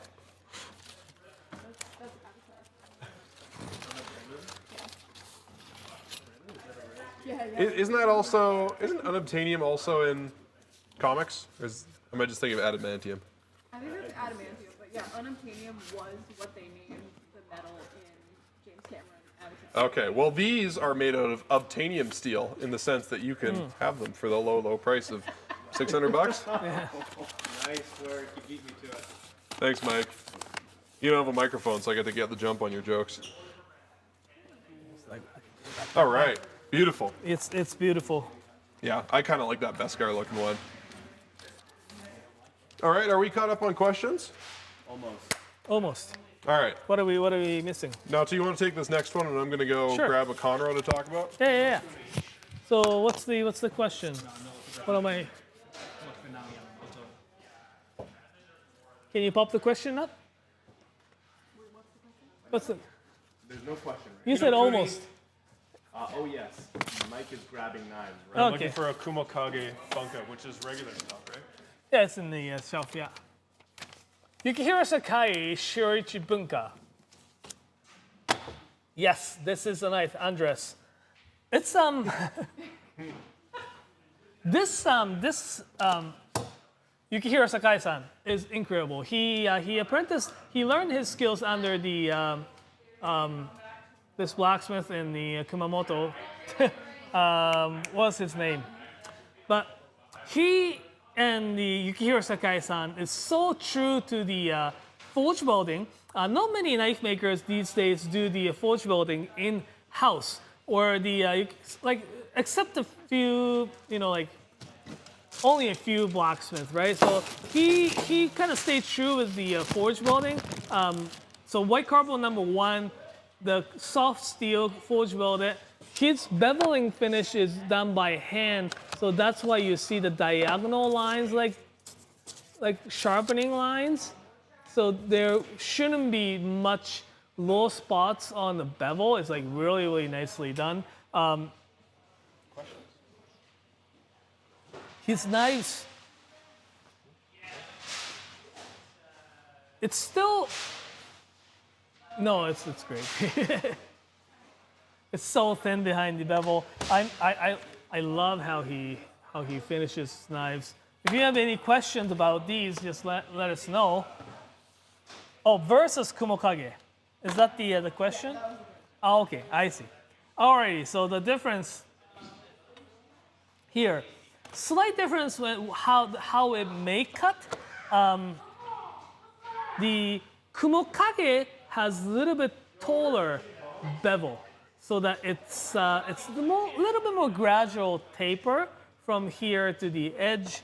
That means it cuts the things like yams and like root vegetables a little bit more smoother with this Kumokage. This one though, because it's white carbon #1 steel, it may keep the edge slightly longer than the blue #2. Very similar, but it's a little funny thing. The white carbon steel is great. When it patinas it feels like it's actually getting sharp back. What that means is that the oxidization or the patinaing will make the edge rust tiny bit, so that it actually creates a little bit more striation back. So I do love the white carbon #1 steel myself. I do have the Nakiri from one of the blacksmiths, and that is a little bit more, I guess, the advantage on the white carbon #1. Out of box sharpness is very similar. Kumokage does have the little Damascus look to it, so if you like the look, that's the great. The primarily probably things about the Yukihiro Sakai-san, as I said, is that he forge welds the all steel in-house, so it does have more kind of work goes into it. So that's the little bit of difference there. All right. Alrighty, so what's next? Honesuki comparisons. Honesuki comparisons. This is the one that's fun. So, Honesuki comparisons. I have this one here as well. So, traditional Honesukis, we had some. Here. So, T is asking compare Honesuki you have sale today. So, good comparison here.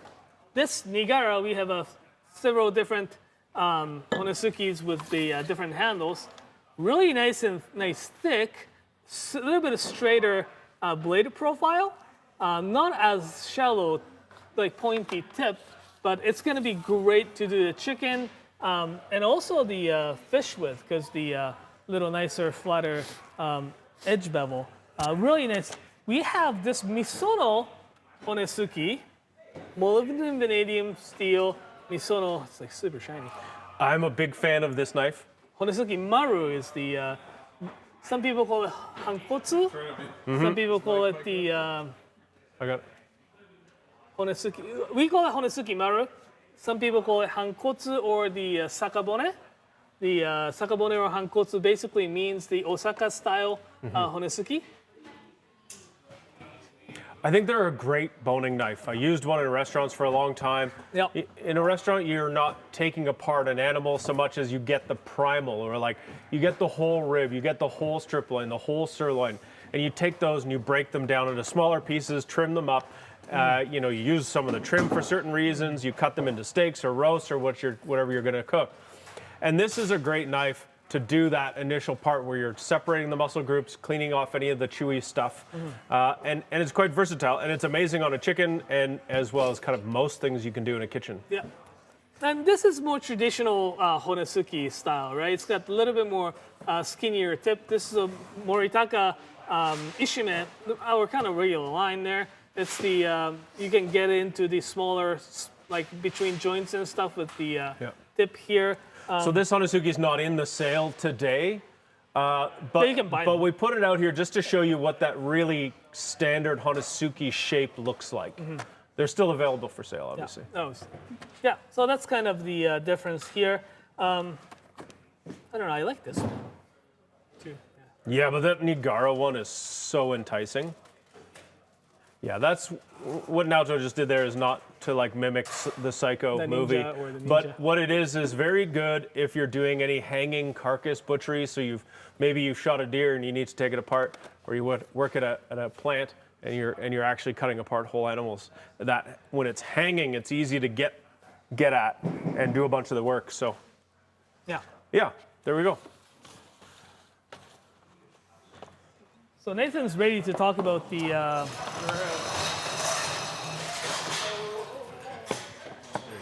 Oh, yeah. All right, cool. Thank you, Naoto. Yeah, so summer's coming up. I figured I'd talk about grills a little bit. I'm going to be doing a lot of grilling real soon because it's finally warm enough outside here in Canada. And so we specialize in mostly things from Japan, and that includes Japanese grills. There's a really cool type of grill made in Japan called a konro. Konros are typically what's used for making yakitori, which, if you don't know, is very delicious grilled chicken, put simply, but it's way more than that. Like, they use all these different parts of the chicken that you didn't even know existed and make some really cool stuff.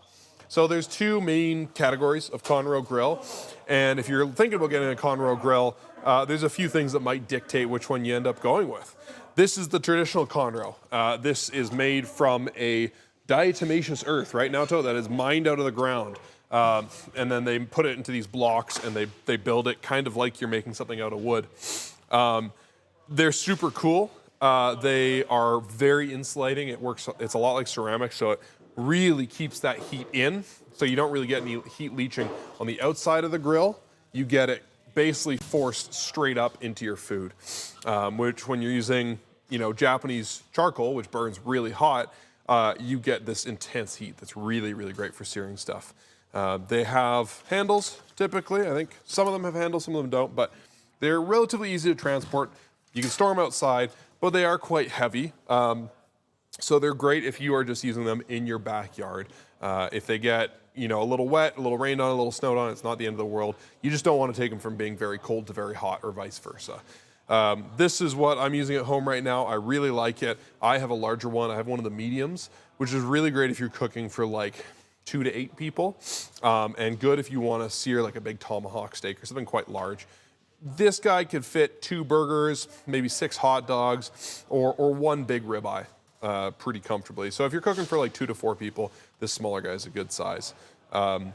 Otherwise, another good option is a green knife grill. This is a newer thing. We just got these in last year. And this is a metal version of a Conroe. So it's substantially lighter. You know, it's not super light, but it's far better if you're going to be transporting it, putting it in your trunk, taking it to a campsite, taking it to a picnic site, maybe, you know, walking a few hundred feet with it. It's got a few layers to it. And so this kind of like hot box that you do the cooking in has some nice vents to let air flow in. It's got a little grate that goes in the bottom, and that elevates the charcoal a little bit, makes this guy easier to clean. Once the charcoal's cooled, you can take this out and then you can just dump all the ash out quite easily. I will say, you all right there? the ceramic Conroes are a bit of a pain to clean out, unless you have like a shop vac, because you do have to turn them upside down and kind of give them a shake to get all that ash out. So these guys, easier to clean. They're not stainless steel, so don't leave them outside.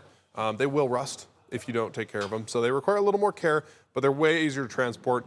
The price tag's also a lot lower. Like These are galvanized steel too, so it's still. Oh, okay. I didn't know they're galvanized. I think it's it's galvanized a little bit, so it's not gonna rust right away. I've seen the comments from Japanese website that, you know, like you left it outside and, you know, rusted in 5 years and bottom fell off. I don't think it's gonna happen here.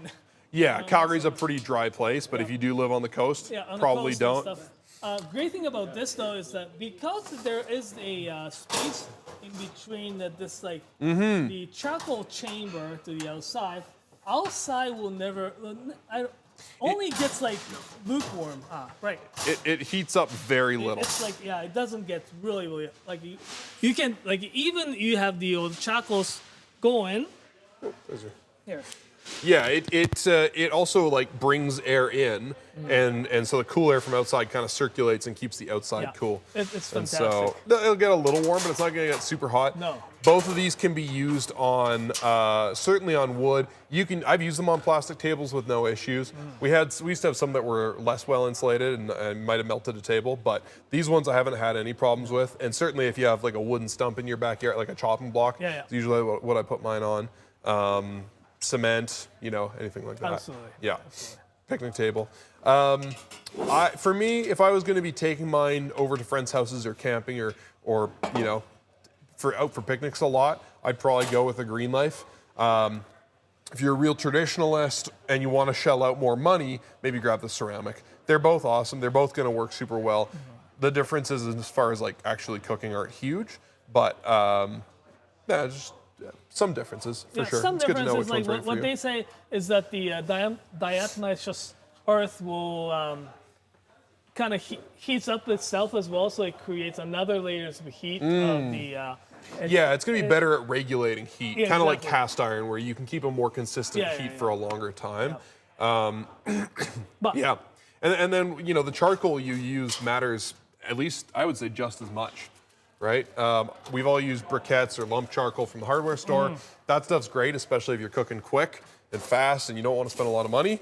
But if you are going to be grilling for half an hour, 3-4 hours with friends, having some drinks, cooking some skewers, you're going to want to grab more sustained charcoal that burns longer and probably hotter.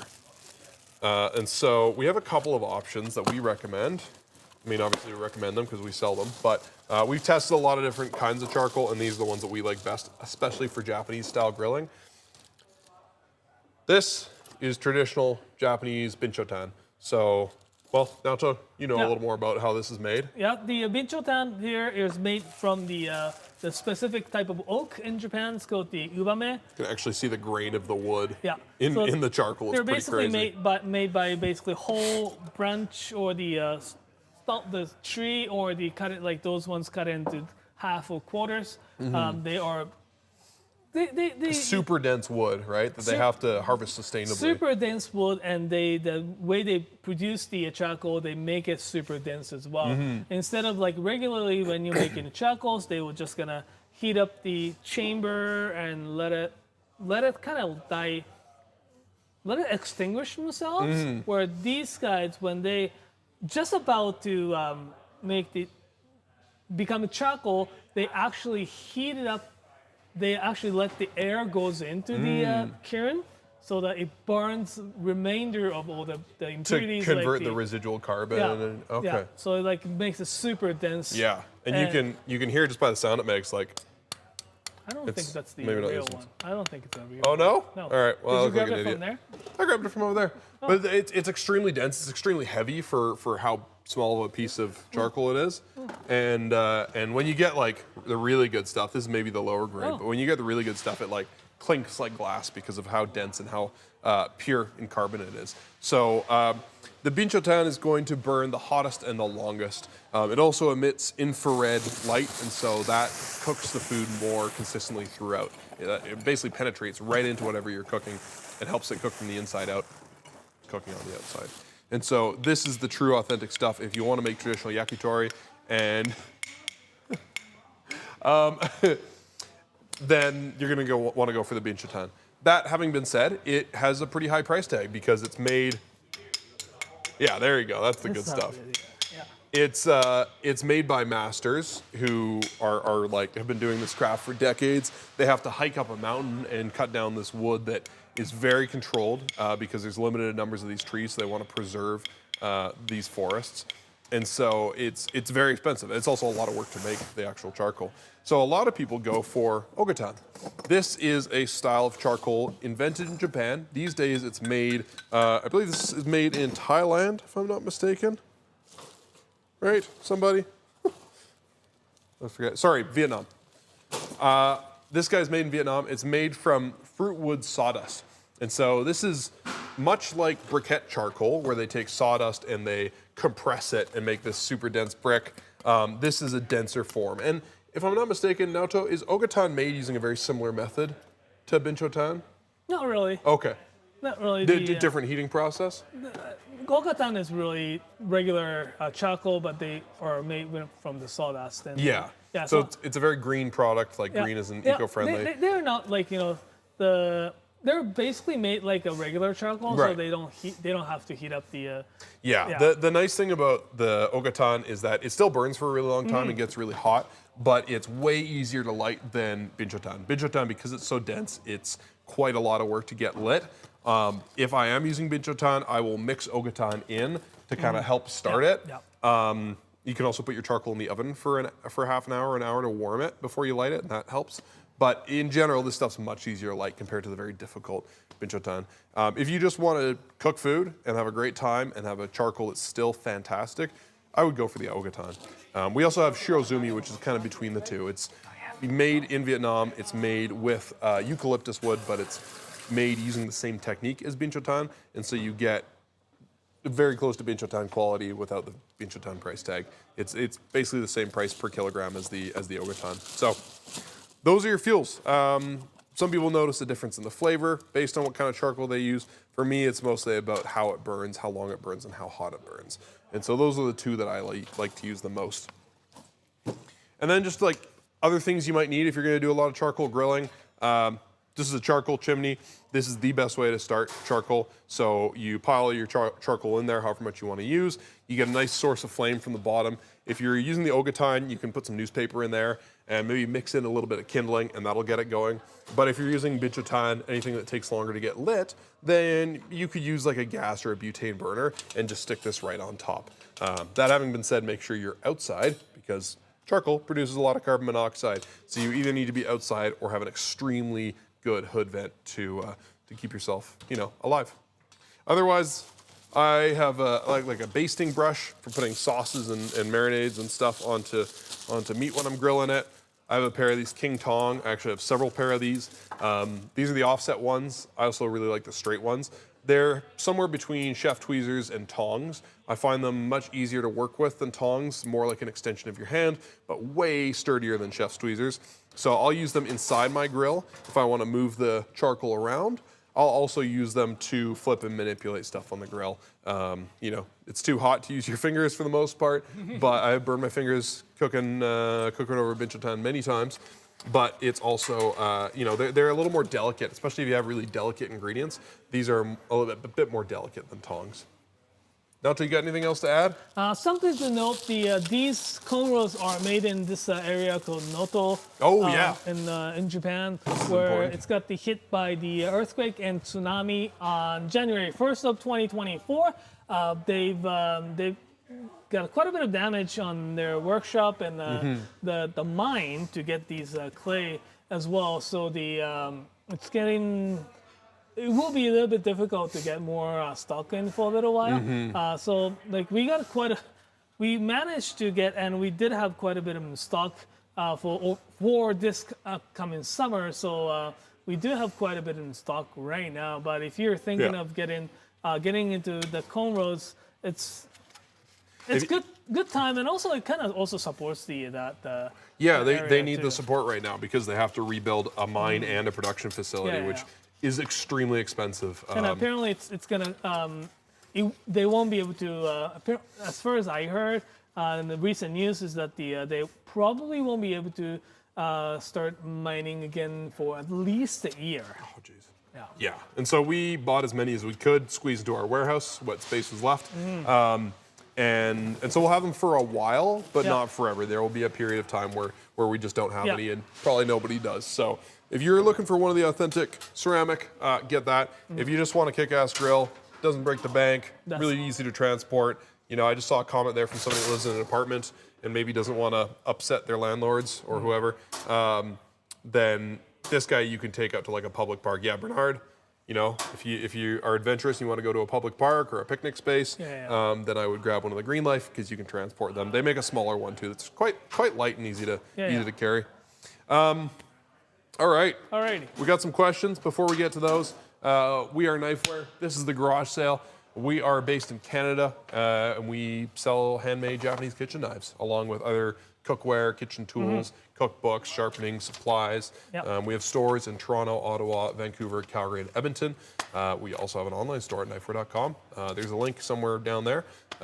Currently, we are running our garage sale. It just kicked off about 4 hours ago. It's almost noon. Twice a year. We run this garage sale. We get all sorts of cool stuff. Cool stuff. One of a kind. Super cool handles. Super. You know, some of the refurb knives. Smokin' deals. Yes, and deals. Like some people are looking for deals, and we do have $60 Nakiri, anybody?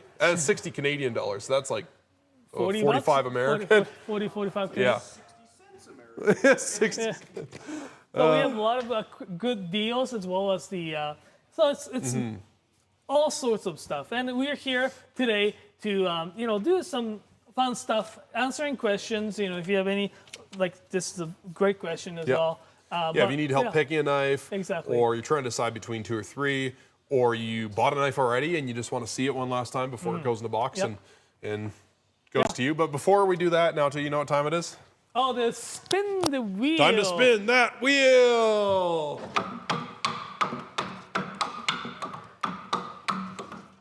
Oh, what do we got? What do we got? What do we got? Chainmail. Oh, no. Oh. Free Sharpie! Yay! Okay, I'm just gonna run to the back and throw some free Sharpies into some of the orders that are going out. Alrighty. All right, so if you get a free Sharpie. In the meantime, I will talk about I'm gonna answer these questions. Okay, thanks. Alrighty, so I'm gonna answer two different questions here. One is a Nakiri versus Bunka to complement to Tengyuto. As well, there is a So Patrick is asking for that. Also, I happened to grab a Nakiri Kikuzuki Rin, so I can talk about the Rin as well. So there was someone asking for Kikuzuki Rin Nakiri. Alrighty.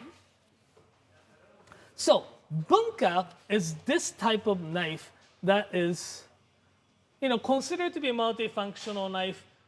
In North America, people will probably see this tip with the little. Is that drop? Clip point or drop? Drop point. Drop point or just like this cut off kind of tip as a bunka. Usually comes in the size like 165, 170, 180 mil at the top. It is still like a santoku. It's very similar knife to a santoku. Usually has a very similar carve to santoku. And the function that used is very similar.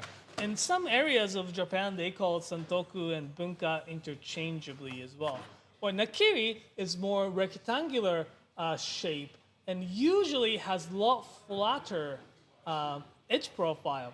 Flat edge profile is fantastic when you're cutting a green onions, chives. I was cutting, well, yeah, it's a chive season, I guess, right? this the Sakai Kikumori Kikuzuki Rin Nakiri. It's quite nice and tall. Some knife makers make it a lot taller than the santoku or bunka. To me, this is my personal opinion, and probably someone's gonna jump right at me, like maybe Mike or Jacob. To me, to complement 210 Gyuto, I would usually go for nakiri. 100%. Alrighty, here I got a little agreement there because the function of the 210 and bunka are very similar. Although nothing wrong to get like all three, but if you're just getting 210 and nakiri, that's my choice because its function is different.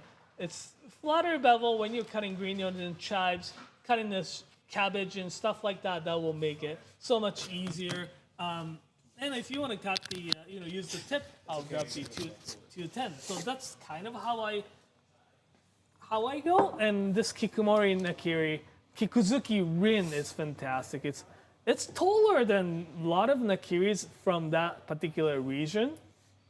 That's a great nakiri. Yeah, right? It's got a really nice tall bevel, good exposure in the carbon core. This like shinogi line's nice and crisp. This is fantastic, nice. So, first question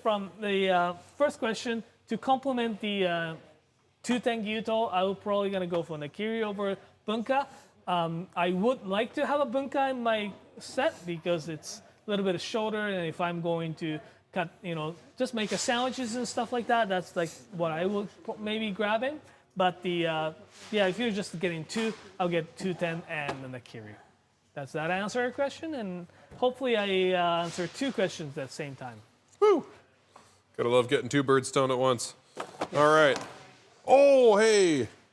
This is a Goma boning knife. Oh, yeah. Yeah. Wow, this is a brand new knife for us. This is actually the launch of this knife today. The Haruki Goma line has been around for longer than I've been at Knifewear, so at least 11 years. Yeah. But this is a brand new addition. I think they call this the Haruki Goma fish. Well, they call it fish, and right. we couldn't call it fish because it's a boning knife. Yeah, it's a large boning / trimming knife. So this would be amazing for trimming brisket. Yeah, it's got a pretty delicate tip, so I would be careful around like tunnel boning. If you're getting in and like twisting around like a pork shoulder, maybe not. But if you're gonna cut some pork chops, steaks, like cutting down steak like into steak pieces, or trimming down the or deboning a leg, anything that's not super complex. Boning jobs. It is not flexible like some people think. Who's that joker?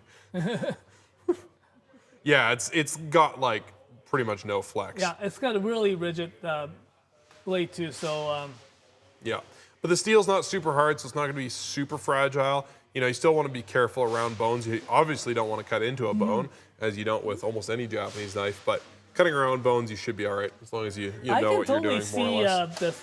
The teppanyaki places using this type of thing. Oh yeah, they always have a knife like that, right? Yeah, right. Yeah. Yeah, they want to like show off things, right? That's what we should do for our demo next year: is do a little teppanyaki action on this table. Yeah. Alrighty. Someone is asking to see the Osakai Shiraki old stock. Penny, yes. Robert is asking to see this one here. So this is another old stock from the Osakai they found in their warehouse. This knife is probably at least like 8-10 years old. Where still Shiraki Hamono was Shiraki Hamono before the Nakagawa-san took over and became Nakagawa Hamono. Nakagawa-san's been working there for quite some time, so I can't really say who forged there are some questions about is that a forged by Shiraki-san himself or not? There's no way to tell actually, especially the knife like these double bevel knives where they use just a rikizai to start.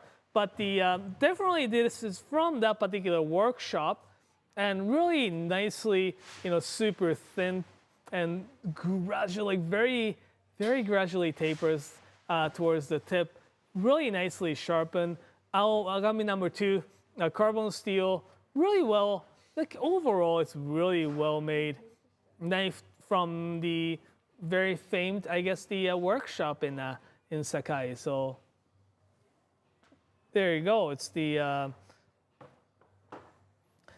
It almost looks like a factory made. Like it's so precise. Very right? perfect. Yeah. It's crazy how precise this is made. So it's kind of one of the rare pieces. So hopefully you can grab it or not. So Yeah.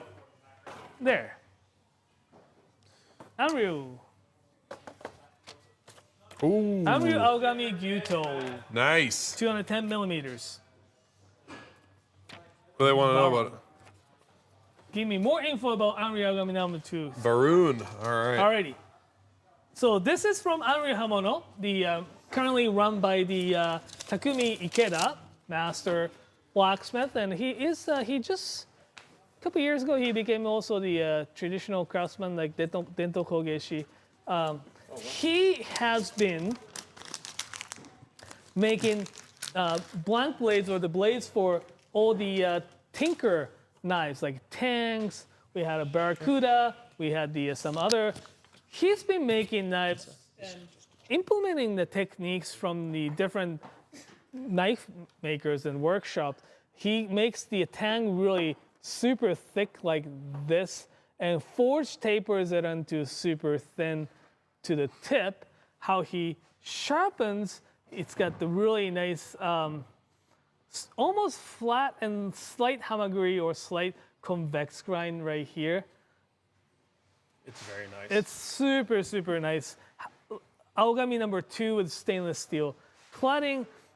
It's like not so much overexposure, and of course it's just like well made hand forged knife from the Takumi Ikeda-san. Could you tell me a little bit more about Dento Kogeshi and that traditional craftsman and what that's all about? Yeah, Dento Kogeshi is Dento Koge means the traditional crafts. The shi is the person, but Dento Kogeshi is this credential, not certificate, kind of certification. Like an award? Not really. It's just like a certificate. Title? It has title and it's a certificate. You have to go through. You kind of have to pass the test.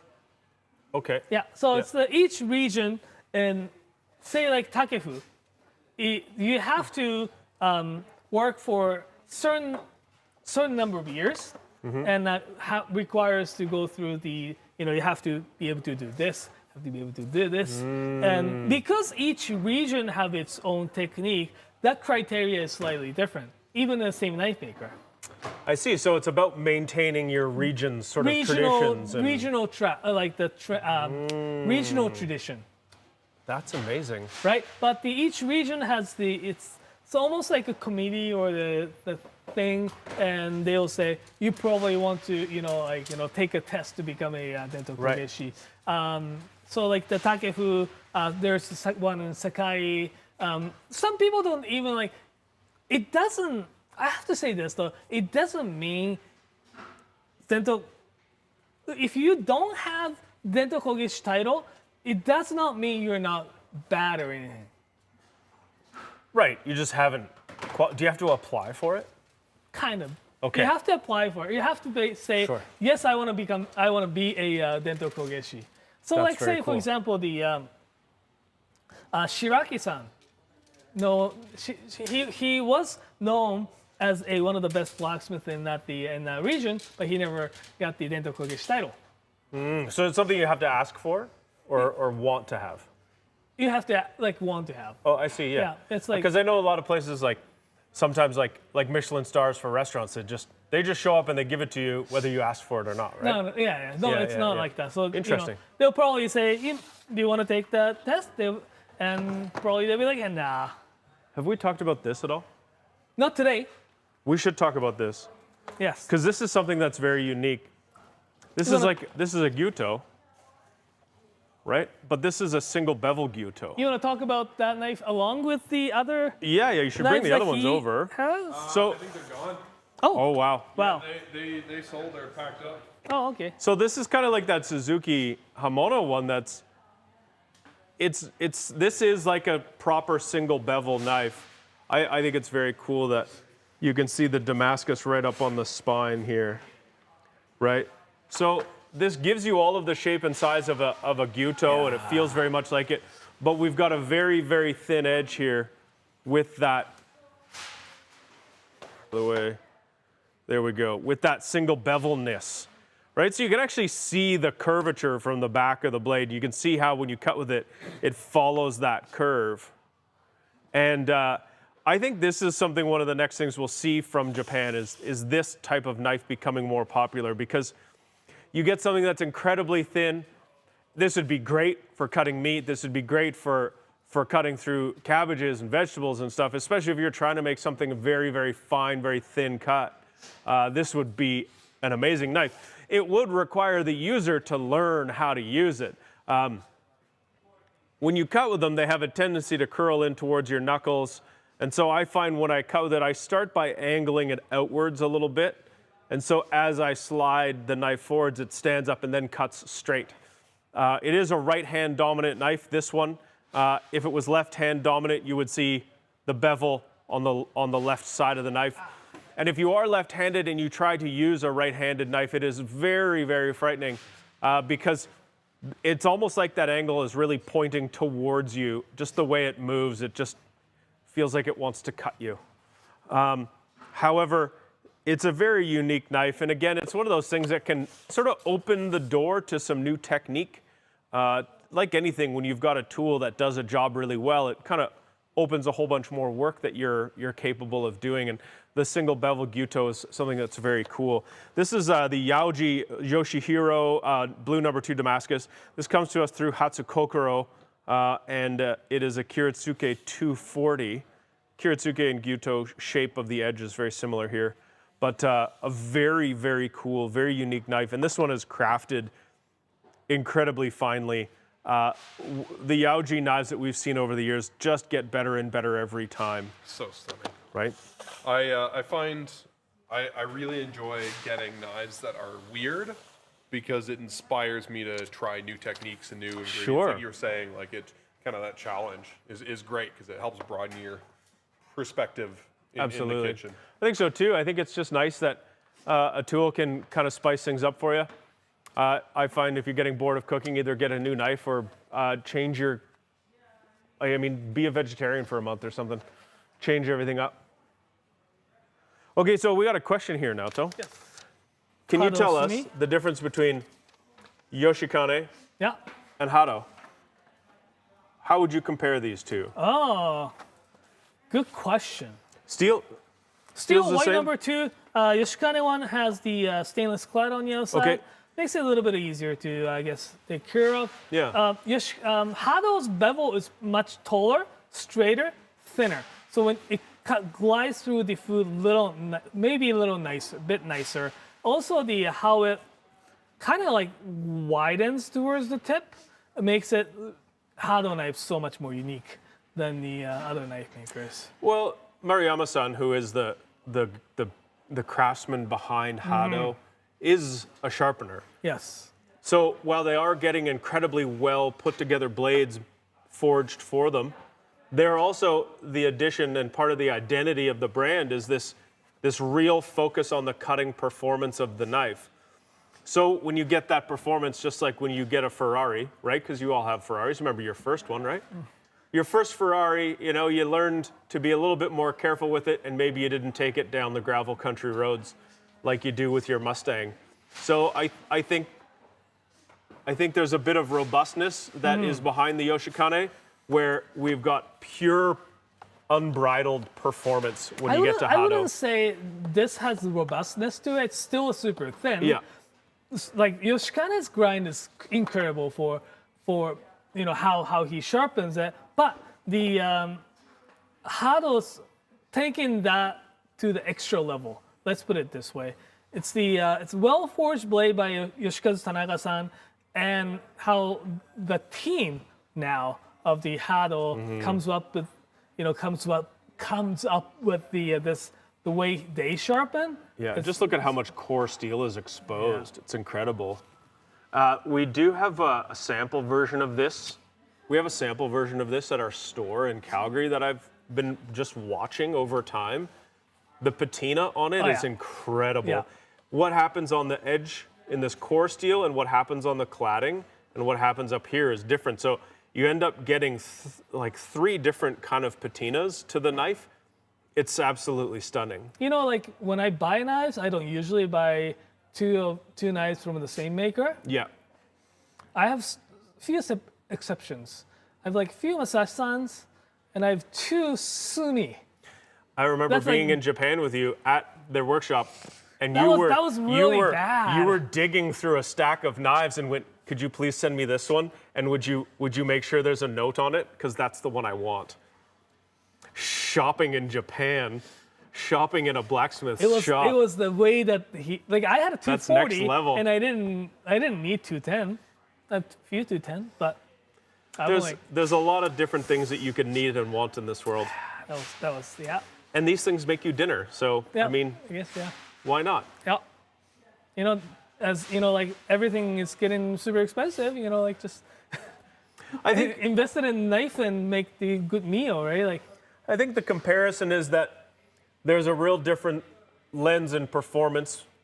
I think the Hado is designed for incredible performance, and the Yoshikane maybe has a little bit more of a balance to performance and user friendliness. So if I'm using a Hado, I'm going to be very mindful of the cutting board I'm using, which is going to be an end grain wood board, versus like this, which is an edge grain. I would definitely not cut on bamboo or wood. I would be okay using something like a Hasegawa board, a plastic board that's really designed for cutting on. And I would also be careful that when I'm cutting with it, I'm not twisting or scraping the edge. And I probably wouldn't just let anyone walk into my kitchen and use it. I would probably want to know who they were and what they know about using knives before I let them at it. And what's that? Oh, this is the Yoshikane that I think You're trying to compare Gyuto to Gyuto here. Gyuto, yeah. Yeah. It's a bit taller, right? So it gives you a little bit more clearance. Mm-hmm. Despite how thin this is, though, I feel it's may not be as delicate. I don't know. It's the Well, I just think more of the amount of core steel that shows up. Yeah. The cladding steel does help protect it. Like when you look at the Masashi Honesuki, you see there's just this tiny, tiny thread of core steel exposed, supported behind it with the cladding steel. Where this, I feel like we've got a bit more core steel exposed, a little less support around it. And Marvin is asking, Hado is definitely suitable for occasional rocking. Like if you look at a blade profile, the Hado's got a lot more nicer curve to it. It's a little bit more flatter. Yeah. It doesn't, the Yoshikane doesn't have like a really big flat spot on it though. I mean, it kind of comes down flat at the heel. This is better, yeah. Do it in Yeah, there's a bit more curve through the heel on the Yeah. Hado. Yeah, absolutely. You can just hear them when they touch the table there, how thin they are. Yeah, that's why I was like, don't do it on the table. That's why I really like the Nigara. Yeah. Okay, why are Japanese serrated and single bevel knives serrated and beveled on the opposite side to Western knives?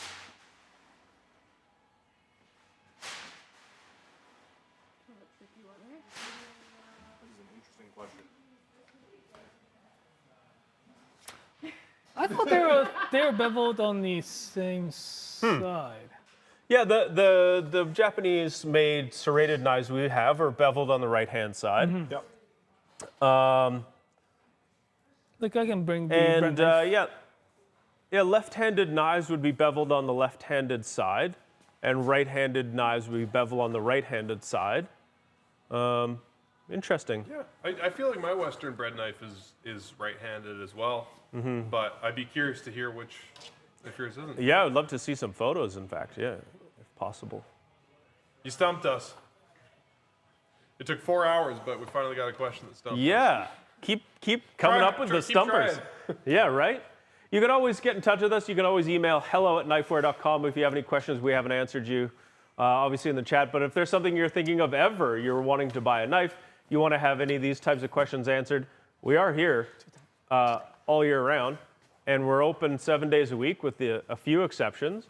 And our help desk has got some really great staff who are trained to help you buy stuff. Serrated. That's serrated, yep. Yeah, this one's serrated, and it's on the right-hand side. Yeah. But there is the chance that you have a left and right-handed serrated knife, yeah. I know Shizu, Hamono, Miyako series, their bread knife is actually sharpened on the left.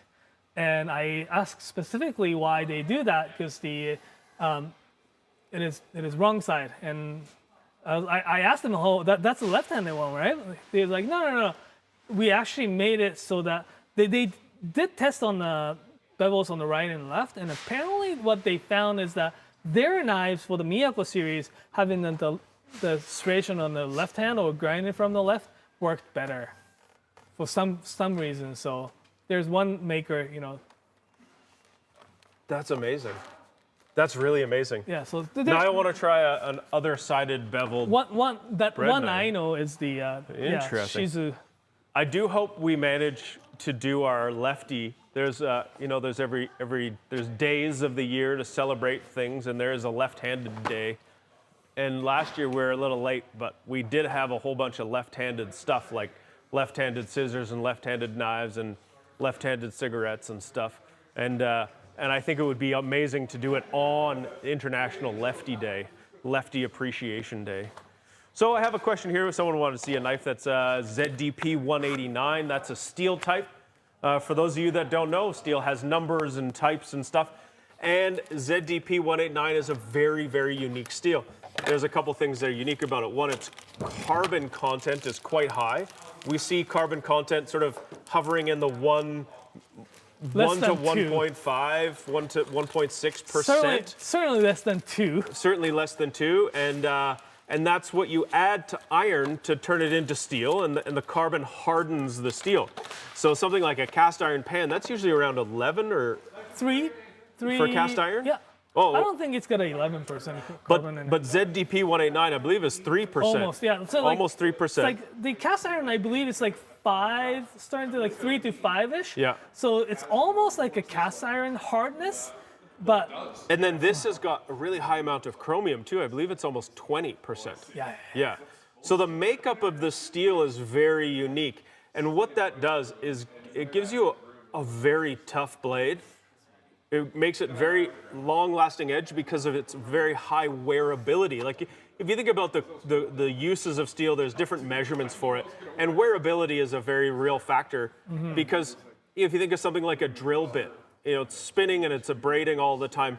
So it's going to wear down very quickly. So a type of steel like this is not going to wear down very fast, which means it's going to hold its edge a long, long, long time. Now, what we have found from our experience is that sharpening them is actually kind of a challenge because sharpening is wearing the steel down. And the best advice I had when I was learning to sharpen one of these was, same with like a HAP 40 steel, was you get on an 8 or a 10,000 grit stone and you just go for a while until you touch the edge and it's scary. You want to be able to touch the edge and almost feel like the edge is sticking to your skin. It's so sharp. That's what I think about ZDP 189. I would be very afraid to chip it and to have to repair it because it would certainly be tough. But these Giheis are really, really nice knives for what it looks like. Yeah, Giheis are great. Also, we may actually have some of the Miyabi ZDP ones on sale. Oh, Isn't it? Oh, yeah. Possibly. Possibly. So, if Wow. PHA 808, like if you're looking, like you can type ZDP 189 on our website, and you may be able to find the other things, because all the stores have their own deals too, right? So you may be able to find something other than this guy here.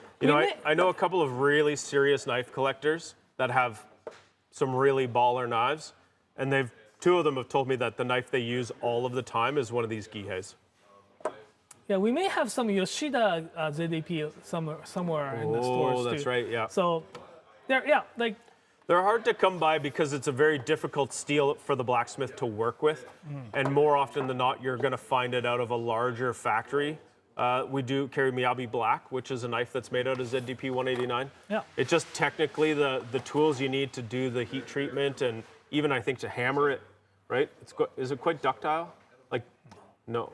It's hard. Yeah. It's hard to shape it. You can hear like when they're hammering either half 40 or ZDP, it's just like bounces back, right? Yeah. So it doesn't stretch. The. It's like trying to work a piece of unrested pasta dough. Yeah. Yeah. You got it. Left-handed cigarettes are definitely joints. We don't sell those, but you're in Canada, so you can come and buy them here if you'd like. Since Mike O'Brien mentioned, like, this is one of those left-handed Honesuki Maru. Oh yeah, right on. Yeah, so it's beveled on this side, sharpened from this side, but the pretty flatter on this side. We only got a limited number of these, so We have some left-handed. Yeah. What are these called? How do we search this? The Sakai Takayuki.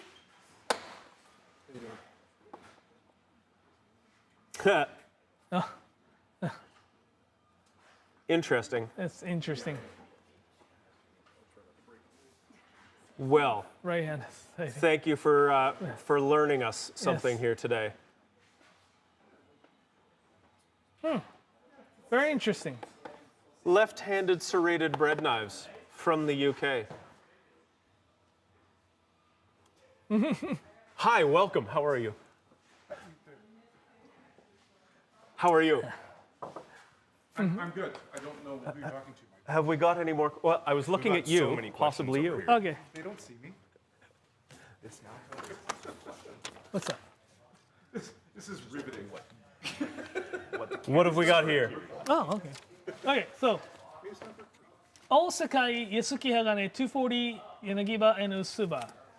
Yeah, this is a great little combo. I know. Again, the price on these is really fantastic for what you're getting here. These have been around for a while. Look at this, cool. I love this little sticker on the handle. Yeah, so SK5 is carbon steel. They're right-handed, single bevel knives. Is there anything more specific about the question? I'm trying to find it. This guy's going to the bathroom. Oh, I see. I'm fumbling. So the Yanagiba is a great knife for slicing. Specifically, it's used for raw fish when you're making your sashimi. And that long slicing knife does a wicked job. Man, this is very, very straight. And that's something Naoto was talking about. Because they've been around for a while, the old stock is that they rest. And it's a funny thing, but over time, as the knife sits, it can actually kind of bend a little bit. But since these have been around for so long, they were easy to straighten back out. And the Usuba is a knife designed for vegetables.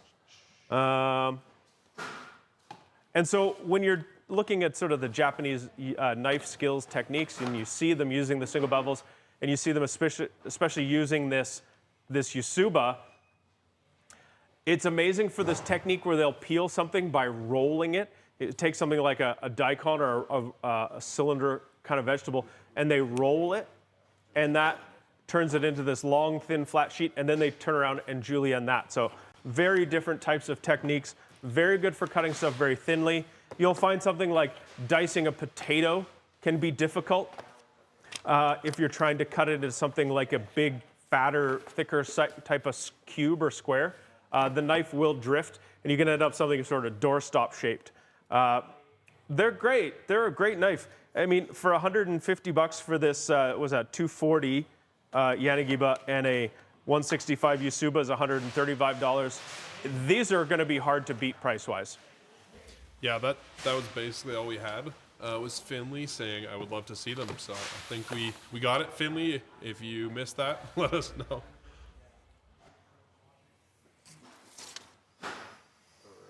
Pretty beginner knife is that.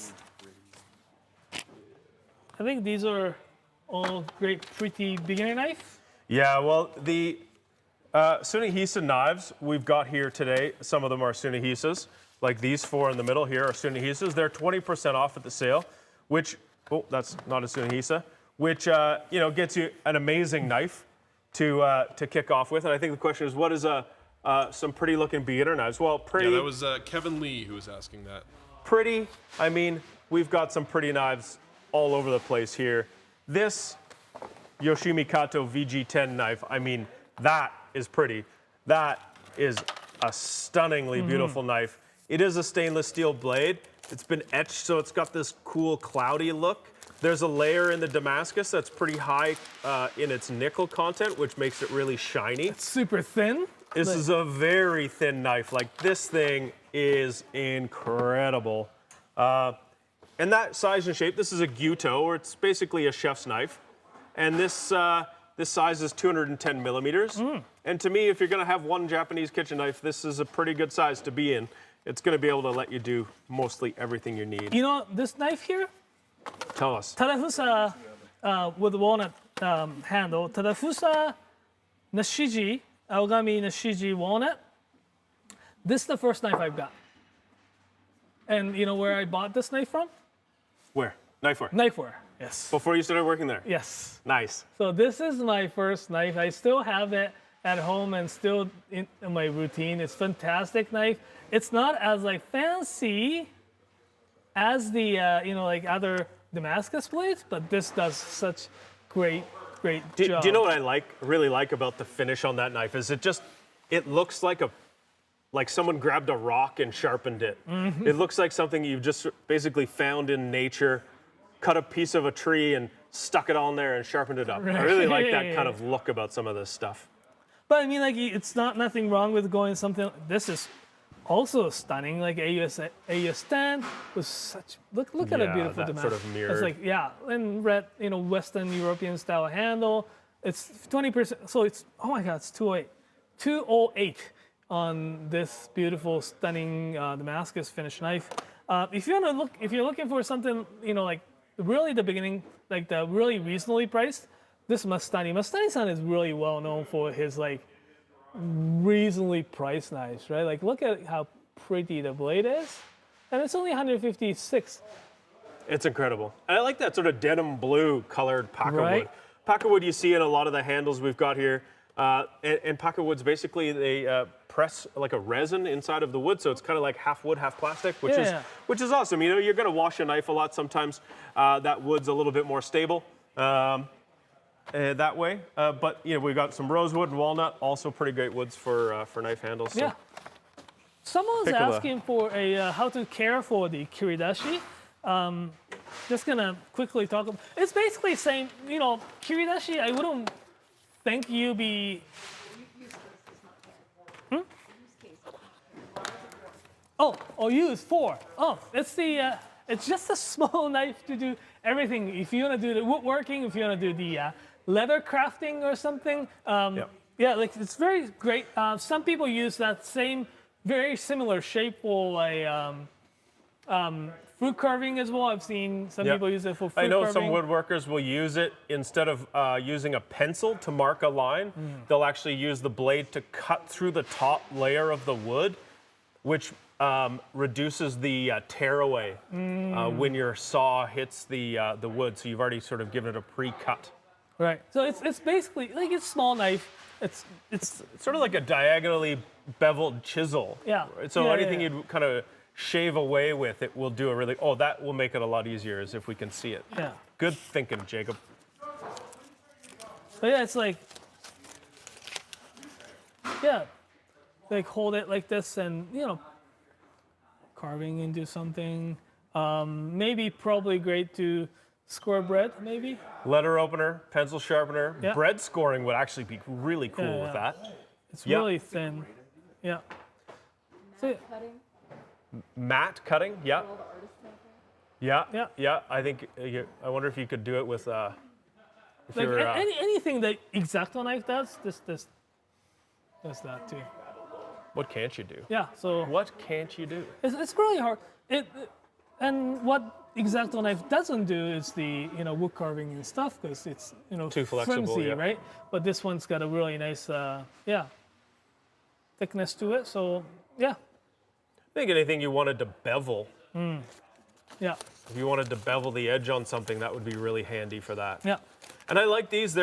We've seen a few of them. We've got some other ones on occasion, and this one is just bigger. Overall Right, dimensions are yeah, bigger, yeah. and I think that would allow you to handle it quite nicely. Yeah. All right. That's Got cool. more Thanks for that questions? question, Yeah. David. They're kind of a unique tool, aren't they? Thank you. Alrighty, so here. Oh, I don't know if this is the next, but I will do this. The blacksmith who do everything in house, forging, etc. Which blacksmith forge steel at home these days? I know most blacksmiths buy pre-laminated and good quality steel. I mean, who makes everything themselves. So it's really, Paul, it's a really hard question to answer because people still do buy steels from steel manufacturer. The only people who do make, even the swordsmith, they do buy tamahagane from the tamahagane manufacturer. Except the few that I've seen that they actually do make the kirin, but that's so. As far as the kitchen knife makers go, they don't. Are you trying to be invisible, or you want to come in there? No, I was just gonna say the Mortakas, they've made steel often. Yes, they They're have. one of the groups. Yes. But they don't anymore. So yes, there are some groups that they still do in-house, but they collect the steel sand and they make kirins, those kind of stuff. There's going to be some people that will laminate stuff by hand Yeah, so themselves. I brought this Hinokuni Sakai-san who do laminate the steel in-house, right? So all his knives, he laminates steel in, it's like more hot dog bun style, the in-house. What's the word for that again? Warikomi? Warikomi. Yeah, so like what we're talking about is getting pretty deep into the knife nerd weeds here, but like we keep talking about how there's the softer steel on the outside and the harder steel in the middle. So there are a lot of people that will purchase that from a person whose job it is to laminate steel. So it's more of just focusing their skills and their workload. So often someone who's specialized in doing one job will produce something better than someone who is doing all of the jobs. So it's just sort of a choice, right, between the craftsmen. Yeah. Sometimes there's places where they don't really have that, so they're kind of like forced to do it in a way, or they choose to do it, obviously. Yeah, most blacksmiths do the, like say, if you look at, like some people do choose the way that they want to make the blades as well. So for example, if you look at Nakagawa-san, Tanaka-san, any of those, the Sakai blacksmiths who do forge the double bevel or the single bevels, both single and double bevels and single bevels, they often do forge weld the single bevels, but not the double bevels. So there's like the scales as well. And most blacksmiths are capable of doing the forge welding in-house. They just choose not to. Yeah, I imagine most of the time it's an economic decision. Exactly, right? Yeah. So hopefully that kind of answers your question, Paul, but the... I have one question, yes. though. When there's craftsmen who are doing their own laminating, do they typically do the Warikomi method where they take one piece of steel and open it without all the way through and then drop it in versus like having three pieces together? Oftentimes it is the easier Yeah, it way. Seems like that would be an easier way of doing it. Easier way of doing it. I know some guys do the honsanmai, which is real 3-layer. Right. But like that's the only Manaka-san. Like I wonder if the 3 layers would split more. It's super interesting topic and a really deep nerd kind of move there. Manaka-san does the honwarikomi as well as honsanmai. Oh, really? So the... Yeah, Manaka-san is pretty incredible, so look forward to seeing more of their knives. Yeah. Okay. Really quickly. Tak wants to know if a kiridashi can debone a chicken. Can kiridashi do debone chicken? I would be, I think The blade's been too short, and that, like the.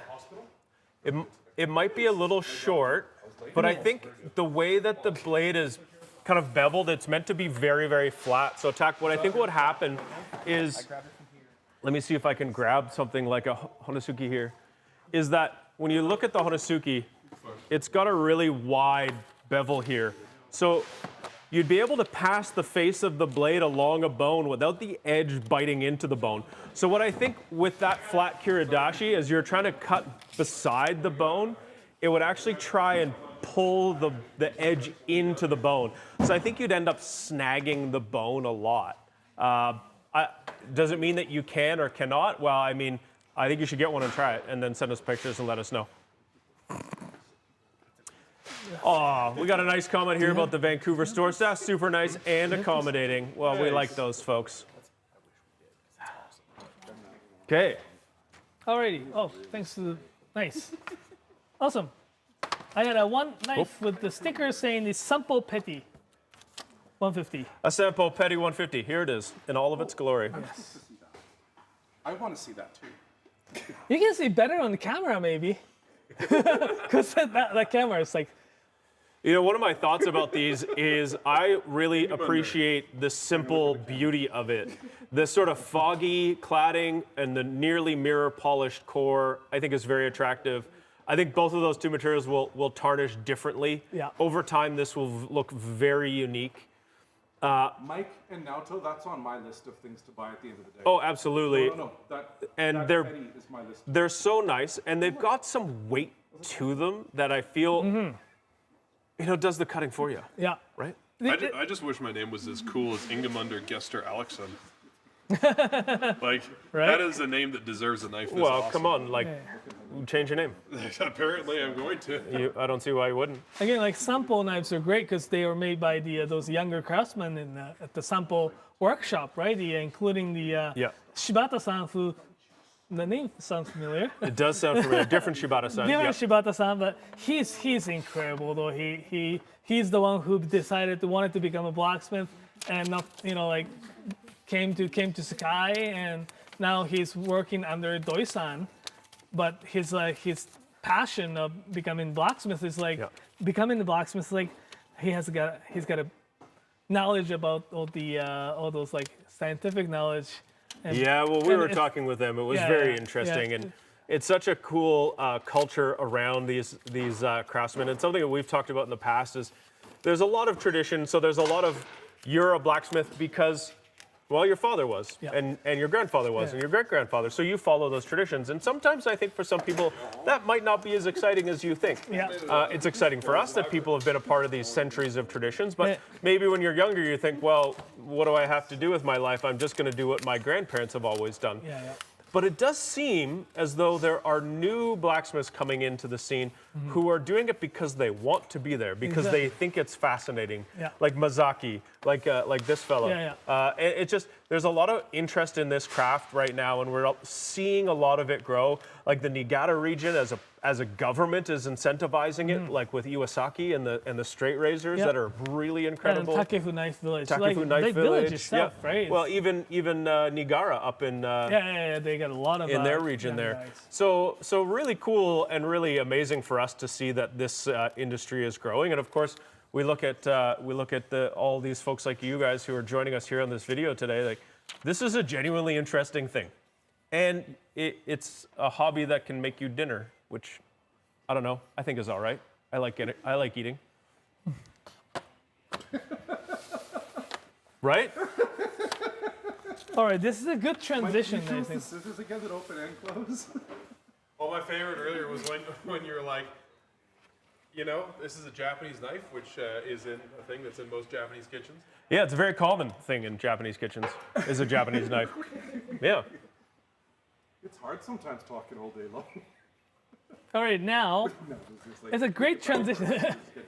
I think it's a great transition from the this sample to the guren, because sample is forged by the Shibata-san, who is working for Doi-san, and guren is forged by the Doi-san himself. So the Aogami number 2, with no stainless or anything like that, but it's like really well forged blade by Itsuo Doi-san, sharpened by Yamatsuka-san. It's got really nice meat to it. The 255 grams. I'm not sure if it's a heavier side, slightly maybe, right? It's beefy. I mean, there's a lot of mass to this knife. It feels great though. I do like that stone kind of face texture. It's kind of like that Ishime from Moritaka. Yeah. What a unique shape, and a nice curve on the edge. Yeah. Nice profile to this knife. Yeah, I like that how it cuts out, I guess, into the blades. Have we talked about Doi and the sort of talking about families that are famous? No. Well, he's the at least third. Like his father was a legend, right? The Keiichiro Doi. But even Keiichiro, like Itsuo Doi's grandfather was also the legend. Yeah, right. It's a family history. Well, right? what was it? It was their ability to temper the steel, right? That made them a legend? No, it's the forge welding temperature. They tried to do it as low as possible so that Interesting. So they try to find that the lowest temperature possible for those two steels to forge weld. What's the benefit of that? Well, so if you heat up the steel too much, what happens is that you lose the carbon or the grain size that the steel gets like big and it doesn't get like nice precise edge. Or carbides may grow, right? Like so. That's why they wanted to do it as low as possible. And forge welding is the time when they actually have to heat up a little bit higher than the regular forging temperature. So that's the kind of Very cool. But yeah, kindly requesting look. So here, Nathan, Niso. Hopefully, I will show you the little more like yeah, beautiful. So it's a little bit more beefy for sure. It's robust. It's going to cut nice, but it's not as may not be as smooth as some other knives.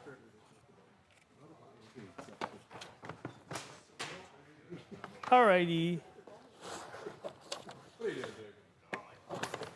Do we ship to Sweden? Yes. Hello. So Samuel's asking if we want to see some Tsujihikis and asking if we ship to Sweden.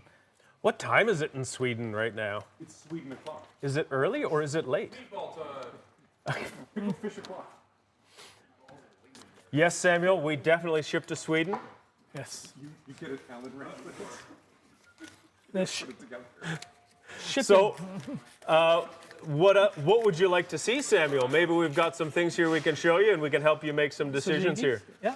Yeah, we got some Tsujihikis. So I got some Tsujihikis here. We have the Kato SG2 Minamo Tsujihiki, super smooth, thin. I love how smooth the bevel is too. Like it glides the food, really, really nice. 270 millimeters. And very light, very slender, light, precise feel. Yeah. To a knife that's 270 millimeters. If you're looking for a little bit more robust, again, sample is really nice. It's got white carbon number 2, slightly thicker, but it still glides very nice. I was like suggesting this as a turkey carving as something that you may. And there's something about the profile, like the taper of the tip of this knife that just looks so cool. And we have the great deal. AUSA Tsunehisa no, it's Roku, sorry. I was like, kept saying Ju and it's Roku. Tsunehisa 6, this AS8 with the AS10 with the beautiful Damascus. It's really nice and smooth. Super light. Handle is, I don't know. I like these handles, and I can tell you you like why. the handle? I like the handle. They compared to their chef's knife size, the way they taper the handle up towards the blade here, just when you're holding it, you feel like you're holding a real nice, precise tool. It's a little bit more slender than say the Gyuto or the chef's knife handle. Yeah, I think they do a really nice job with their slicers. They may actually, they may do a little more dip, I guess, here. Yeah, they just contour it a bit more. I don't know. Right here, I don't know why they chose to do that, but to me, it just feels really nice when you're holding it. Yeah. And last but not least, certainly not, the Senko You should probably just get this one. I'll be honest. It's This like- is like a real stunning piece of work. Look at the desert ironwood handle here, and like smooth polish. This is gonna glide through the protein so nice though, eh? Yeah, a little bit taller blade too, and again he kind of drops the spine down from the edge or from the handle a little bit. So yeah, look at that thing. That looks fast. How about the one? Nathan, do you have a request to spin your wheel? Oh, it's wheel time. Spin that wheel.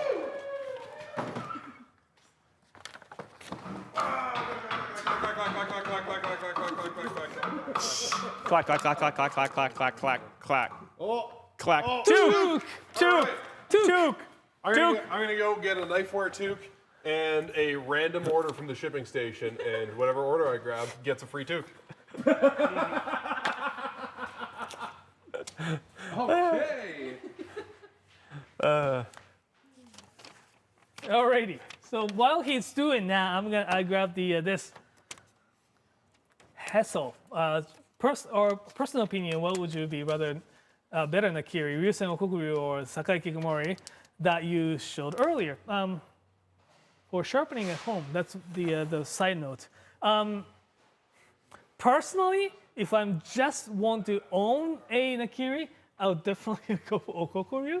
Yeah. Those things are absolutely stunning. Exactly that. And the next batch we're getting, they've done the little design change on the welding part. Oh, really? Yeah, they made the All right. Justin Klinghagen from Minnesota. Oh, and if there's anybody who needs a toque, it's a guy from Minnesota. Yeah, hey. Got this custom handle. Oh, Hado Sakai. With this stunning greeny, orangey, yellowy handle. So Yeah, good that's pick, buddy. a nice knife. Oh, watch it. Oh, Yep. Oh, yep. hey. Let's do that right. Now until you do it. So I'm gonna throw in this Knifewear toque. These are custom woven for us in Calgary, Alberta, from recycled acrylic.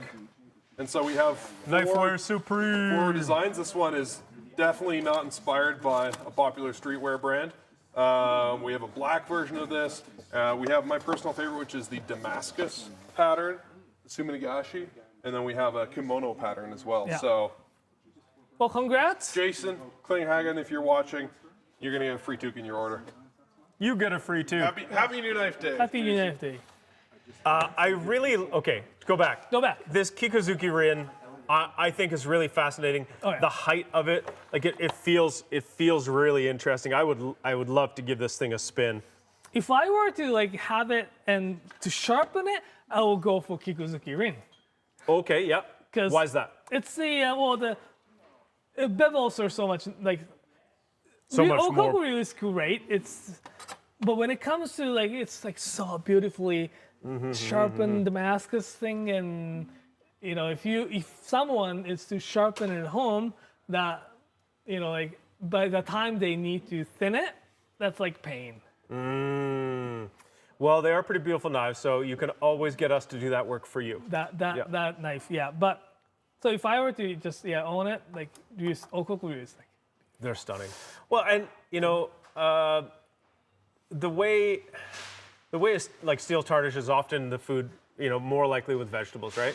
So you would definitely get a cool patina on this knife. yeah, absolutely. And you know what? Cutting onions with a Nakiri is really incredible.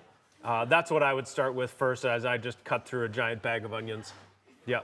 I am a big fan of the Tanaka-san's forging work too. Oh yeah. That's yeah. Yeah. Oh wow. Oh yeah. Oh yeah. Anyways, alrighty. Oh yeah. Eh? Alrighty. All Oh purpose. yeah, by the way, that's a beanie to Americans. If you're wondering why I kept saying the word toque. Boom. Ah. The word is toque. I agree. Learn a word. A lot that you're asking there. Learn a word. All right. All right. What do we got now? All-purpose single bevel versus double bevel. Oh yeah. Okay. This is a great game. Yeah, great.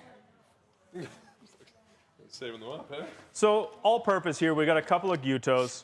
Both of them are 240 millimeters. That's the edge length. And that's the size of knife that you can do pretty much everything with, which makes it pretty all-purpose.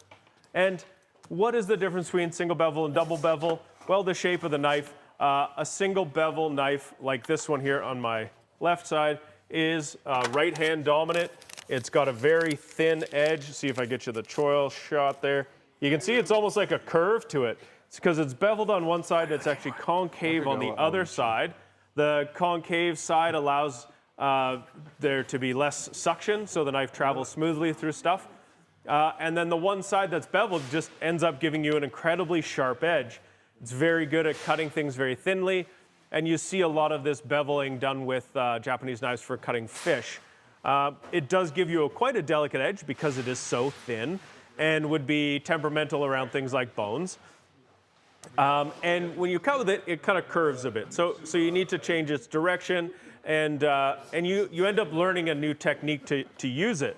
Now, the traditional double beveled knife would be a little bit easier to use. Sorry, you're gonna get a little look here, right? So that double bevel gives you a nice thin edge, but a little bit easier to drive. And what I mean by that is it's gonna cut a little bit straighter. It'll be a little bit more familiar if you're used to using standard double bevel knives. You don't get to cut quite as thinly as you do. If you're trying to make really, really thin julienne carrots or thinly shaved cabbages or anything like that, the single bevel will definitely do a great job. The double bevel will as well, but still it's just slightly limited there. You can cut stuff like if you're gonna dice potatoes to make hash browns or something, yeah, a double bevel knife would be the one you'd use. A single bevel would end up being harder as it goes through something dense like that. Unless you're trying to shave it, it really curves the knife as you cut, and you get a lopsided kind of a cut. We do have these Suzukis, and they are kind of a hybrid of the two in a way. You've got this bevel on this side, but flat on the back. It's not concave like the other ones. And it gives you a little bit of a hybrid where you can see that there. That looks great, right? That is just like using a mandolin. It's like a freehand mandolin. It gives you like peeling kind of action. Yeah. I've got one of these in the Nikiri version. I really like playing with it. I like cutting a lot of stuff with it, in fact. But it does give you a bit of an advantage when you're trying to cut stuff very thinly. Or I also find cutting things that are a little bit denser, like just a piece of salami. It's really nice to cut with that kind of an edge too. Kishan, I hope we answered your question. And I hope you find yourself a fun knife today.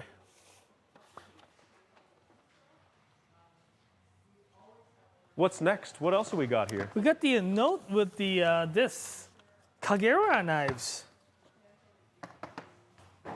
Ooh. I can't believe this guy's still in stock. The other Kagura sold already, the Tsujihiki. This kind of Usuba. Mega Usuba. Mega Usuba. Mensuba. Yes. Meguba. So this one here. Oh, I'm gonna own that by the end of the day. Nobody buys that. This one here. So, Kagera-san.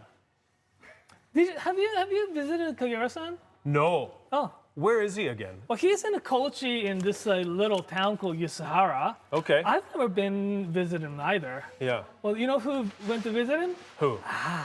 Kevin. Kevin? Kevin went to see Kagura. Well, he does really cool stuff, and one of the things that's very cool is his Damascus, right? Right, like look at it, the different color. So what he does is that, look, he's almost 30 generation blacksmith, right? Almost. I can't remember the exact number, but the almost just the ability to keep track of that is incredible. Right? That's why, like, he has a lot of steels, like from old tools, sickles, like farming tools, whatever. Well, I heard one time he was using old the hull of an old steel ship. Yeah, right. There's a shipwrecking yard near him, and then the highway people that use.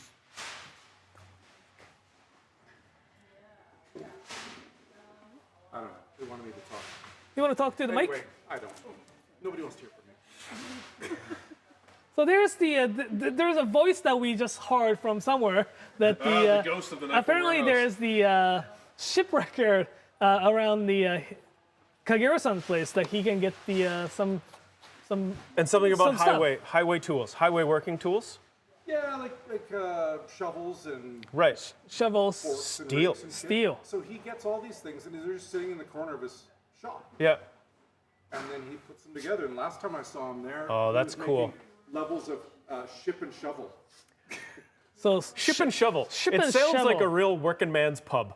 So Off to the old ship and shovel. Look at that. Like, so he takes those random, I guess. Oh my God! stuff, Just stop. Just let it catch the light. Like that's right? incredible. Like, look at this. So I've seen some of these after people have owned them. We've sold them for a while, and they're so hard to come by because he's like one of those guys who's like the Rolling Stones. Like I think he shows up and makes knives when he feels like he needs a new fishing boat or something. Yeah. But the patina that these knives get is cool because each different right. layer in there is a different type of steel. And so they change like patina a little bit differently Exactly, because they're right. different materials. Yeah. And it ends up that the pattern you see on that knife really pops and they're so cool looking. And we've got this one hunting knife left. Each one. We may actually have some shots of those knives too, but look at the pattern there. Yeah. Well, if there's any of these left, I know Jesse at Kent of Inglewood is going to buy one. Yeah, look The at Kagura hunting knives. He is very excited by these. Also, Kevin Kent is going to buy one of the Canada hunting knives. Yeah, you should. No, that's a fact. That is a you should. But yeah, that was so like how You it can't catches buy anything them. till tonight though. Not allowed. Like look at that. But yeah, like cool story, and he's like half retired, half. It's like Hayao Miyazaki that we were talking Yeah, about, right. right? He said I quit, then he comes back and makes more cool shit. Drops a banger. Yeah. Yes. That means something if you're a kid. Is that what you do? Turn that microphone off. Drops a banger. Drops a banger. Okay. Someone said anything. Sakimaru anything. Hey, Oh, is that the sound of pizza?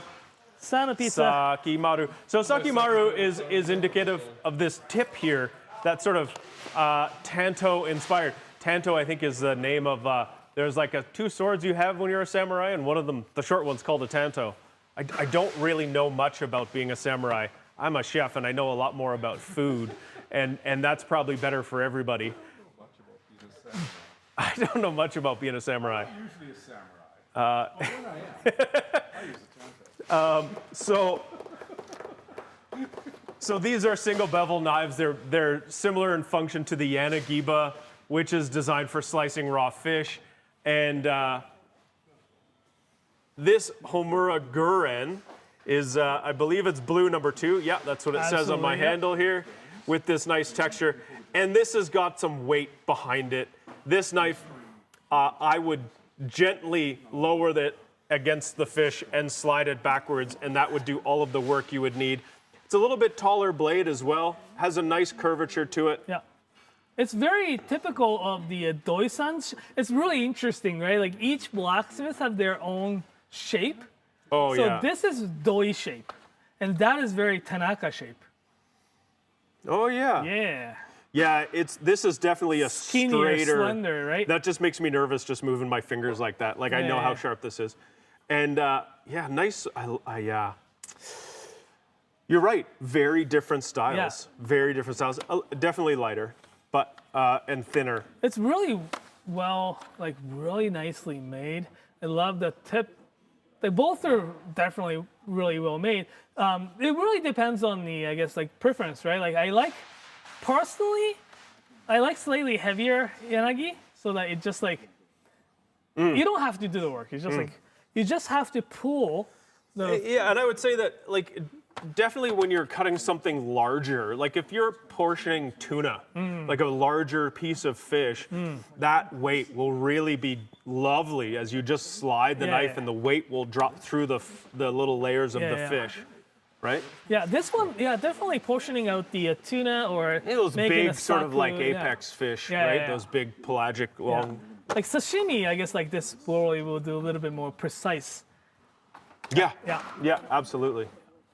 Well, that was fun, that was- Tommy. Tommy, I hope you get yourself a fun Sakimaru. Okay, so we do have a very cool knife. This is the Nakagawa Aoichi Gyuto 210. This is not This the. is not it though. This it's is not the it, this is no. the Mazaki. I think we have What's that? Mazaki Honyaki is the kind of alternative. I think we may have the Oichi Nakagawa kicking around.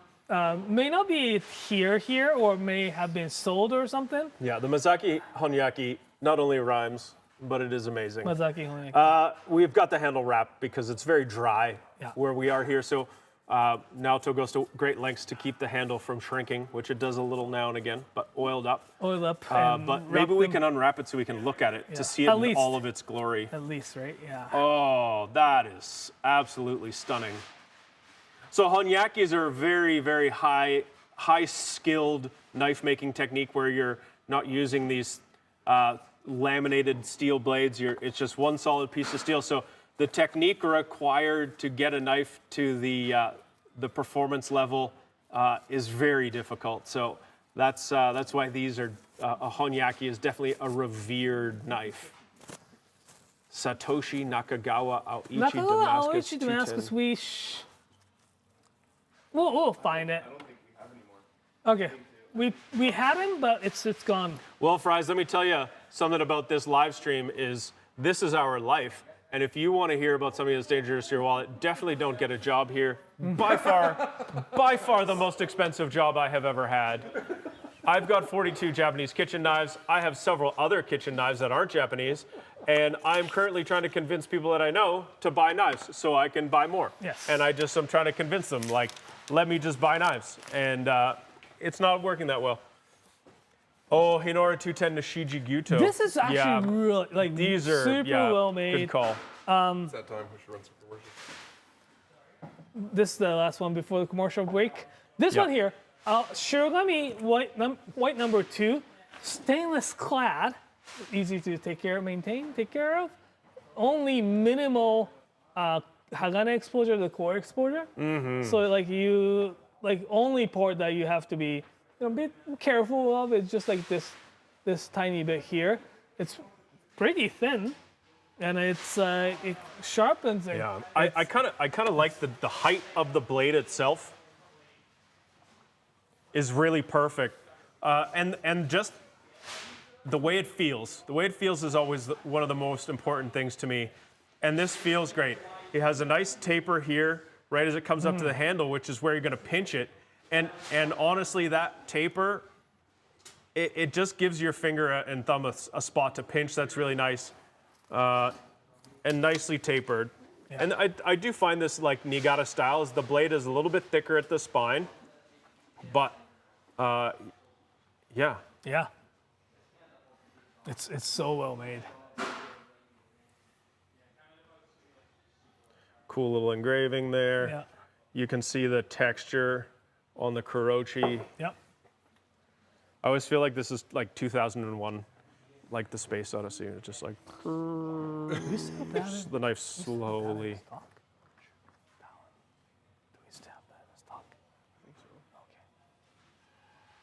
Beautiful. That's crazy. All Okay. right. Pizza just arrived, and we've been live streaming for 5 hours. More than 5 hours. So we're going to play 5 minutes worth of commercials. And I'll be right back. These guys are going to go have some lunch. Sounds good. Yeah, cheers. See you soon. I will eat some lunch.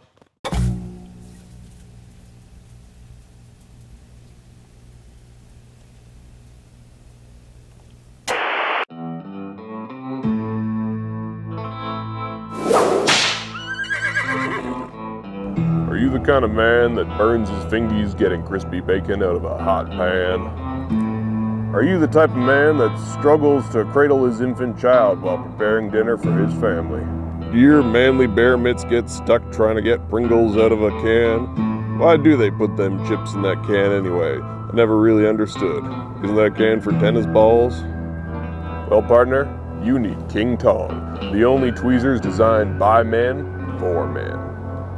With these stainless steel culinary tweezers, you can now get bacon out of a pan burn-free. You can get your favorite chips out of a tennis ball can. You can hammer nails into the wall. You can even prepare dinner while cradling your infant child. King Tong, manly man tweezers for men, or women, or non-binary people, I don't really care. Introducing the new Knifewear Swiss Army knife. It slices, it dices, it chops. It's the ultimate kitchen utility blade. It includes a santoku, peti, nakiri, and gyuto all in one, and easily fits in your pocket so you can take it anywhere you go and slice up a meal on the go. Tired of going to your friend's house and using their crappy knives? Well, now you've got your own knife on the go with 4 different blades. I just love my Japanese Swiss Army knife so much. I can switch from santoku, peti, nakiri, or a gyuto, just like that. No more bringing a whole knife roll to your first interview. Just bring this. It's perfect. The Knifewear Swiss Army Japanese kitchen knife is the ultimate utility blade and everyday carry knife. Coming soon to a Knifewear near you for only $36.55.99.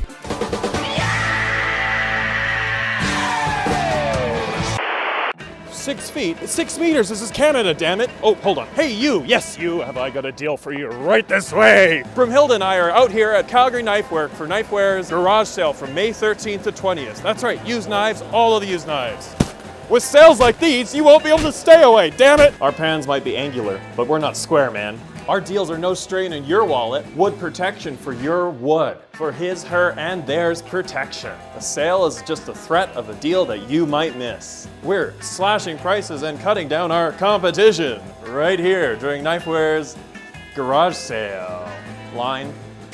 I'm not just happy to see you, that's a half-price honing rod in my pocket. The only thing more acerbic than my coffee are these knives. Do you like pre-distressed denim? Then you're gonna love this pre-owned Munitoshi. Here at Knifewear, we won't grind you on the prices. I'm bringing my best box of used knives for our sale this time. Are you ready, Calgary, Ottawa, Toronto, Vancouver, and perhaps Edmonton? You might think our staff look like this at the end of the sales, but they still keep kicking. Come on down, we're having a whale of a time. It slices, oh my god, it dices, it even circumcises for all your Masonic needs. Tossing these great sales to you. Catch, no matter if you pitch or catch, we've got you covered with these sales. Ooh, to all of our size queens out there, we've got something for everyone at this sale. Don't sleep on these prices. Don't sigh away our high prices, they're rock bottom. Come on down to the Knifewear car lot, knife lot, because we got lots of new and old used beauties from May 13th to 20th, in store and online. You know, I was in Japan a long time ago, and this fellow came up to me, big fellow, strong fellow, tears in his eyes, and he said, "Mr. Salesman, you are a beautiful, beautiful man, and you sell our knives so well, very well. Best salesman, but we sell well. Modesty, we know modesty. Look at these knives. Prices like this, so reasonable, folks. I mean, really, what do you want me to do? Sell you a whole set? Knifewear is doing a garage sale. Modesty for the people. Garages, we all have garages, don't we? You know, it was in '88, and I remember a long, long story about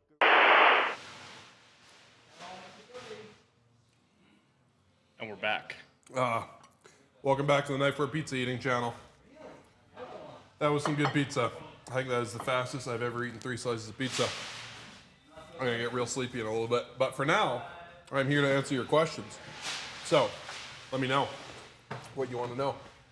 Welcome back, or welcome if you just tuned into the Knifewear Spring Garage Sale Kickoff Livestream Marathon and Q&A Extravaganza Bonanza. Today we are celebrating day 1 of the Knifewear Spring Garage Sale. This is a biannual event that happens at Knifewear.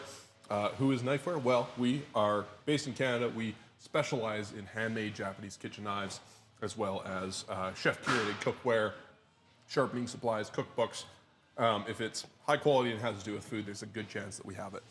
So today is the first day of our Spring Garage Sale, as I mentioned earlier. Basically what we've done is we've gotten a whole bunch of cool stuff in from our friends in Japan, and we've massively expanded our selection with a few hundred new knives. New knives from makers that we love, knives from new makers, some really rare, one-of-a-kind stuff, some refurbished and discounted items, garden tools, cookware, all sorts of good stuff. And our stores, our brick and mortar stores in Toronto, Ottawa, Edmonton, Calgary, and Vancouver, they all have refurbished stock. We did a trade-in last month. Excuse me. Got some pepper in the back of my throat. God damn. Whew. Whew. Better have some Pepsi. Unofficial Knifewear sponsor. Yeah, but we got 5 stores across Canada, and each of those stores have exclusive stock that was, either just exclusive to them today or from refurbished knives that were brought in last month, tuned up, sold at a discount. So there's a lot of good stuff in store if you are in one of those cities. If you're not, you can shop online at knifewear.com.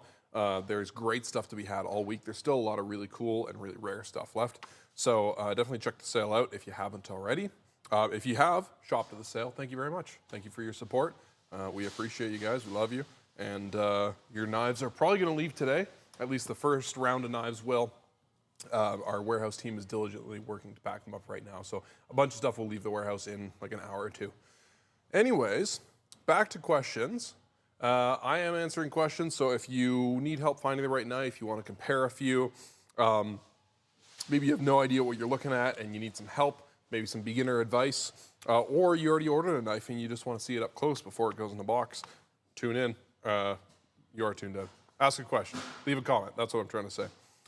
Jacob, I believe we had a question about really nice petty knives, right? We sure did. I'm just trying to find it. There we go. That's some weird looking pizza, Sky. Yep. All right. From Jugo Lick. Can we get a top-down camera there, please? Any recommendations for a petty knife gift for a knife snob? Okay, so if you know somebody who's really serious about their knives, we have a lot of great stuff, but I have picked out my top 3. If you're choosing a knife as a gift, regardless of how into knives the person is, the gift should be pretty, and it should be, generally a functional shape and size that they're going to use every day. Normally, I say pick a stainless steel knife, but because this is somebody who knows their knives, we're not going to worry too much about that. My first pick is this ridiculous Kurochi Nigara lightning handle. I don't even know what you would call that, but it looks awesome.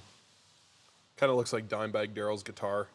Really, really cool knife. It's got a nice dark finish on the blade. This is made by Nigara-san, or Nigara Hamono, sorry. That is, Go Yoshizawa-san is the maker there. And it's just a stunning knife, really cool custom handle. It's the kind of knife they're gonna open the box and just like lose their mind the minute they get it, which I think is a good way to go for a gift. SG2 stainless steel, really high performance stainless steel. Next pick, we are thinking about a carbon steel knife. This is from Wakui-san. Wakui-san is a solo knife maker. He started out making crowbars. He comes from a family of crowbar makers. And crowbars are not as popular in Japan anymore. They used to be used for demolition quite a lot, and they've kind of dropped off. And so he wanted to pivot his business. He went and trained at Yoshikane Hamono and learned how to make kitchen knives, and he retooled his entire factory. Now he makes incredible carbon steel blades. They're nice and thin, but not too thin. Just beautifully sharpened, really stunning, simple, clean look. And I love that dark wood handle that they have as well. This octagonal handle is my favorite shape of knife handle. And then lastly, if I don't get the Nigara, this would probably be my choice of the 3. This is the Saji, I believe Shinshu it's called. It's an acid edge version of his regular rainbow Damascus. So he's dipped the blade in acid and caused this crazy reaction to give it that nice dark gray finish. Oxidized the copper and brass that's layered in there as well. Just a stunning blade. I like darker blades and darker knife handles, and so this for me is everything that I like in a good kitchen knife. VG10 stainless steel, easy to take care of, not too fussy, but keeps a beautiful edge and gets really nice and sharp. All right, Jacob, what do we got next? Let's see that Tetsujin Gyuto. I think this is the last one we got because we had another Tetsujin that sold out. So this is to be more specific, this is a Kiritsuke Gyuto. But this is a stunning blade. Again, really nice, clean, polished look. Now the cool thing about this blade is a lot of knives that have this kind of finish on them are high carbon steel, which means they're going to oxidize and that finish won't stay for very long. It'll get cloudy. This is a stainless steel knife, and so if you take really good care of it and you're careful not to scratch it up, it will maintain this shiny polish, which is really cool because I think it's a stunning knife. And normally I like knives that change and develop with age, but having this guy stay kind of pristine would be pretty awesome. Really nice stabilized wood handle. We've got a dyed maple probably of some kind. Just, again, stunning. Not too over the top there. Tetsujin Himono, the blacksmith, Toru Tamura-san, used to work at Knifewear long time ago, like 13 or 14 years ago. And then after he had spent a year in Canada, he went back to Japan. He apprenticed with Kato-san, as well as another maker whose name I don't remember right now, and learned the art of knife making. And now he can forge both double bevel knives, that is knives that are sharpened on both sides, and traditional Japanese single bevel knives. So he's a very talented blacksmith. He's teamed up with one of the best blacksmiths in Japan, or sorry, one of the best knife sharpeners in Japan, Myojin-san, and Naohito Myojin, who's just insanely talented. And so they're a great duo because Toru-san forges incredible blades. Myojin-san does the rest of the work, right? Grinds them, polishes them, makes them cut the way they cut, which, you know, is a really important part of the process. No questions? No questions. All right, we're caught up. Well, thank you everybody that's tuned in so far. If you have more questions, keep them coming. If not, we'll log off soon-ish. To recap, the sale goes all week long. It goes until Monday the 20th, actually, because it's a long weekend here in Canada. And so drop by your local Knifewear store or check out the website. There's a lot of good stuff left over. We are going to be live on Thursday at about 2 p.m. Mountain Daylight Time, and we will have some new stock probably. I don't know if there's any other orders that are going to show up from Japan, but we've got a bunch of refurbished stuff in the Calgary store. We're going to take some of it down here and list it online, take some photos of it. We've got some stuff in the warehouse, some kind of scratch and dent stuff that didn't make it on before Monday morning because we just didn't have time. And so there will be some kind of late additions that might be cool on Thursday. If you're looking for, you know, a treat for yourself, you want something really cool, it's a great time to find that. If you're looking for a gift, you know, wedding season's coming up, lots of other occasions. If you need a gift, garage sale's also a good time because you can get something really special for a really good deal. And yeah, if you just want to look at a ton of really cool knives, definitely swing by your local Knifewear store. It's a different time of year at Knifewear. We put all the knives out on top of the cases and the whole place is a mess, but you get to kind of rummage around and find those real pieces of gold. Nolan, what are your garage sale picks? Oh, I gotta go get them. You gotta go get them. Okay, go get them. Go get them? All right. Nolan here, I'm interrupting the flow of order packing, but we'll be quick. Nolan here works in our warehouse, but he is one of the biggest knife nerds, knife enthusiasts that works at Knifewear. He worked as a chef up until just a year or two ago and has a ridiculous collection of knives. If you need something to watch after this video, check out his video, his knife collection video that we did last year, because he has over 200 kitchen knives, and that number's grown somewhat since we shot that video. He's got 2 or 3 of the same knife in some cases because he was working different jobs and wanted to have one of the same knife at each job. And so he is really passionate, especially when it comes to the function, the everyday use of knives. So I'm excited to see what he picks for the garage sale. If you have a pick, let me know. Questions here. Yeah. David here, he bought a Yamada Walk, and he doesn't have the self-cleaning cycle. So what does he do? Just the hottest it'll go. Run it for an hour, and that should be fine. That's what I did. I do have a self-cleaning cycle, but I didn't run it at that. And yeah, that was what I did with my Yamada. Oh, all right. What do you got here, Nolan? That's what I would buy. I don't really know. Okay, so this is the Masatani Nikiri, right? This is I believe this is a hand-forged blade, which they don't do anymore. That's why it's so cool. So they've discontinued hand forging, so we have these guys in. We don't usually get Japanese-style handles from them. Usually we get European handles. Yeah. Yeah. So I haven't seen a Japanese handle one in 2 years, probably. And I think it was a custom-done one. But I like that it was handmade, and they're done making those ones. Yeah. So I think that's really cool. Awesome. It's like rare and limited, but also like I've got another one of their knives here. Nice. but to have something more handmade from them is really cool. Totally. Okay, open this guy up. Oh yeah, this little Kosan Toku, hey? Yeah, yeah. I love those ones. Yeah. And I like that it's blue and it's got the Tsuchime and the Damascus. I've done a video on that one before, being my favorite pick for garage sale. Oh, that's right. Yeah. Yeah, that's great. I love the So love we got the blue a ton packer back in handle, stock. too. So this year I'm hoping to buy one. Nice. Did it escape you last time? It sold out before. I think we got 12 in. Oh, I think this jeez. year we got 50. Oh, the new So- Goma fish. Yeah, I really like the Goma fish. Yeah. This I think is under Goma boning knife on the website. Yeah. This is a but new addition to the Haryuki line. I really like the tip on it. Super thin, so you can get the silver skin up. It's a great size for portioning as well, and just trimming. So I'd use it more for beef, I believe, like wood Yeah. or like pork. For larger cuts. Yeah, for larger cuts, yeah. So like almost that scimitar style, but you got that super thin tip in there. It reminds me of my Silverthorn a lot, which I really enjoy. Oh yeah, the Silverthorn So, trimming knife, which we're actually going to be getting as well. super excited to see those ones come in. This one, I want that so bad. Oh, the Takohiki, eh? Yeah, and the 210, it's cute. It's a great little knife. Yeah, What would you use this guy for? I have no idea. It's just a great price. Like it's Yeah. one of those things you grab and then you end up finding a use for it. I would try and just use it for everything for Yeah. a few meals a week. That's how I got my first 2 single bevel knives. Were at the garage sale. I was like, they're crazy good price, and I want a single bevel. Kakigumori. Oh, This one's just gorgeous. yeah. I love the finish on it. I love the height of it. It's got a really, really good height. Yeah, you got big hands Yeah, too, I got eh? big hands, so Yeah. not worried about knuckles hitting the counter. It's beautiful. It's good shape. It's Yeah. good size. Like carbon steel. And then Kind of lastly, reminds me of the Ishime. totally, yeah. There's definitely some DNA there, which is funny because they're from Kumamoto too, same area. Okay. All right, and this is the lettuce knife, the camo, Yeah. whoa, camo lettuce knife.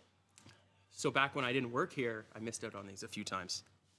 So Yeah, so this guy's had a sharpened tip, so when you're harvesting lettuce, you can like actually stab the tip into the base of the head of lettuce, just for really yeah, and clean. then I could gentle justify harvesting. buying one Yeah. because it's for gardening. Yeah, absolutely. Not, you got not a supposed to garden get any more knives, but I could justify it. Didn't say garden tools. Exactly. Nice. Yeah. All So those right. are my picks. Like that's what I would be buying if I could buy them right now. Well, please give a warm, I don't know, applause, whatever. Put some emotes in chat too. Thank you, Jacob. Thanks, Jacob. Give That was give nice give of you. Nolan some nice comments because he is one of the team of people that are running around the warehouse, gathering and packing knives today, and making sure that your orders get out today, probably, or if not today, then tomorrow. And I would have bought the giant Fujiwara. Oh, the Fujiwara Menkiri, I yeah, would have bought that. yeah, So I'm happy. I think. yeah. That was a really good deal.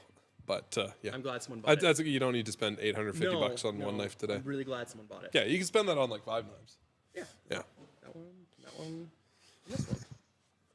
nice. Yeah. I gotta go. All right. Oh, Kirameki frying I don't pans. know if you'll know the answer. There's the to man this, with the answer to that question. They're all Thanks, Nolan. I need a mic. Kirameki pans. We're getting them pretty soon. We got a notification that the Kirameki pan will be on boat. Yeah.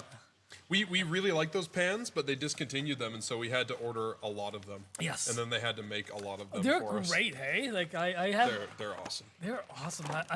It's so easy to care for.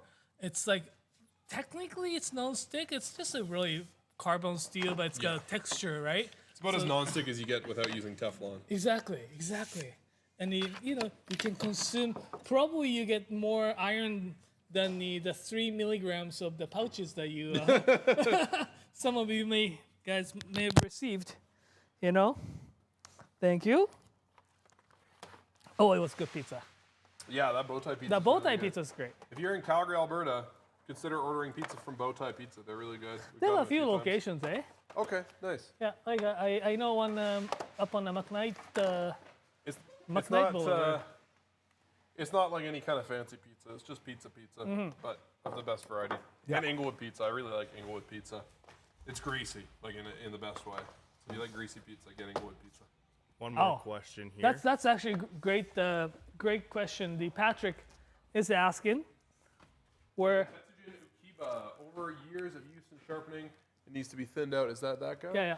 Alrighty. How does that work without a primary bevel? Oh, I'll we're bring. making this video. It hasn't come out yet, but Not quite sure if the one of the knives. I just re-sharpened one of the knives like that see if it's still there. I'll be right back. Speaking of questions we need to answer and videos we need to make, somebody asked how many parts to the Kevin knife collection video. I don't actually know. Sky, how many parts there are going to be to that video? Like 7 minimum. 7 minimum. God damn. Yeah, that man has a lot of knives. I don't know if you know this, but if you own and run a Japanese knife company for 17 years, you acquire a lot of knives. 6 hours of footage. Oh my God. A lot of hours. Yeah. Okay, it's All right. Now to here it's to already talk been shipped. sharpen. So there was a knife came in the other day, and I did that needed the sharpening, was thinning. The knife that didn't have the primary bevel. What I did for that particular knife is that I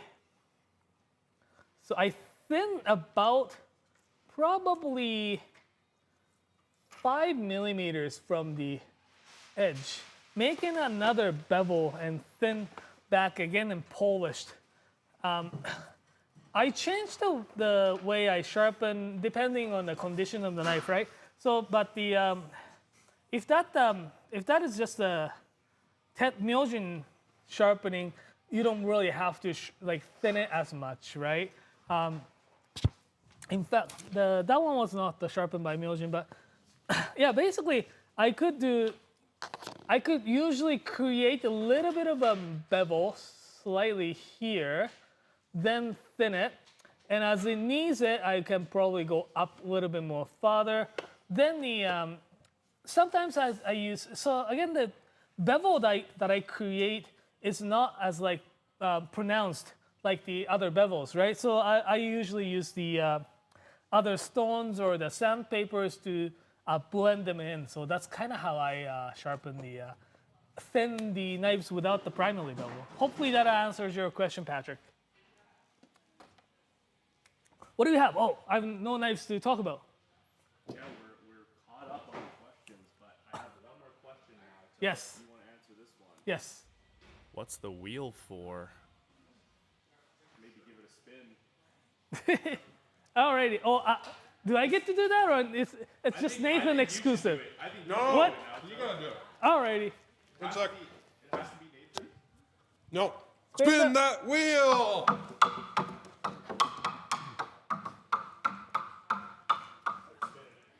All right. right. Free Cook's notebook. Awesome. All right. We're gonna do this again. We already did it. You know what? Free. Let's do something else. Let's what else we got on here? Spin one more time. Oh, you know what I want to do? I want to give somebody a free chainmail scrubby. There you go. All right. I'm gonna go grab a chainmail scrubby in one random order. I will be right back. Awesome. Alrighty. Let's have we talked about our favorites at the this garage sale? No. Pick your favorites, Natsu. Well, unfortunately, my favorite was probably it's not here anymore, but the Tetsujin Nukiba. I was so happy when I saw these knives come in. Tetsujin, kind of a. Oh, someone's here. Anyways, the Tetsujin, the Toru Tamura-san, he's been a good, I guess, friend of mine since he was actually here in Calgary. And when he went back to Japan and become a blacksmith, Kevin, the Knifewear, helped him find the apprentice and the people working for them. He worked at the several different workshops, and now he's in the settled in Kochi area where he is working with the Myojin-san. But for the longest time, he's been only making the carbon steel knives. He's really talented. He can do double bevels and single bevels.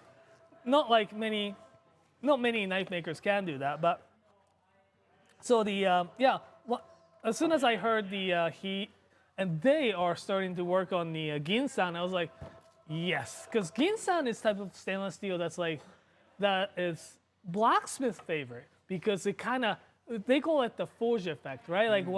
Once you forge those knives with the spring hammer, it makes the knife better. So, when I heard they were working on, Toru is working on this one, I was so excited. And when it finally came about, it's like, oh my God, it's so cool. So, and Myojin-san sharpening, it's just absolutely stunning. So that's my like I'm talking about favorites. So Nathan's probably chosen the winner. All right, I got a knife for Jordan. Jordan ordered a Mazaki. We switch the cameras. Which Mazaki? The Mazaki white number 2 Awesome. 240.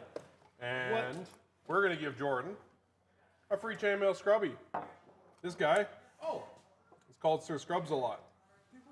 Too many faces in the front. The chainmail scrubby is What's actually life-changing. Oh, it's manual focus. All right, well, there we go. This is a big, small piece of chainmail, but it's really incredible for washing dishes.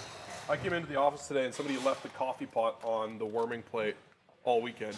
Oh, and so good. there was just like carbon on the bottom of it. And I let it good. cool off a bit, and then I put some water in there, and I scrubbed it with this guy, and it just like annihilated it.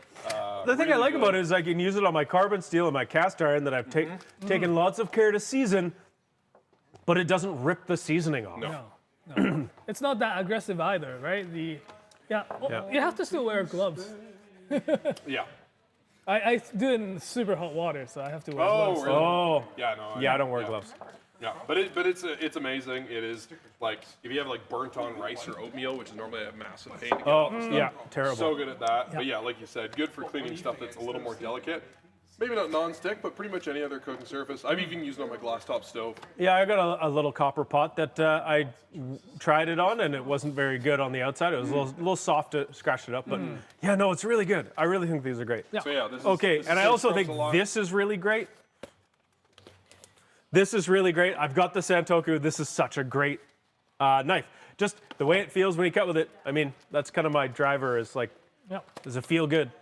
So I'm gonna give Jordan here a little note, and we're gonna ship this knife off today. Mike, I was talking Jordan. about this, my favorite. This is your favorite. Oh, Yeah, oh. yeah. Tell me, what does Ukiba finished? So Ukiba is like The sharpener? They call it the floating edge finish. So basically, they sandblast it right here to just make the edge pop a little bit more, right? Yeah, that's incredible. Reminds me of something else, but What does it remind you of? like old the Kimuri. Yeah, it's the same thing, right? It's the it's It looks like the waves crashing on the shoreline. yeah, exactly. But if the lighting, this is how yeah, it looks fantastic. What's your favorite? We haven't really talked about our favorites yet.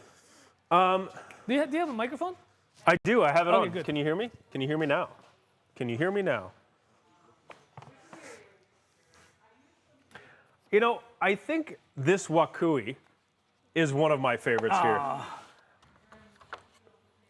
I really enjoyed meeting Wakui. I really enjoyed knowing his story, where he's come to work. And honestly, when we got to meet him, we didn't actually see his knives. And they showed up later, and I thought, oh yeah, I'm sure they'll be fine. But when I took it out of the box and held it, I was really pleasantly surprised at actually really how great they are, how nice they feel, how even they are, right? They're really beautiful, simple knives. And that's kind of this is kind of my vibe when it comes to a knife. I really like simple Migaki finish. I have a bunch of other that are really Damascus and really beautiful, but the weird thing is I actually never use them because they're too nice. I'm definitely one of those weird people that gets a little precious about stuff. That Ajikataya, this has been on my list for a while. Something that's added to my list is this fella, this Sunihisa Niju Hachi. I love how the surface looks like rice koji. And that's a really niche thing, if you even know what that is. But koji is this mold, and it's used for when they culture rice or beans or whatever, if they're making miso or soy sauce, and it kind of looks like that. But this is white carbon steel #1, which is super hard, and stainless steel cladding, and this thing is $172, and it feels great. And it's nice and thin. So, I don't know, there's so many things to like here. What don't I like? That's a better question. I don't like how I feel after eating 4 slices of pizza in like 5 minutes. I want that knife. Yep. I want a 240 Gyuto, but I want it to be carbon steel. 240 carbon steel. Can I have a Mazaki? I mean, we should talk about these because they're 20%. So the Munaishis, these are Munatoshi. Sorry, I know it's confusing. So Munatoshi, this is like to me is kind of a sleeper looking knife. It's a very simple blade, but you can sort of see, do you see where that gray shadow is? That's where the bevel is. And so it widens, like there's a bit of a distal taper, so it's gonna smoothly cut through stuff. I tried the one that we have at the store as a sample knife and was very pleasantly surprised at how nicely and how silky it was when it cut. What's a distal taper? That's when it gets narrow from the back towards the tip. As it tapers over a distance. I don't know, what does that word mean? I just know what distal taper means when it comes to a kitchen knife, which means it gets skinnier at the tip. I don't know what distal actually means, though. Touched it earlier. Oh. Please Google the word distal. What is the etymology of distal? It's a little rough. Something that sometimes you get a knife that's got a little bit of a roughness here. I mean, this is $220 for a hand-forged knife, so if they skip a few finishing details, I'm okay with that. But something that I know is a quick little spin of my honing rod in here, or a little bit of... I was right on the money. So distal is from both the words distant and dorsal. Wow. And it can be used in geology and anatomy, which means like situated. Well, it's right. Yeah, distal and proximal or whatever. Yeah. So it means distance and what? It comes from distant and dorsal, like dorsal. So it's So the length of the back tapers. Amazing. Learning. the more you know. You know what? Yeah, here we are. What do you think about these? We have some. You like this weird, handle. I know you like this handle We because often have, I like, saw weird you stuff. wearing sandals the other day, and this matches your toenails. One of. One of your toenails. Well, we sometimes get something weird, right? Like something like this, the Kamo-san's harvesting knife. This is great little knife though. Like, we talked about this knife earlier. This is gonna be great outdoor camping knife because when you drop it on the floor or the ground or whatever, it's so easy to find it, and it comes super handy. Unless you drop it on a carpet of red grass, red grass. then you can't find it. You'd be in trouble. Right, but Oh, the blade is silver. we're falling apart now. Anyway. Do you know what? Actually, something that's not a knife that I'm really about to buy is a Yamada pan. Oh yeah. I have so many frying pans. It's silly to think about buying another one, but I don't have one that's hand hammered, and I don't have one that's that thin. Good choice though. This Kitaoka-san. Kitaoka-san's been doing a lot of weird stuff lately. He's the one of the only, I guess, like single bevel knife maker in Takefu Knife Village. Now he has his son working with him as well. Okay. So I think he's been doing a little bit more weird, like not a weird, I guess like some thing. Just sort of unique experiments and stuff. Experimental, yeah, exactly, right? So this one here, handle, look at it, this like beautiful. Handle is actually done by the Yamaken, the handle maker, whose wife is actually a traditional crafts person for the lacquering, Japanese traditional lacquering. So it's like beautiful lacquering going on, and put the deba, traditional miyoshi, almost like a shape, but look at deep like hammer patterns. Like it's crazy, right? That is very cool. There's this Honesuki. Also, well, we need to talk about, since we're like 6 hours in, 7 hours in, I don't know. 5? 5 hours in? 6? Yeah. Oh, so we haven't been able to talk about anything but knives yet. But which means we need to talk about some cooking tools that we got for this special occasion. right? Because we did talk about them at the preview, but not so much. So here.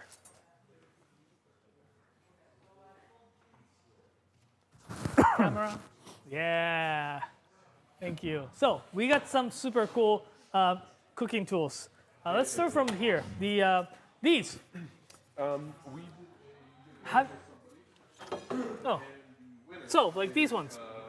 Oh, these are very cool. These Yeah. are really cool. It's the it's called chop plate. Wait. Chop plate. Chop plate.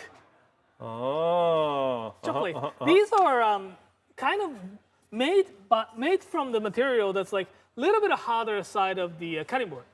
You know, if you like when you have the dinner plates and try to cut the steak on those, and plates and ceramics are so much harder than steel, right? So it dulls the knife like so quick. Where these ones, although it leaves a little bit of marks, it's so much better for a knife. So when you get a set of Shun, set of Miyabi steak knives, and gonna use it on the plates and stuff, these are gonna be so much better for those knives.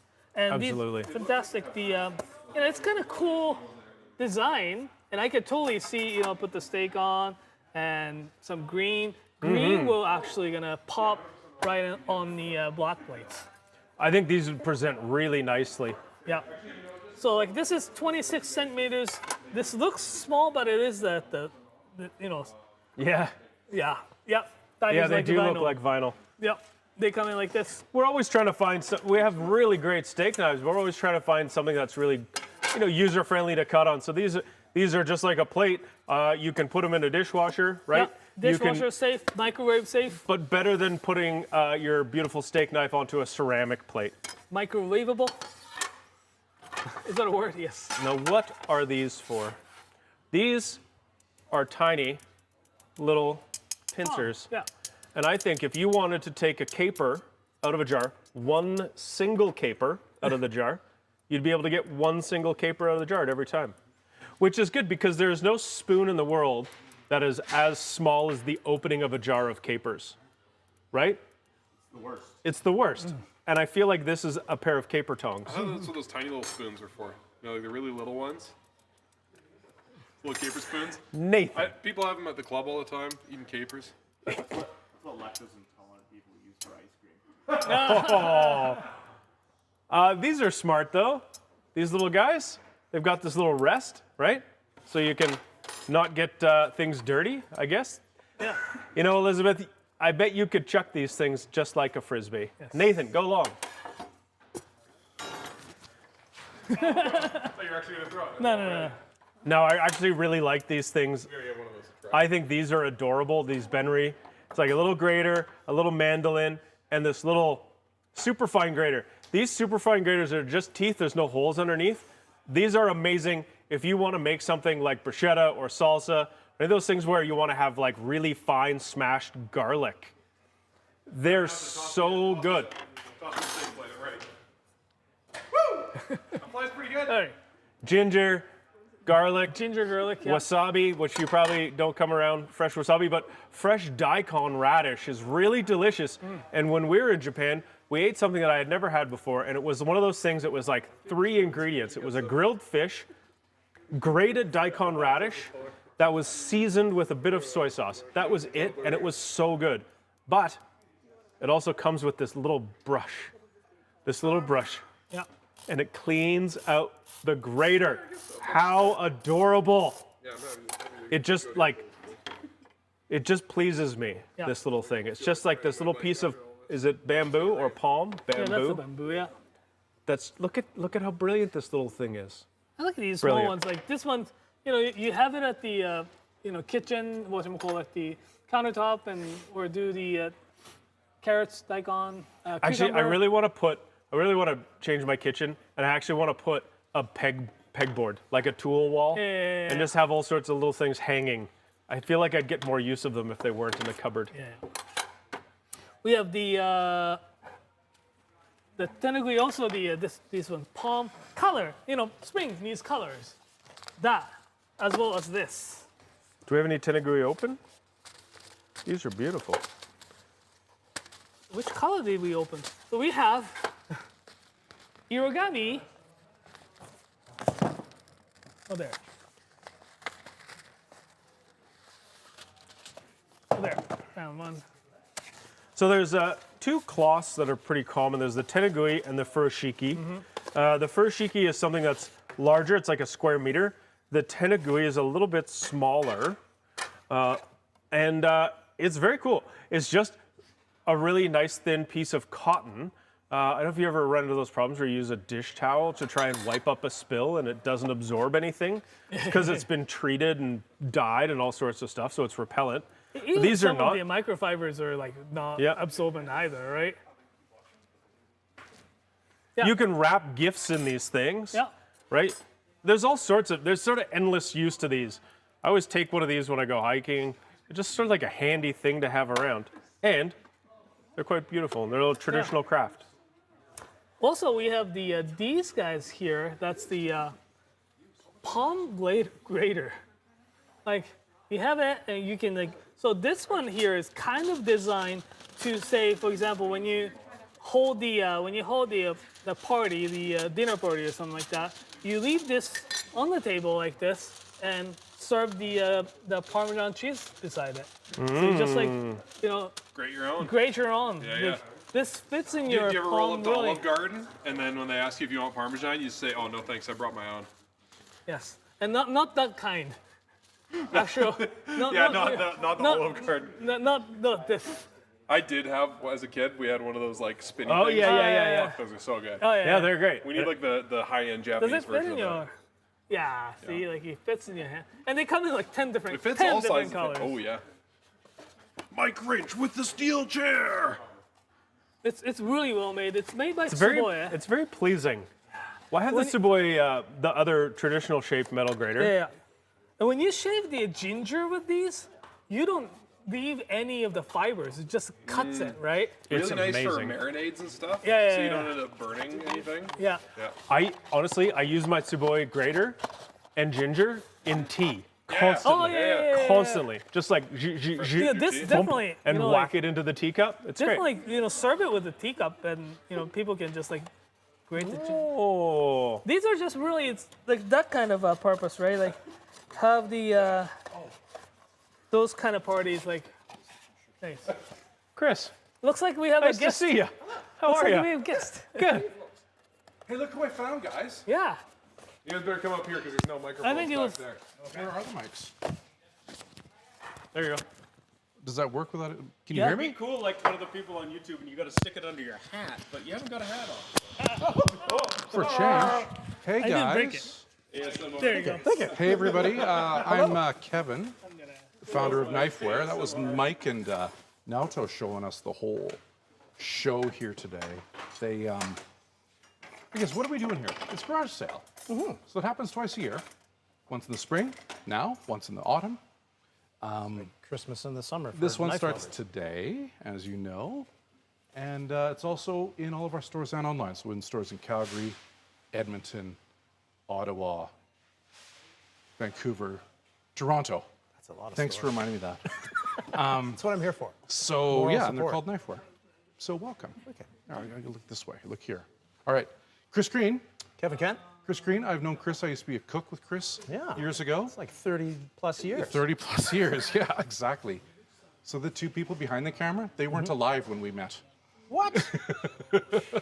Well, I always think very fondly of the Pixies because you introduced me to the Pixies when we worked together. Did you really? You did. You were like, have you heard this band? I'm like, I was very good influence on you you. were.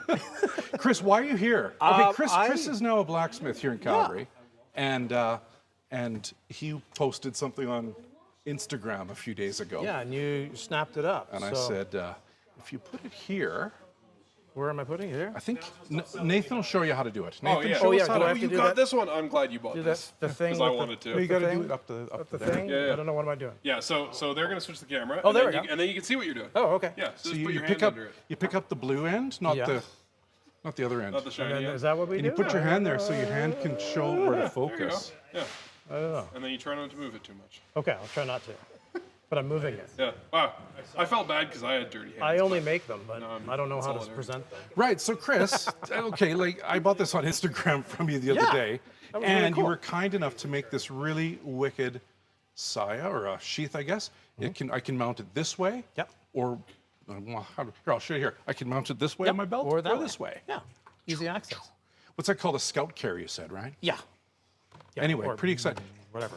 I don't know. Whatever. How about tell us what you're all about? What am I all about? Well, tell us about this knife, if you know. Okay, well, let's start with that. This is a high carbon steel. I believe I have a scrap pile, so I go into my scrap pile and pull things out. I believe this is 5160, which is very similar to leaf springs. I'm a forger, so I do a lot of forging, and I forge this one to shape, and it's fake. Yeah.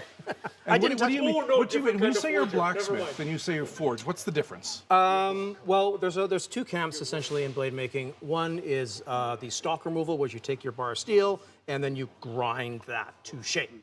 I come to this from a blacksmithing background, so I forge everything. And typically you do that with high carbon steels because they like to be forged, whereas stainless, not so much. Some do. They're getting better. VG10 Yes, they're getting takes better all the some time. benefit from forging, for example. Cool. Yeah. Thanks, Sis. I have to say, it was the blue. It was the Tiffany blue Blue's pretty color cool. that made me excited. And I was at a meeting earlier today, Yeah. and the lady had fingernails that color. Oh. So I showed her the picture of my new knife. She's like, I want one like that. Well, Then yeah. she says, does he make pink ones? I can make them in any there we color. go. This material, G10, which is a fiberglass product, comes in like any color you can possibly imagine. Awesome. Awesome. All right. You. Hi. Can we get serious here for a second? I got something serious to talk about. I'm writing a new book. What? Hey! Another one? Because I love it. Mike and Naoto are making me. You have to. They're very cruel. Look at this. This is Mike and Shibata and Akeda in space. Look at that coffee mug. Isn't that nice? Out in space. Sky's the limit when you get into space. Here's back of it is Mike in the aquarium. Ocean Can I have Mike. Yeah, so we wrote a book that I thought might be here, but it isn't. It's called the Knife Nerd's Guide to Japanese Kitchen Knives. And I have to apparently write a new one. Okay. And I think we're just going to kind of like redo the whole book, Yeah. but update everything. Okay. Like Visti's already going to plan for updated pictures. We're going to do updated bios for everybody. Yep, And we're just going to have another run at every section of the book. Sweet. So it's going to be like a second edition, except it'll be basically a brand new book again. More material? Yes. But we don't want to make it too big. So this is like because we have to kind of double the number of blacksmiths we've got in the book. But we don't want to make a phone book. Do you remember phone book? It used to be a big fat book you would get in the mail, and it had lists of phone numbers so you could call Great to people. test your knives on with the cutting edge. Fantastic for edge testing. Yeah. And yeah, phone books are great. I know in Ottawa, every time the phone books come out, Chris sends a message out to everybody in Ottawa. Hey, bring me a phone book and you get 3 knives sharpened for free. That's what I use the Uline catalog for now. Oh, you like. See, and back 120 years ago, we would use that catalog differently Yeah. Would actually use in it. the outhouse. Very cool. Anyway, I've got no more to say about this. Okay, well, it's right there. So Chris speaks Green, for itself. Chris Green here makes custom knives in town. I do. Does leather work himself, does the handles himself. Yep. And you can buy his knives at probably chrisgreen.com or something like that. Blackcatmetal.com. Blackcatmetal.com Yep. or Kent of Inglewood, our sister store in Calgary. And I teach. I teach a lot of knife making now. So You know that's what? my You should main thing. advertise better through us. I should. Okay. Because I think our customers that are in Calgary anyway would love to come and learn how to make knives. Who wouldn't? And, well, it's kind of fun. This guy's made Well, one. and you're a really good teacher too. Am I? Good to know. You know, There's a you lot know of what we people should that hammer do? steel for a reason, you know? You know what we Yeah. should do is we should go to his workshop and I should make a knife and then these guys should make a video about it. I think that's happened. Oh shit, yeah, we did do that. Yeah. Yeah. Go watch that video. It's like I'm passing this future over. time travel. I'm passing this over. Chris, thanks for the knife. This My is pleasure. awesome. Thank I'm you. Beyond excited by this. That's really fun. Isn't it? Look at it, and you can carry it this way. Yeah. Well, it's so when you sit down at the bar, it doesn't jab you. Yeah. Right? Like a If you real have a cowboy. beer gut, it doesn't get in your gut. None of us have that. Don't know what you're talking I have about. a donut gut now. Hey, ciao, guys. Thanks. Well, that was a fun cameo. Excuse me. Do you know what I just remembered? Something that was really funny is that sometime about 1998, the three of us all worked in the same dingy basement kitchen. Shit, that's right. Do you remember that place? Yeah. With there was like the kitchen with the boiler room right behind the kitchen, and you'd show up at February to go to work, and you would change into your shorts. It was so hot, and the kitchen. Remember the oven? That would go from 400 degrees to 200 because it was meant for someone's home, not a restaurant. Yeah. I just kind of tingled, but it was like, ugh. It was the PTSD. Peace out, guys. Thanks. Ciao. Cheers, nice to see you. Spicy memories. Spicy memories. That was a spicy place. That was a fun time. Okay, what are we doing now? Well, I think we're gonna be done soon because it's 2 p.m. But in the meantime, we will answer questions until you don't have any, or until we're tired and we want to go home. But we have a couple of knives to talk about. This is also one of my favorite too. Like I don't know if they Oh. get talked about. Well, here, talk about I it. mean, like, so here. Ooh, Isamitsu. You know why I like this knife? It's got the Naohito engraved. Like this one here is Myojin Naohito. So he gets the blank and sharpens it, right? And that's why he puts his name on. This is the same character as my name. So it's got your name on it. So like That knife literally has your name exactly, it says like made by me, kind of. It's not, but Somebody did have a question. Kyoto. About this, though. Hold up. Somebody wanted to know about Cobalt Special Steel. yes, Cobalt Special Steel. So it's got the more cobalt. Cobalt makes the matrix the tighter and stuff like that. It's a material that's in the VG10 as well. And it holds a charge longer. It's like a VG10 charge, yes. It's like VG10, but a little tougher. It's a little tougher. Kind of is like the lowdown of it. And we've seen some of for a while, we've had a Kurosaki Cobalt steel knife. And the word on the street that I've heard from some chefs that have got it is that it's pretty tough, but it actually, like, despite the fact that it's a lower Rockwell hardness. Now, this is controversial because we all love Rockwell hardness because it means sharpness. They say it's really effing sharp and holds an edge a really long time. Yeah. For being a little bit lower hardness, too, than the VG10. Is that correct? About the same. It's about the same, It's not the. Yeah. No, it's the about same Cobalt Special. It's underrepresented steel, I guess. Like it's not being widely used. Still, it's great steel. But And it's made in the sharpening- Takefu steel, right? Yes. Yes. But it's the the way that he sharpens, it's just absolutely amazing, right? I think we're talking about a really nice first fancy knife for somebody here. Talking about some of the blacksmiths that you liked up there, but we've got a couple of options here. And this Isamitsu. Oh yeah. We finally got a 210. This is nice. We finally got a 210. We had a Santoku once, we had a Nakiri. Now it's, yeah. Look at how thin this is. This is amazing. And stainless steel cladding. No, right? it's the carbon. This is carbon, Yeah. right? The way they sharpen, like almost to the flat bevel and super thin, it's gonna cut real nice. I love the handle that they put on as well. It's a maple. I think it's focusing on your finger. There you go. There you go. Oh my God. God, this It's a thing is a razor. laser. Look how thin that is for so long, Yeah. too. Yeah, the both like So sharp. Yuki-san and those two guys are great. They've been up in the game recently as well. I don't remember talking today about what this means when you've got your bevel at the tip wider than the bevel at the heel. And there's a real reason why that is a real piece of detail. Absolutely, right? They say, like, for example, when he forges it, he leaves that this part thinner at the tip, right? So when you're sharpening at the same angle as say heel to the tip, you don't get as smooth of the shinogi of this line as well. Yeah. And also by basically widening the like I guess shinogi or this part wider at the tip makes it it basically makes it thinner. Right, because as you go it's like this and go around, it gets wide, right? As it So, yeah, it's tapers, like- right? it's like So by this, going right? in like this, so it's like having, so when you feel the knife, it's narrow here compared to others where it feels like it pushes out.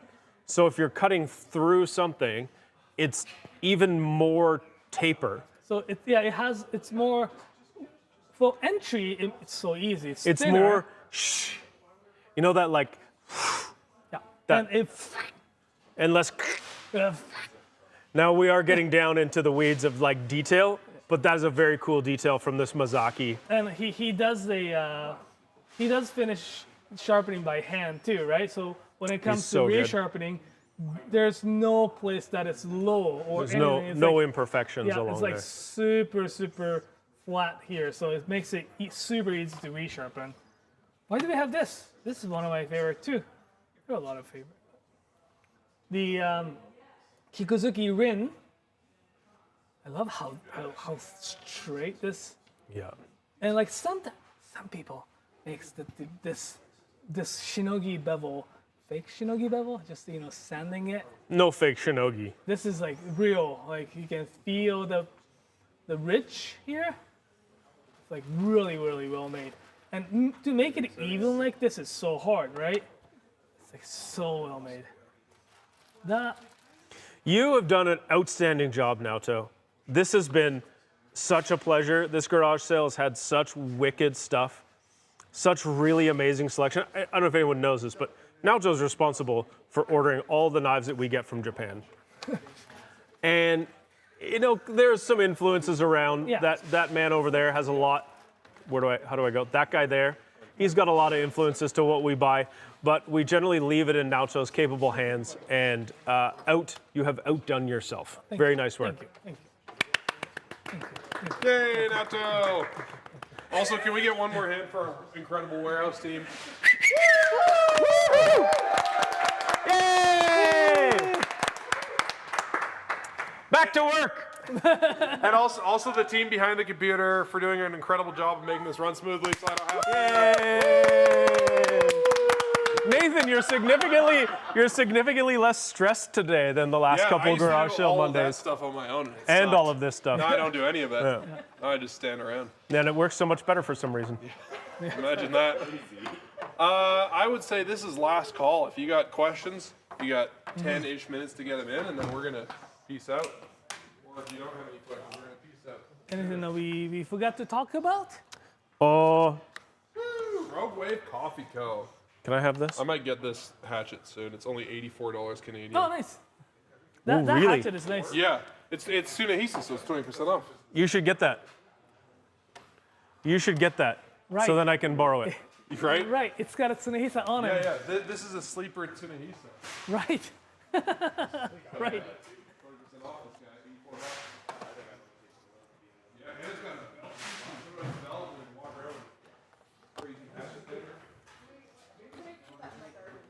In your garden? Do you have any like woody bushes that are? I'm sure nobody can hear me because I don't have a mic. Oh. Yeah. We can hear you. We can hear you. Okay, it's good for cutting kindling if you don't want to pull out like a full-size axe. It's also it's really good for just like hacking at woody branches if you got to do some. It's sharp enough Aggressive. that actually, like, if you're taking a grass, like, you can actually cut. Oh, the- really? Like a well, sickle? It's almost. Yeah, it's yeah. not as good, but it does cut. Fruit Cut Ninja. really good. Fruit Ninja. Yeah. That's how you cut up your watermelon. That's what you do with all the. That's what you do with all the crab apples in your backyard. Is someone throws them at you and you cut them midair. Or savoring champagne. Oh. Oh, hey, that's where the rest of my pizza went.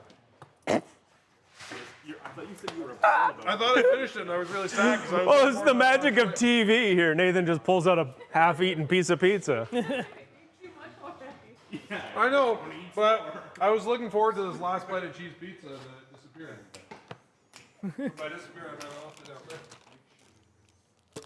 Mike, you had this one out. Like, it was not the. You know what? This is something that I think came. This is what happens at garage sales. We get random things, and then we find out that they're awesome, and we keep them. And I've been working on perfecting my rice cooking, and one of the things that's really crucial is to make sure you rinse it perfectly so the water runs clear. And I always stick my hand over the edge, and I lose some in, and I don't really get all the starchiness out. But this bowl has this thing on the side, so it sits. It sits that naturally. And then it strains this way. So it's perfect to soak your rice and rinse your rice. And then when you drain it, it's like this colander sort of built into the side of it. Yeah. And at first I really thought, what a silly little thing to have. And I don't think I can live without this now. And I thought it was like a one-trick pony, like I would only be using it for washing rice and some other grains, but No, you can't. honestly, just like I rinse all the vegetables now with this Strawberry, thing, yeah, like strawberries, fruits yeah, for whatever, sure. yeah. It's just, it's kind of better than using a colander in a way, because when you put it down on the counter, it doesn't leave a bunch of water around. Exactly, right. Like, it's actually really quite a silly but brilliant little thing. Yeah, I know. You know what?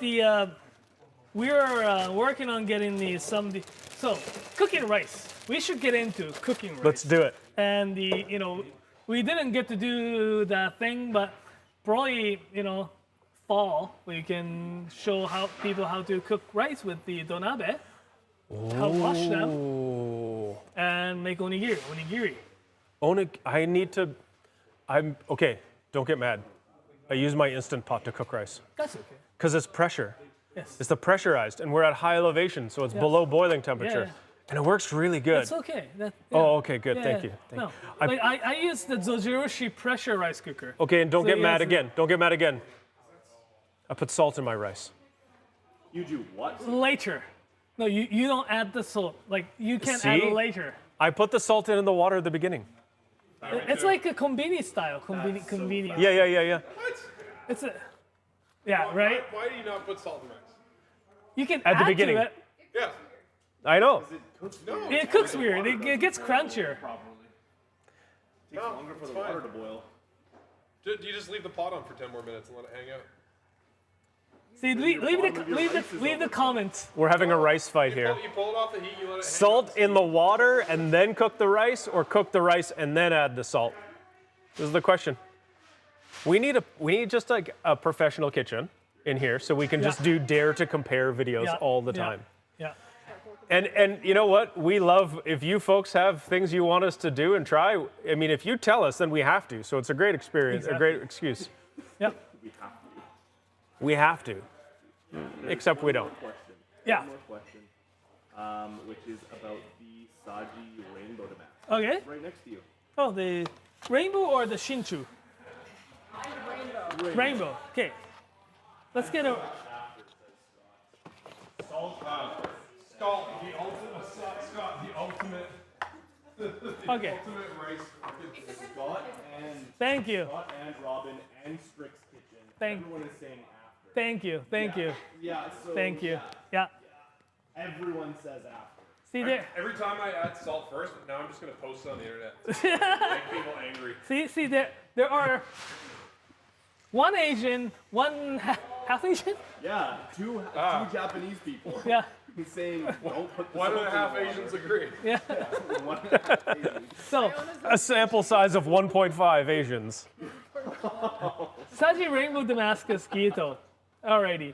So this one here, Vijuten Core. It's got the really beautiful copper, brass, yellow, brown, Damascus. And you know what's really cool about this? It's sharp. It's like kind of weird. Weird to say like knives so sharp. This one here is tapered so nicely. It's very thin. It's gonna glide, and it's really like I love the Shinchu thing as well. So these are like kind of brothers, right? Like ones or sisters, whatever. The one is all polished. The other one is the etched. Etched, for sure. Look at how that gold color from the I brass know, the pops. color is great, but It's incredible. this slides better. Fair. Yeah, I get it. Yeah, that would slide through food really smoothly. Yep. So, you know what? Yeah, both are fantastic knives though. Like the, but it's about the same thinness. Oh, you know what? This, because he, acid etched them and give the texture. Food release is better on this one. Slides better. Food release. Both. That's the answer. You need both. Oh, yeah. Alrighty. Did it cover? Did we answer their question? Yes. Good.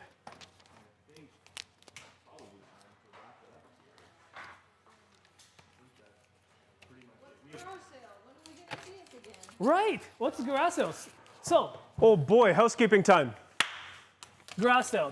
We do it twice a year, spring and fall. Long weekends, eh?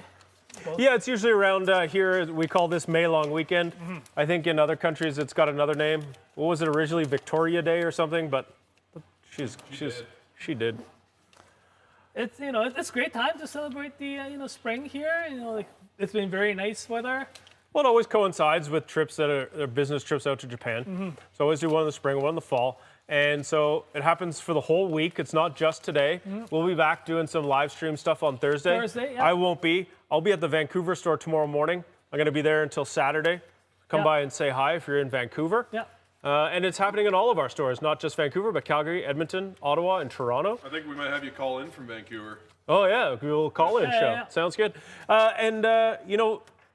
June 2nd, I think, is the magic day that the Toronto store opened.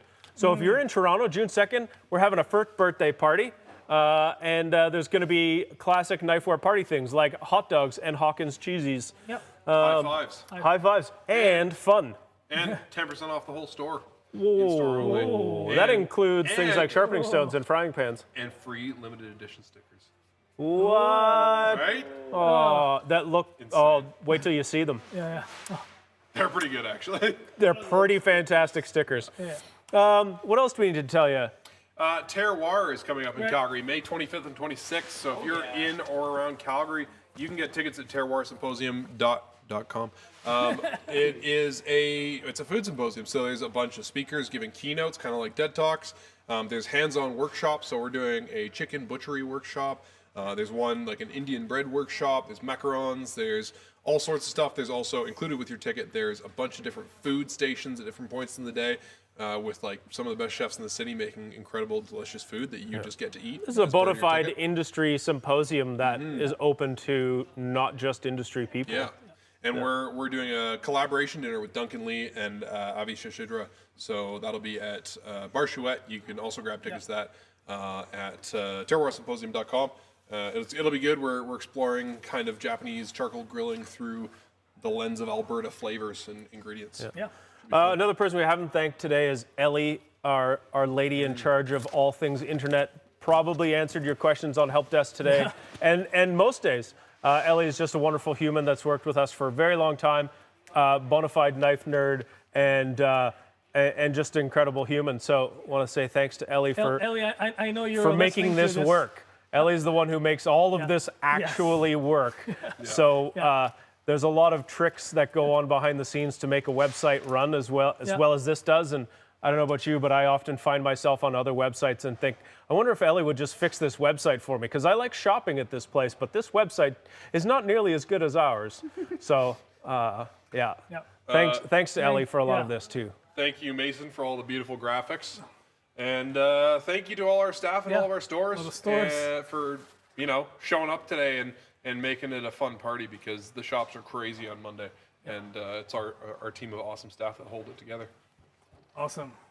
Well, and thanks to all the customers that those that actually show up and watch this bananas malarkey show that we put together. The fact that more than 100 people have been hanging out like for 6 or 7 hours is awesome. We're very appreciative. Yeah. This has been our most popular live streams, the last 2 that we did. So we really appreciate you. We sure do. Yeah. All right. Awesome. No video on YouTube this week. Come back next week for Kevin's knife collection part 2, right? Whoa. How to use a Gyuto, never mind. How to use Mike's video next week, how to use a Gyuto, and then we'll probably have Kevin's knife collection. And some other cool stuff. We got a video this summer coming up about stone tools and how they're made and their history. Some Conroe amazing. stuff. We'll have a video after Terroir about our experience there. So definitely stay tuned for that. I want to make an octopus video now. Yeah, we should. Yeah. All the things you Subscribe, can cut with like the the Taco video. Wiki. Do the things. Cheers. Thank you, everybody. Bye. Dingle dangle. Any more that bell. questions, you just send it to hello@knifewear.com. We'll Yeah. be there. Yep. Thanks, everybody. Bye.